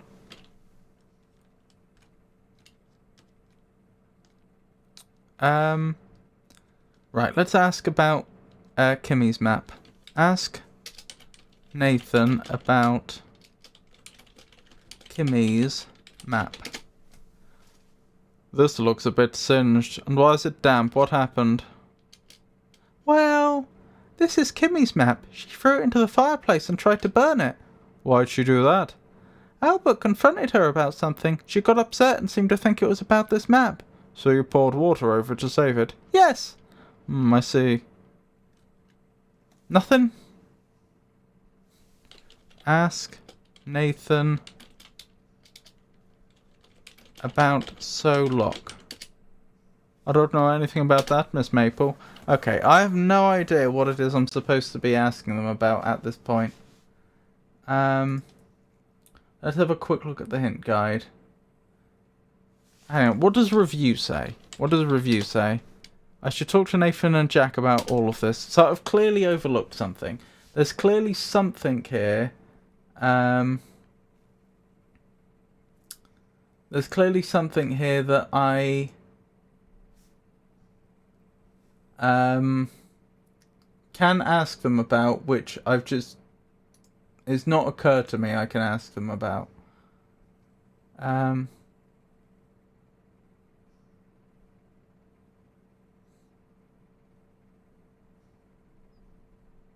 Talk to Nathan progresses the game. Ask about almonds, ask about Holland Grotta. Ask about Rangers meeting.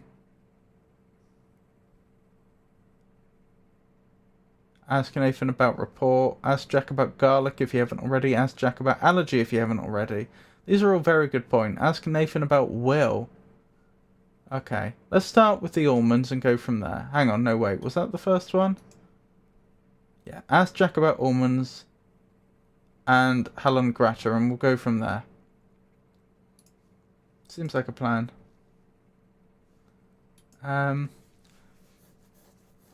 Probably not DS3. The DS3 location is weird. You get to it by the Path of the Dragon emote, a specific dragon corpse in the mausoleum at Archdragon Peak. Oh, maybe not then. Ask Jack about almonds. Oh yeah, Nessa brought some Jordan almonds into the lodge and put them in a bowl in the parlour. She knows Mr. Richards is allergic to nuts ever since they were kids. Pretty inconsiderate if you ask me. Mr. Richards is allergic to nuts? Could it be Nessa was trying to weaponize them to use against him? Maybe that's why Nessa brought the Jordan almonds in the first place. She could have been scheming this entire time. Ask Jack about allergy. I don't know, Nancy. I'm no doctor. Sure, she had some minor health issues, body aches, loss of appetite, but they were under control. I don't understand why she took such a turn for the worse. So her death was suspiciously sudden. Okay, that was a different allergy, clearly. Ask Jack about... how do I even spell this? The Swedish word. Hallon Grotta. Okay. Hallon Grotta. Hallon Grotta. I baked cookies recently, yeah. Mr. Richards eats tons of them, keeps them in his pockets even. They're called thumbprint cookies in English, but they're always called hallongrotta. Oh, but they're also called hallongrotta. That's a Swedish word. What does hallongrotta mean? Oh, right, it means raspberry cave. Oh. Hallongrotta means raspberry cave in Swedish. So if Mr. Richards is trying to help people find him, then he's in a place that will be like a raspberry cave. Garnet! He must have been taken to the garnet mines! What's Nessa planning? I don't have a good feeling about this. I'll talk to Nat. Maybe he can help. What were the other things we were going to ask?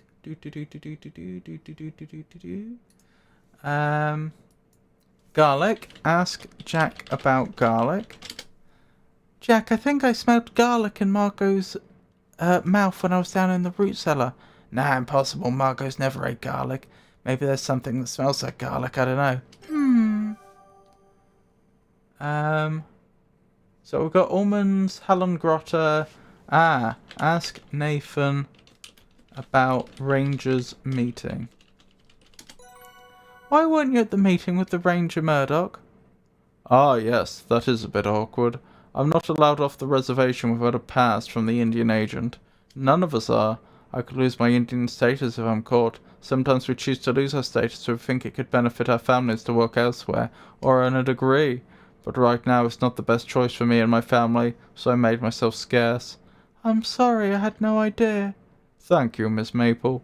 We're working to make things better for future generations. Ask Nathan about Will. I think we did that. If you don't know the contents of the curio cabinet and want to find out, you can learn about them. Read the next line below. Anytime before Chapter 3, examine the curio cabinet to see its contents. During and after Chapter 3, examine the curio cabinet to see what's missing. The next line below is another question you can ask Nathan if so. Yes, ask Nathan about stains. We did know about that. Steins. But I don't think... Did we know he'd been given them specifically? Possibly. I don't know anything about that, Miss Maple. What? I must have misspelt it. Now Margot's gone. Someone else should know about this. About what? Margot entrusted the silver wedding stains in the curio cabinet to me. She wanted me to keep them at my home until Nessa and Corvus had departed.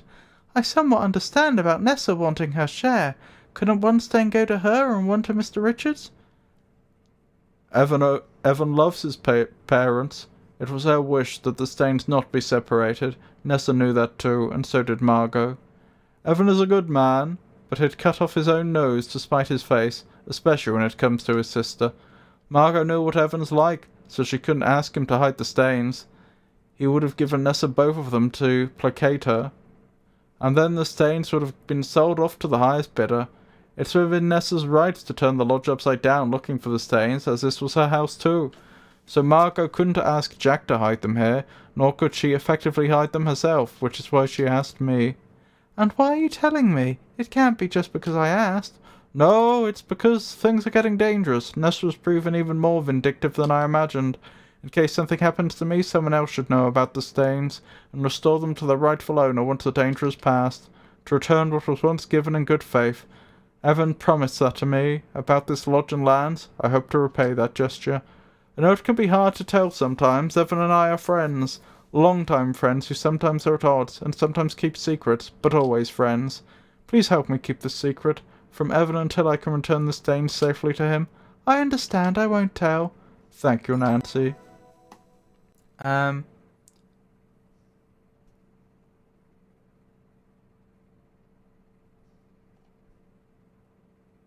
is there anything else? I don't think so. I think we're ready. Honestly, that's a pretty reasonable leap in logic, to be honest. Crimson is known for its garnet mine. Mines are caves. Oh, pretty reasonable leap in logic.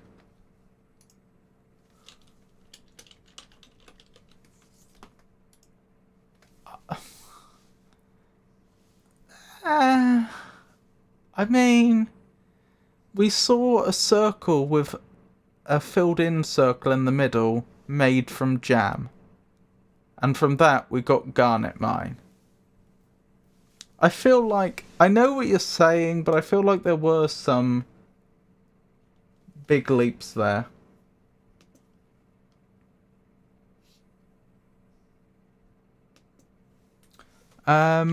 Right, talk to Nathan. You breathlessly tell Nathan and Jack your theory about what happened in the smokehouse, ending with your belief that Mr. Richards was taken to the garnet mines. You think Mr. Richards was taken to the garnet mines? Those have been sealed shut for decades. Which makes them a perfect place to hide someone. Uh-oh. We should drive out there and check, just in case. I agree. It'll take some time to prep the automobile. To the carriage house! I'll meet you there. I'm gonna fetch Ranger Murdoch. Stay put here in the lodge, Nancy, in case Mr. Richard comes back. He was expecting Jack to be the one looking for him if he drew a thumbprint cookie on the wall.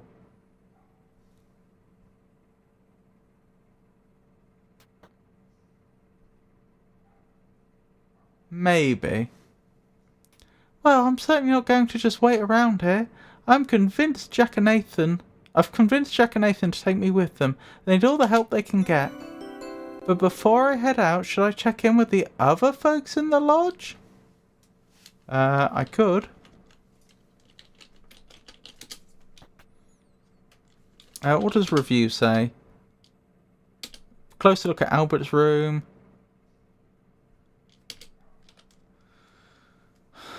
That's true. He probably did put stuff in the blue trunk.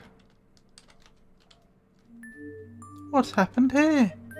Albert's room is a mess. Clothes are hanging haphazardly in the wardrobe. The wastepaper basket is stuffed full of papers. And all of his luggage is gone! Albert stored some of his things in the blue trunk in the upstairs closet. I wonder if anything was left behind. Just what I was thinking. Oh! The blue trunk's lid is up and the padlock hanging open. I wonder what was stored in here. Look in trunk. Oh, another game of 20 questions, of course. You peer into the blue trunk. There are some old threadbare linen lining. Sorry, there are some old threadbare linens lining the interior and obscuring the trunk's bottom. But by methodically feeling around inside, you discover a bullet and a blasting cap. My father was in construction. I know a blasting cap when I see one, but why would Albert put these in here? Jack let Albert store his things in this trunk. He wanted to lock this all away. The same as how he demanded to stay in Jack's room, the only bedroom with a lock. Seems like Albert was concerned about keeping his secrets. And he's armed? Uh-oh. Have an easier Dark Souls thing. Okie dokie. Is it in multiple games?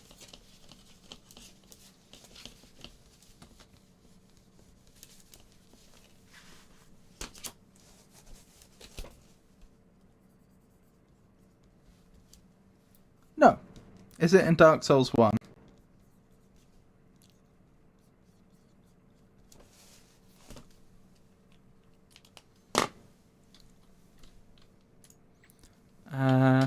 LMAG 30. Review. Maybe I should take a closer look at Albert's room. It is in Dark Souls 1. That's what we like to hear. Can it take damage?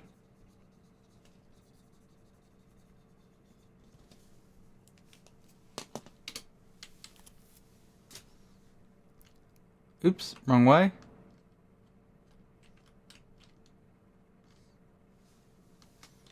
Look. Oh, hang on. Look under bed. It looks like there's something there. It does look like something is under there. A cylinder wrapped in red paper is partly concealed under the bed. That's dynamite, isn't it? When they said blasting cap, I immediately thought, did he blow up the bridge? I wonder what this could be.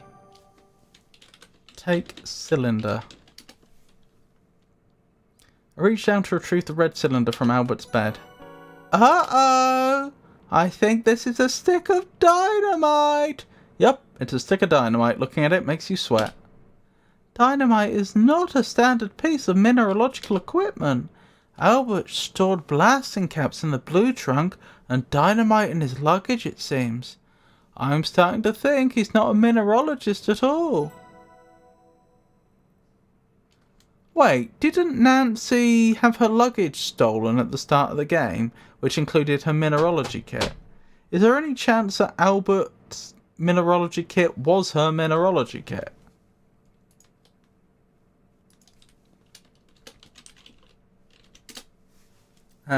It cannot take damage. Can it deal damage?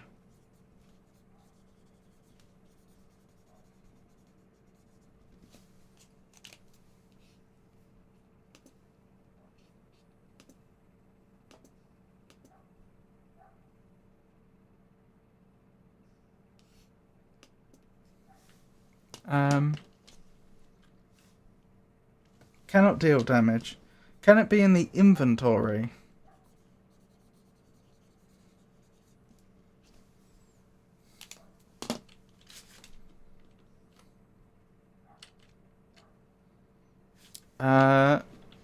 Talk to Kimmy. Kimmy's asleep. You can't talk to her right now. Alright, what does a review say? Maybe you'll take a closer look at Albert's room. Did I still miss something? Look. Small bedroom. Simple furniture. Disarray, crumpled papers, waste paper basket, clothes scattered. Examine clothes. You methodically check all of the pockets in the garments that Albert left behind. In the last jacket pocket you find a train ticket stub. Examine ticket. The ticket is still in the jacket pocket. You can't take ticket. Examine ticket. Third class. You peer more closely at the train ticket stub. This stub is from Albert's journey up to Crimson. But this is for a ride in coach. The same as me and Kimmy. He said he was in the first class car. Albert lied to us. I didn't see him in our car. Was he concealing himself? Uh-oh. Thankfully, I've got my field kit up on the luggage rack. Do you see that old brown leather suitcase? Ah, yes, I see it. What does the field kit contain? Among other things, the field kit includes hardness picks. These are the most important tools of all for my work in Crimson. They have... Oh, he's the one behind them, isn't he? With the newspaper over his face. They have all types of tips hardness, ranging from 2 to 9 on the Mohs hardness scale. The hardest pick, with the number 9, is indispensable for this trip.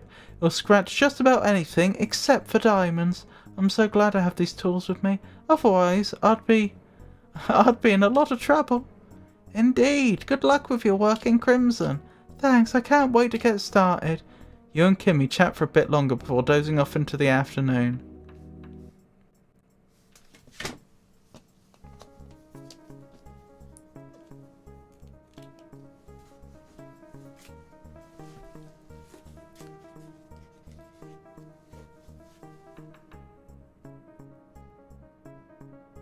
Every time we get another scene, there's fewer people.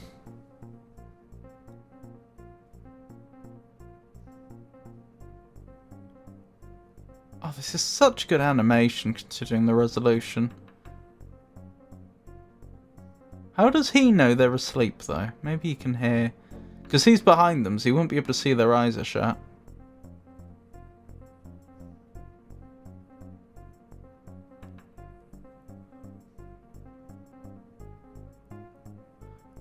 What a blackguard.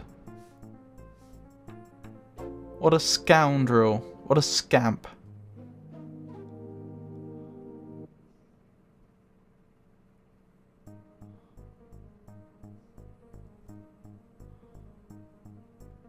My goodness.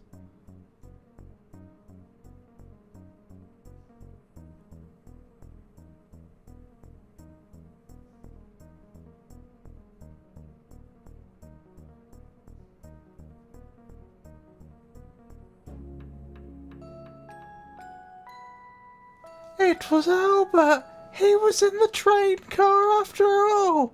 I remember the smell of those cigars, the ones he's been smoking in this lodge the whole time. And he got rid of my field kit to obstruct my investigation. Wait, you're honestly telling me he didn't just steal it and use it for himself? Even when he threw it off the train, I was thinking, did he throw it off the train just before they got to the station, knowing it was coming up, and then just went back for it or something? But apparently not. Examine bin. You can see crumpled papers in the waste paper basket. They don't appear to have anything written on them. There's a strip of telegraph tape lying just outside of the waste paper basket on the carpeted floor. Take tape. Oh, this was the message he received at the start, presumably. Examine tape. The telegraph tape reads as follows. Carl L. Proceed to Sue Logs with package. Deliver packages by 3 a.m. Await further instructions. Well done in crimson. Well done in crimson? What could that mean? And who on earth is Carl L? Must be Albert, I assume. Either his real name or his code name, depending upon what sort of operation this is. I think I'm getting the picture here. Albert isn't who he says he is. I believe he's headed to the Solocks to sabotage them with explosives. I found a bullet and a blasting cap in the blue trunk. Albert is probably armed, and is fairly well acquainted with how to use explosives, seeing as he knew to store the dynamite and blasting caps separately. This doesn't bode well. And I think he tossed my luggage out of the train to eliminate my field kit, so I couldn't interfere with his sham field work. He was in the train car with me and Kimmy. His train ticket stub proves that. Well, it doesn't prove he was there. It proves he came into possession of one of those stubs. But, okay. And I do remember the smell of his particular brand of cigar. I need to head to the carriage house and tell Jack, Nathan and Ranger Murdoch.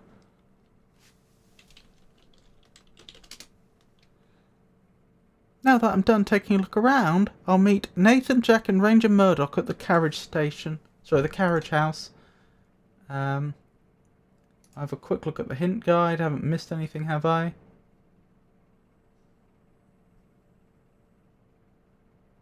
Oh, I can take fingerprints of the brooch. I did rub the brooch on the plate, though. Dust brooch. Hang on. You missed chat. Not gonna lie, I thought Albert stole Nancy's luggage as soon as he first appeared. Yes, it can be in the inventory. Thank you. Is it a weapon? No, let me try a different tact. Is it armor? No. No, not asking that. Is it a consumable? That's what I'm asking.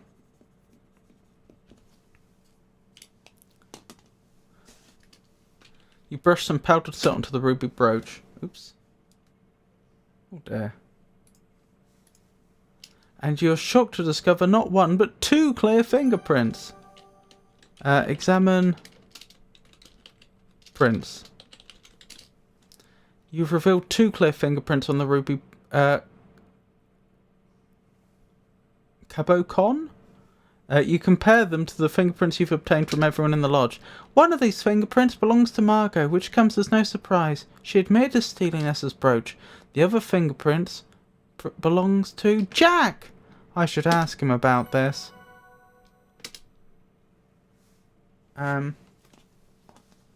Define consumable. Alright, let me put it a different way. Does it go in a consumable slot? As you called it earlier, that is a slot that isn't for armor, weapons, rings. Is there anything else in... Oh, or ammo in Dark Souls 1. I think that's all of them. Let's have a quick look again.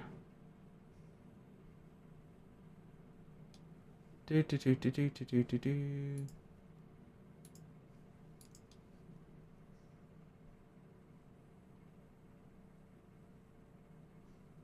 You can check on Albert in his bedroom, examine the clothes, done all that.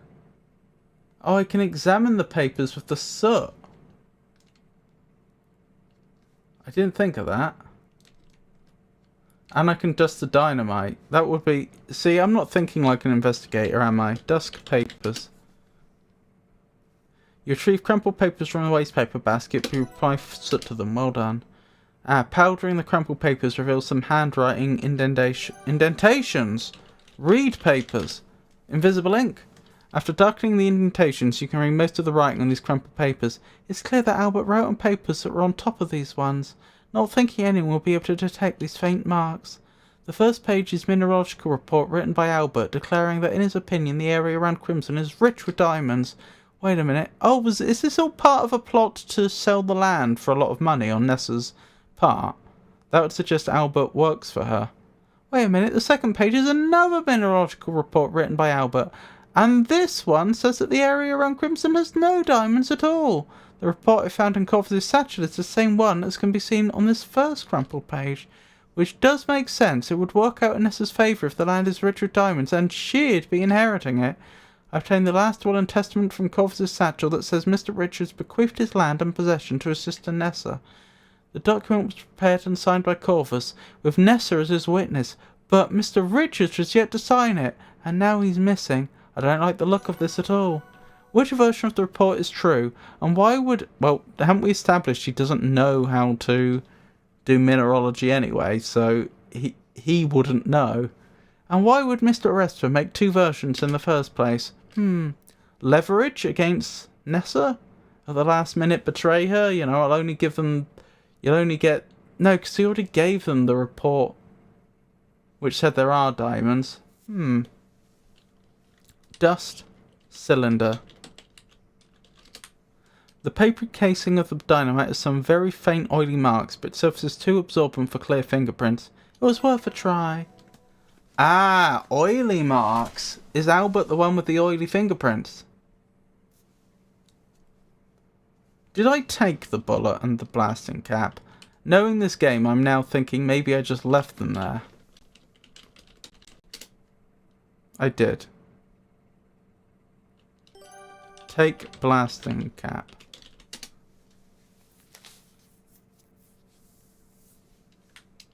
Oh, I can even take the padlock. Oh, I'm so dumb. If I didn't have...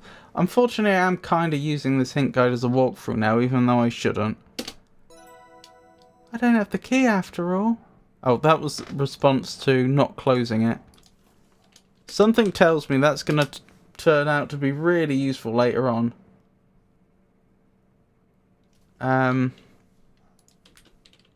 Dust padlock.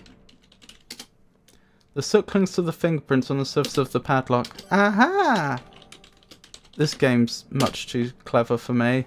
The padlock is still in very good condition. It appears to have spent most of its life indoors, attached to the blue trunk, possibly in this very closet. You've revealed a fingerprint. After closely examining the fingerprint you've revealed on the padlock, you realise that it belongs to Albert. The padlock looks even sturdier up close. I bet this thing would secure just about anything. Okay, we're set for the next chapter. My goodness, there's 2 chapters to go. At least.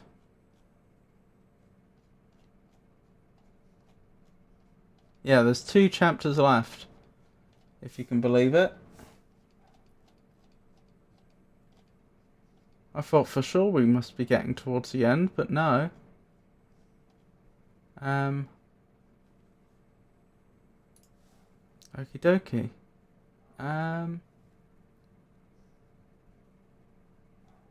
Do. It can go in the consumable slot. Thank you.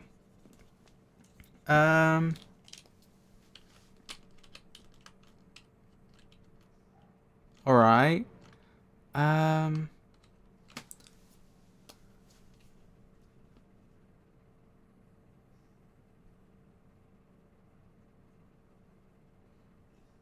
Does it have a count? As in, is it an item that under normal game conditions you'd end up with multiples? No, I've got a better question. Is it used up when you use it? Does the count go down when you use it? Can you leave a note for Kimmy? I don't know.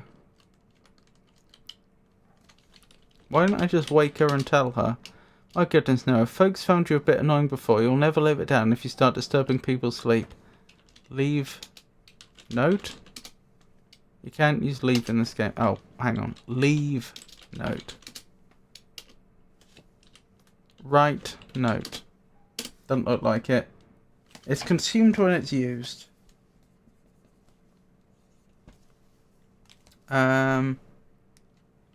Does it buff the player?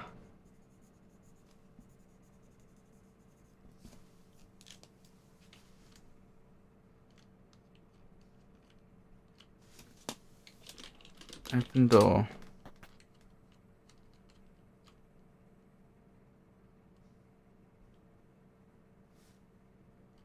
Does not buff the player. Okay.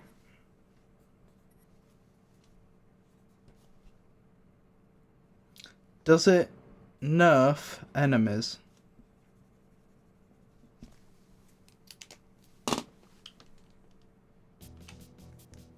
Oh! What's this? The double doors have been thrown wide open. You can see Ranger Murdoch and Jack inside the carriage house. They look nonplussed. Jack, what's going on? The automobile's gone, Nancy. I can see that. Someone must have picked the lock on the driver's side door and made off with it. I think Albert has stolen the automobile. You hear a rumble. Is that Thunder? Nope, that's Nathan. He went and got his automobile. Tell me what you know on the way. Time's a-waiting. Let's go. Right. It's going to be a bit of a tight squeeze and a bumpy ride. It's actually Evan's father's old car. I've managed to keep it running decently well, though the shocks are pretty stiff. Decently well? Yeah, it'll be fine, Nancy. Just hang on tight. Wait, this is what, like the 1930s? So how old is his father's, his employer's father's old car? You'll pull into Nathan's automobile and head for the mine. Mr. Cardinal, I'm sorry we couldn't meet under better circumstances. I understand your reluctance to be involved with the authorities. It's entirely justified. Evan's in danger. I will help my friend. We can figure out the rest later. I will safeguard you from any consequences of going off reservation, I promise. Let's deal with that later. I think Albert's stolen the automobile. You do? What makes you think so, Nancy? Oh, hey. Yes, Rowdy? Define enemies.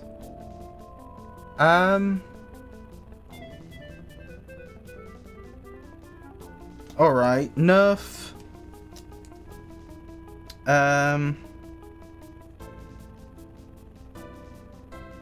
Characters. Other characters then. Not the player character. Or creatures. Characters or creatures. Rob. I want to see how lightly my new helmet is. I'm going to the abyss to see how light it is. Good luck. I hope it pleases. I hope it meets and exceeds your every expectation. You do? What makes you think so, Nancy? Albert's luggage is gone and his room is a mess. It looks like he left in a hurry. Albert had so much luggage and Jack said it was very heavy. It sure was. There's no way he could have handled all that luggage himself unless he took the automobile. I think he's driving it to the Sioux Locks to destroy it. I stumbled upon a confrontation between Albert and Kimmy. He was furious with her. It was such a bewildering encounter.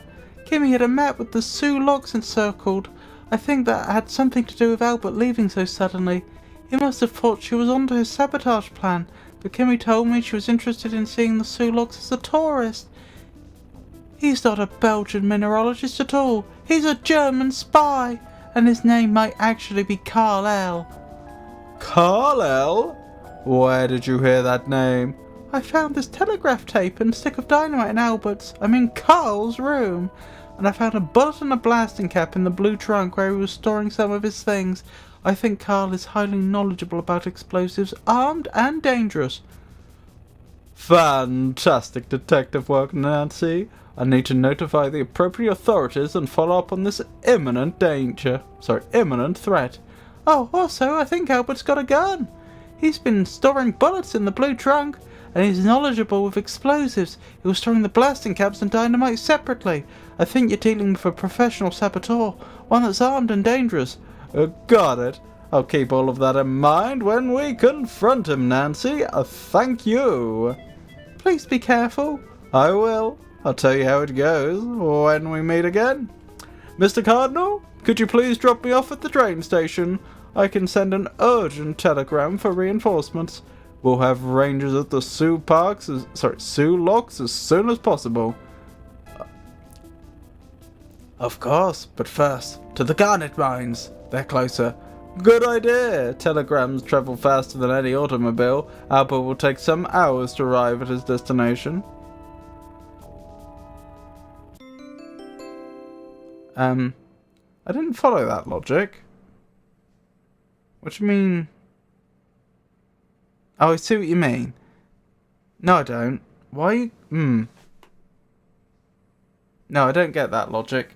I don't see how what he said supports going to the mines first. I think the logic for going to the mines first is to help out Mr. Richards, which makes sense. But he still needs to send out the telegram for reinforcements to come, so I don't get that bit. That said, it does make you wonder, are Nessa and Corvus aware of what Albert stroke Carl is up to? Or are they none the wiser? It does not directly nerf other creatures. Okay, thank you. Does it nerf the player?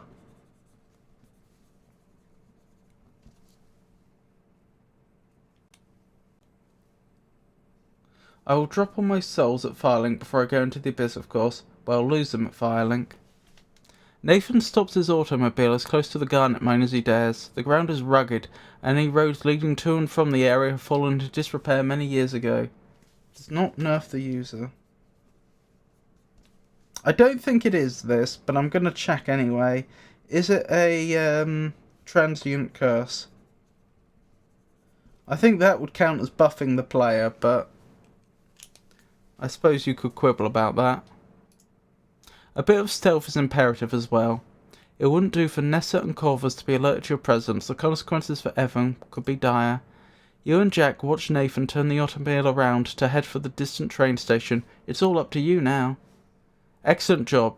Kudos on your thorough investigation technique. Yeah, well, only because that helped from the guide. I'm a bit torn. On one hand, I feel like I over-relied on the guide, and that kind of has spoilt the experience. But on the other hand, I don't think in a million... I did genuinely need help at certain points, and I don't think in a million years I would have got as much as I did without it. The mine entrance has been blasted shut. This can't be where Nessa and Corvus took Evan. Oh no, my theory's wrong. Nancy, wait a minute. This is the closest entrance to the mine. They were on foot, not to mention this is fresh rubble. Most likely they did use this entrance, but the entrance collapsed after them. Abandoned mines are dangerous places. We have to be careful. Not a transient curse, okay. So that makes sense. Jack and Nancy are going to try and rescue Mr. Richards, while the other two deal with Carl, I assume. How are we going to get in? Dunno, but I'm gonna grab that shovel and start digging.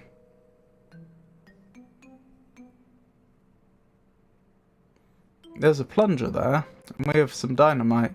Jack starts digging at the rubble at the mine entrance. I've got to help Jack with this. Game auto-saved. It's not a transient curse. You said it doesn't nerf creatures directly, But the fact you added directly makes me think it does nerf them indirectly. Is it intended for PvP? Is that the general idea here? LMAG33. It looks like there's some objects on the ground we should look at. The abandoned garnet mine looks stark and desolate in the moonlight. Debris and forgotten equipment litter the area. There's a rubble completely obstructing the entrance. Oh look, the thing on the side of the dialogue has changed. They now look like really tall trees, I think. That's supposed to be. The rubble does look fresh. It could be that Nestor and Corvus did enter the mine from here. They could be under the rubble. If you use it as a consumable, you're using it for PvP. Okay. Not that I know my PvP items.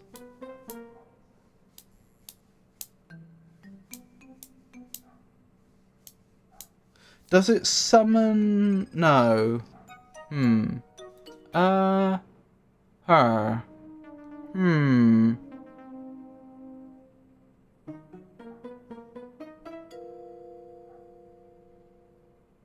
I don't know my PvP items is the problem.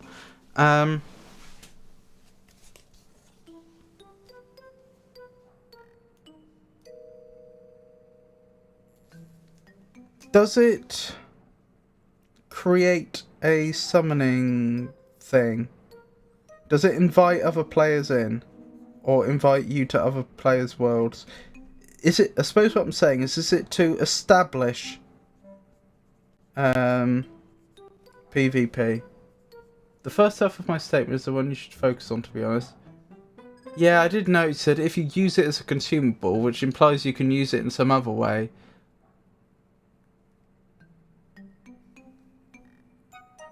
It does create a summon sign.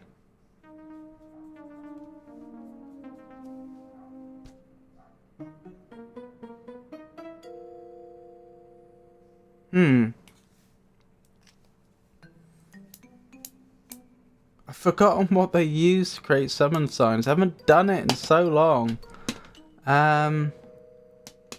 Dearie me. Okay, what have we got? Examine equipment. Because they said there's abandoned equipment. What do they call it?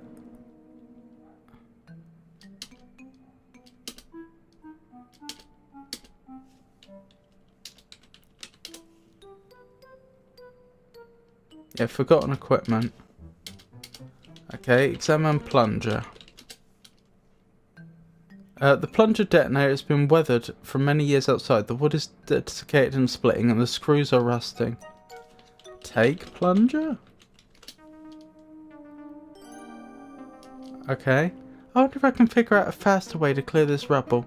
Disclaimer, the developer of this game assumes no responsibility or liability for any errors or omissions in any processes depicted, particularly dangerous ones involving explosives. Do not attempt anything in this game in real life. Take wire? Take the reel of wire. I wonder if I can figure out a faster way to clear this rubble. Now I have a plunger detonator, wire, blasting cap, and a stick of dynamite. I wonder if I could rig this up to blast the mine entrance open. I just graphically killed myself in DS faster than enemies killing me. In other words, you're exploding things. So it would seem.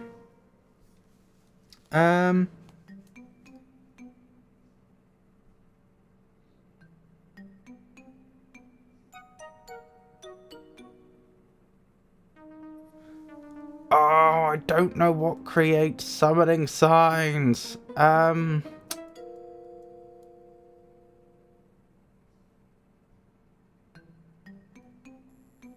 Is it some sort of chalk?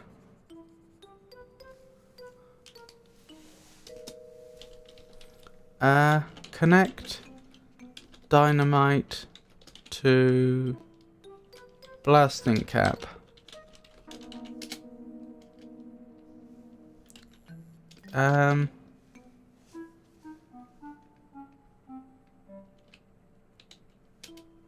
Connect plunger with wire.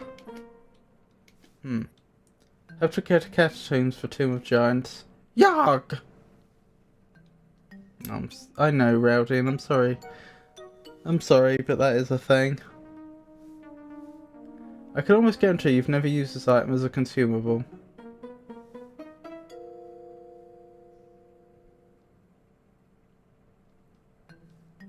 Well, the question was, is it chalk?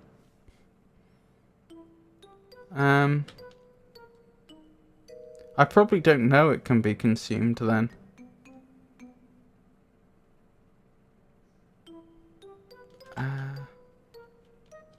I tried connect, didn't I? Wire to plunger. Oh, you need to cut the wire from the reel before you can insert into the plunger. Cut wire? You need to insert the blasting cap into the dynamite first. Insert cap into dynamite. You carefully insert the blasting cap into the dynamite. Cut wire. I need to insert the wire into the blasting cap before I insert the other end of the wire into the plunger. Insert wire into cap.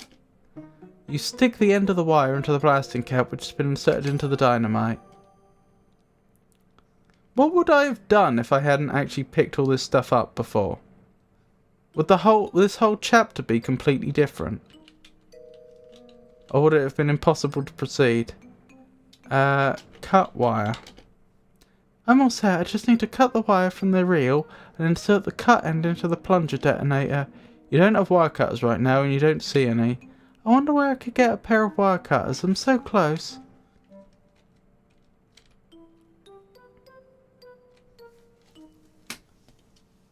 It's not a soapstone. Okay.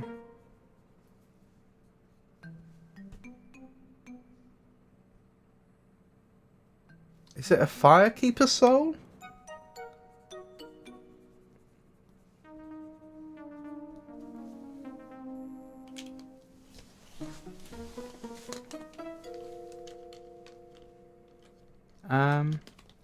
What do I have in my inventory?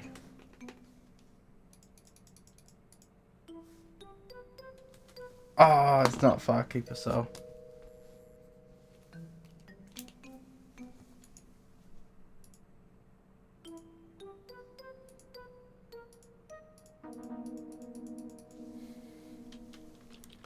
Talk to Jack about... No, ask Jack about wire cutters.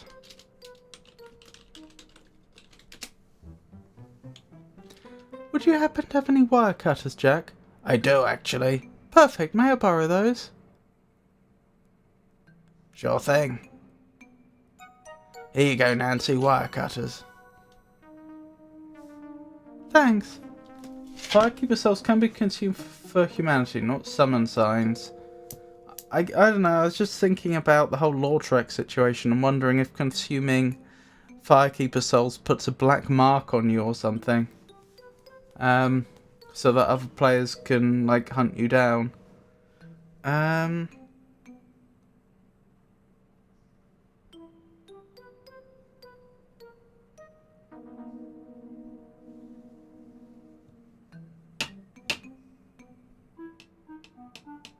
Is it an indictment?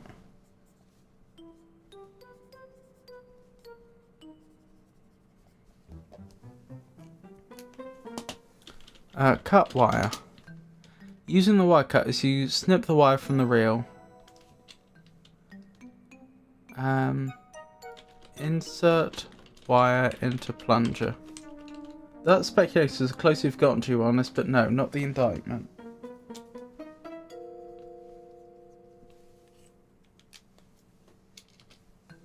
You insert the wire into the plunger detonator. The explosive is rigged. It's time to set it off. Well, you might want to tell Jack first. Place dynamite. Insert dynamite. Oh no. Ask Jack about dynamite. Dynamite can seem pretty scary, but unless you're extremely incautious, it's unlikely it would explode on its own. Blasting caps are needed to set off dynamite, have to stick them right in the end. Not to mention a charge from a plunger detonator needs to be sent to the cap through a detonating cord. That being said, I wouldn't be all that comfortable walking around with a stick of dynamite in my pocket. Ha! Right. Warn Jack. Set up dynamite? Jack, I'm ready to set the explosive charge. Got it, Nancy. Give me a sec. Where did the shovel go? Surely you're not going to leave it in the rubble during the explosion. Or did you somehow stuff it in your pocket? Ready. You carefully place the rigged dynamite close to the rubble. Okay, we're all set. I can't get further. You've got to be joking. Move plunger away. Oh my goodness. Can you imagine?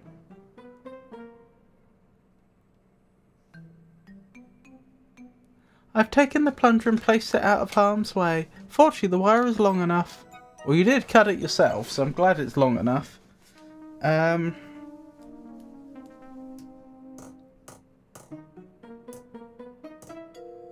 still thinking about the 20 questions. It's not an indictment that Avon was thinking of. What could it be? Considering what Nancy has in her pockets, I won't be surprised if Jack stuffed it in his pockets. What does she have in her pockets right now? I didn't think she had anything too ridiculous. Loop, newspaper, notes, map, glass, plate. Plate's the biggest yet. Trowel, hammer, duck, call, screwdriver, garnets, hat, rock samples, fingerprint kit, tape, fingerprints, mug, fingerprints, hair, key, another glass, a jar, a map, a box of flypaper, some more hair, a button, some specks of some sort of rock, a report and a will, a ruby, a train ticket stub, a telegraph message on tape, some papers that have had their contents revealed, a bullet. I don't know what that is. Blasting cap. Oh, I have more. A padlock, some wire cutters and some wire. I mean, yeah, like, these clearly aren't ordinary pockets, but they're not that ridiculous. Indictment is closer than all of your other guesses. Push plunger. Here goes nothing. That was a bit anticlimactic. Well, it was only one stick of dynamite after all. Yeah, one stick can only do so much. Did I do it wrong?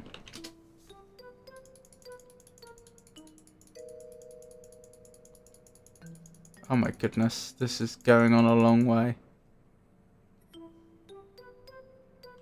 Oh, is there an opening there? It said blasted an opening. I'm not climbing through, am I? Enter mine. Alright, I can trip through this opening. That is so dumb. Nancy, this is really dangerous. Let's widen the hole some more so I can go into... Evan's in danger. There's no time to lose. You keep working on rubble and you follow when you can. Okay, Nancy, you're the boss. You be careful, you hear? I will, I promise. This is so dumb. It could so easily collapse again. So incredibly easily. Wait, before you go, it's going to be dark as night in there. Darker even. Take this lantern.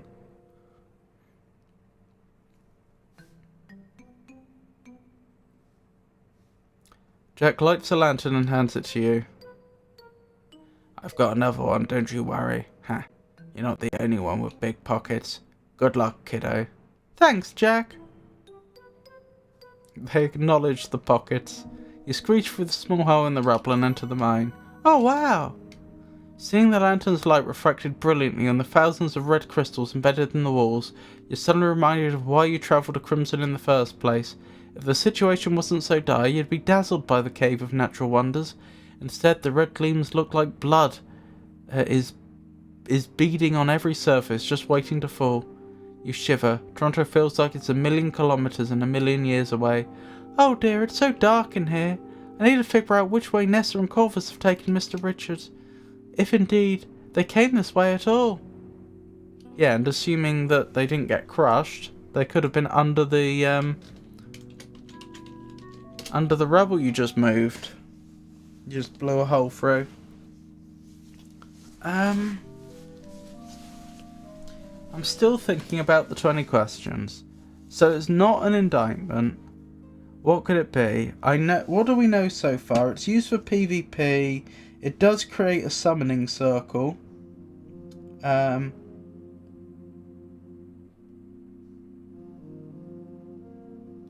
It's not a Firekeeper's soul. It's not an indictment. Avon made a point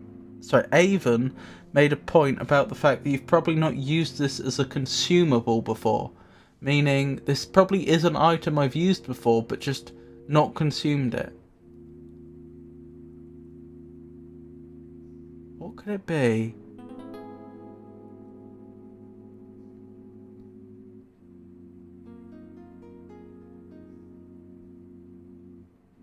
I may have to throw in the towel. For the second time tonight, of all things. But, I don't know. The only thing I can think is if it's for PvP specifically, that means other players can invade your world, right? So what I'm thinking is, could it be something where using it is clearly awful? Like it's some sort of desecration or something. You know, it represents something good and then you, by using it, desecrate it and then other players are allowed to attack you. That's the only thing I can think.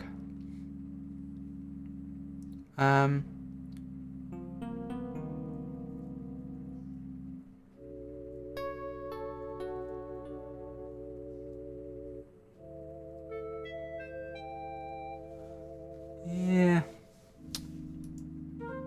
Oh, I like this animation.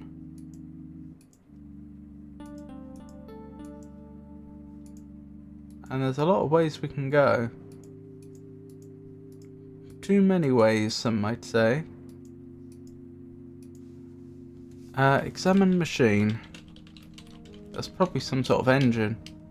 From what you can see in the lantern's light, the machine consists of a hopper, a pair of flywheels, and other bits you can't identify. This is like a jaw crusher. It would coarsely grind up the garnets, but more processing is required to grind them fine enough to be sold as an industrial abrasive. You also see discarded rocks of various shapes, sizes, and colours scattered on the floor under the machine.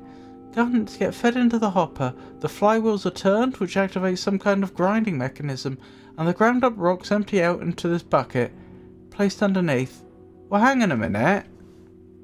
How is it going to grind up garnets? What is it actually made of that is strong enough to do that? Maybe it uses like rubies or sapphires inside or something.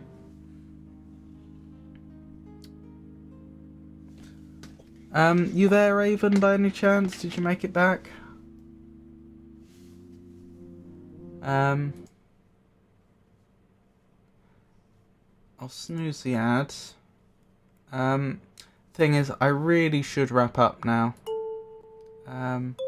Which is a shame, because I did want to know what the thing Avon thought of was. But the thing is, I know there's a fair amount of the game left, and it looks like the next section I'm going to have to draw a map. And I don't really want to start doing that tonight. I'd rather we start that next time. It's also past my usual stop streaming time. Who's streaming right now who we can... Ooh, that's a good idea. I think I know who will be raiding. Yes, I do. What was I thinking? Thank you to everyone that joined me tonight. I really appreciate it. I know I struggle with expressing emotions, but I really do appreciate it. Thank you so much to everyone that kept me company in chat, and thank you to everybody that lurked. You're the reason that I do this. Next stream will be on Monday, and it's a surprise. We'll be starting a new game. Wednesday will be more Bloodborne with the ever so wonderful Ava and the Raven, followed by The Simpsons Hit and Run. Friday will be, well, we won't be doing more Mission Nutrition because we finished it, but more of the Crimson Diamond, and I'll probably have to have something else prepared to start playing afterwards. And as for the following Monday, it's also a surprise because we'll be continuing whatever we started on the preceding Monday. I think we're going to raid the ever so lovely Holy Burb. Oh, has that done it? Well, that was fast. Well, thank you everyone.